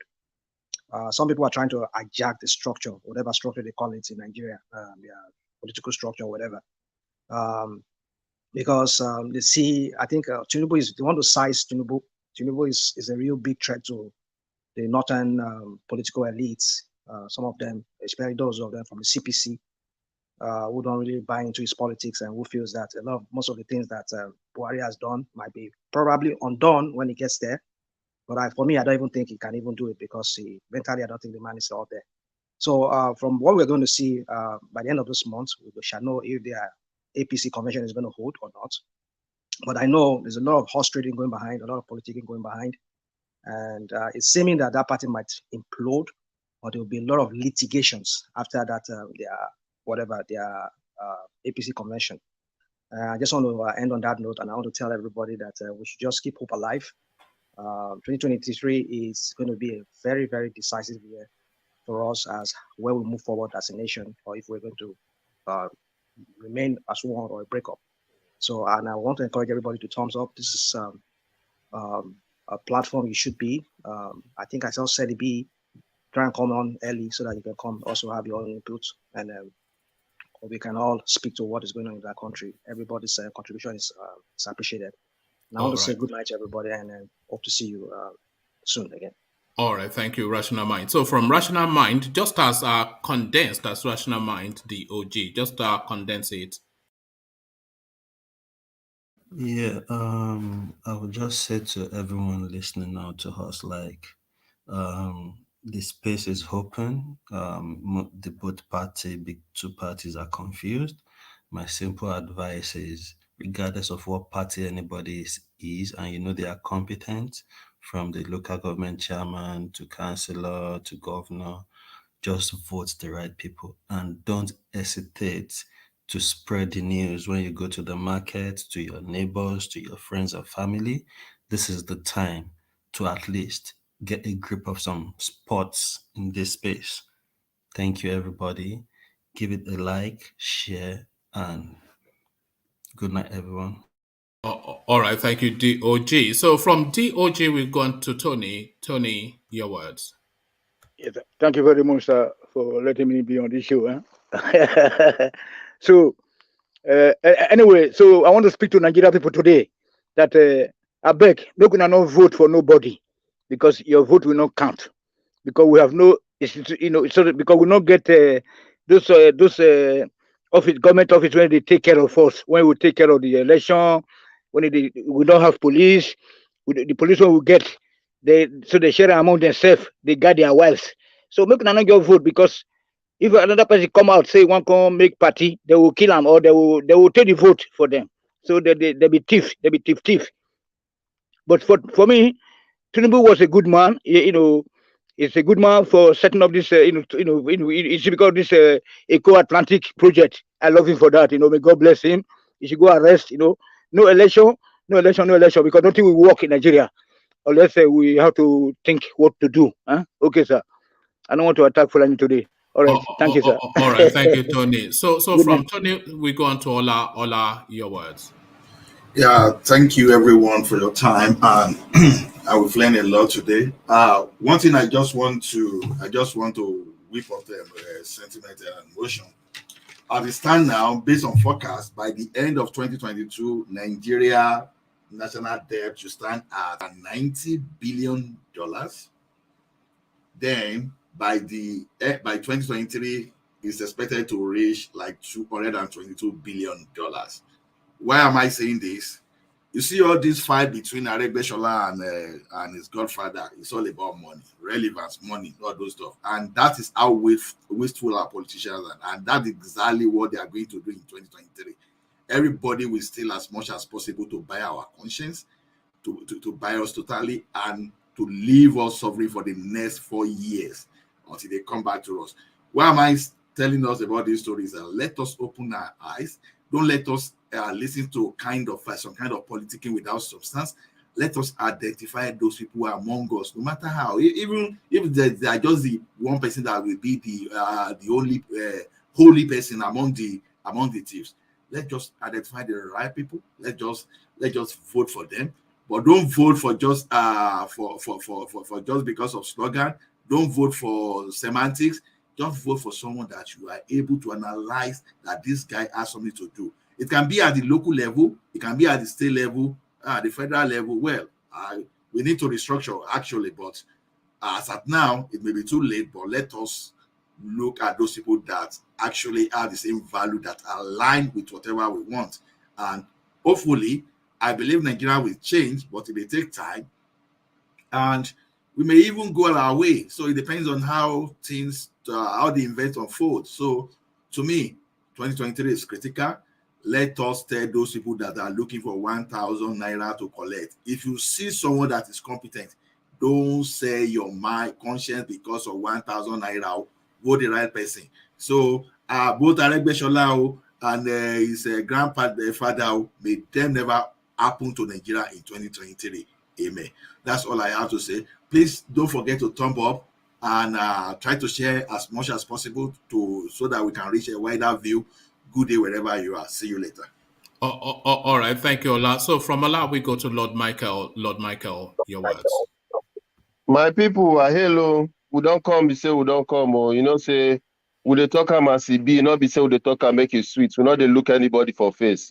Now, who will be with that, I hail all of now what they for background, the chat. Oh, now, too much. Now, strength, we say things they move on for here. So, make una try to share this program. Make una invite una people. Make una bring people who go come on. At least if many of una come, some of us we go like to relegate, go back. On the watch now, make fresh people talk so that this message go to spread around. Now so we go take move forward. For me, I go say, make all of una they save because I know they like to pretend when I want to talk my own. It go hard pass as it like this. So inflation already the America. America inflation now 7.5%. So just check out. By the time when you reach Nigeria, waiting it go be. Yesterday I go shopping after I finish this session. Rack for Walmart, some things not there. China, they partial lockdown. They're not they tell you all these things for news. Una go fit confirm from other people who dey for United States here for their own places. May they go shop, may they go check. You get where they call Dollar Tree. They sell things $1. Now $1.25. All these small things whether they are rockers for this country. If you reach Nigeria, how it go be? Make una stand up. I they tell you now, not say my own, so it be. I not be sad they talk and make it sweet. Now the truth with that. So make I live and make other people yarn. Tomorrow I go give una more hints how this thing they go. I hear you now. Look at this guy. You want to be a man of the people. Look at you. Look at this guy. You think we don't know you? Now the truth be that though. Look at that. The thing no even sweet for your mouth. Oh yeah. Thank you, Lord Michael. A real delight. So that was Lord Michael. So thank you, Lord Michael. So Ajale Koko condense it to just a snapshot summary for us, and then to close the session. Ajale Koko, ladies and gentlemen. Thank you, one man. I thank everybody that came on the platform tonight. Your contribution is, your contribution was quite meaningful. And I believe a lot of people listening to us around the world have gained one thing or the other, are better informed. So on Aregbesola and Tinubu, I would like to urge Aregbesola to not back down. He should not back down. He should stand up for what he believes in. If Tinubu is not showing any sign of leadership as he thought he should stand up for to establish his own leadership in that state of Osun. Tinubu has been treacherous against the interests of Yoruba people. He started it in Lagos. He did it against Chief Dapo Sarumi. And he did the same thing against the Afenifere when they formed Alliance for Democracy.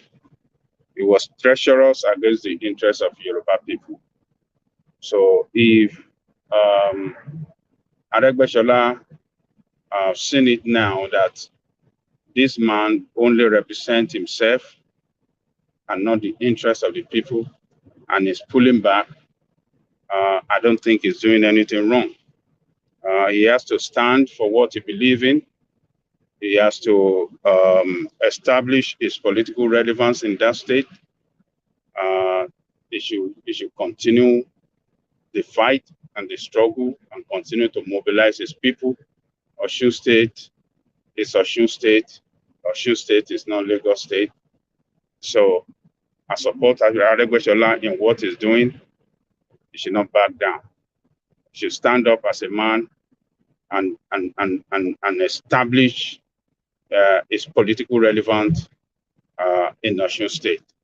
Other than that, I want to thank everybody listening to us around the world. If you have not liked, please do that before you go to bed or before the end of the session. Like, share, and subscribe, and hit the notification button so that you can get notified whenever One Man Went to Mo is going on live. For our brothers chatting in the chatting room, I really commend you guys. You are the strength of the platform. Keep on doing what you like to do best. And One Man, I really appreciate your effort for bringing us together every morning, sometimes in the morning, sometimes in the night. You are doing a good job. Thank you so much for bringing us together today. Tomorrow going to be another day, and we'll continue the struggle. Thank you, One Man. Oh, all right, thank you, Ajan Lekoko. So that was Ajan Lekoko summing it up as only he can. So that was Ajan Lekoko. So we'll leave it there. Carry the conversation on in the comment section, but here I say peace.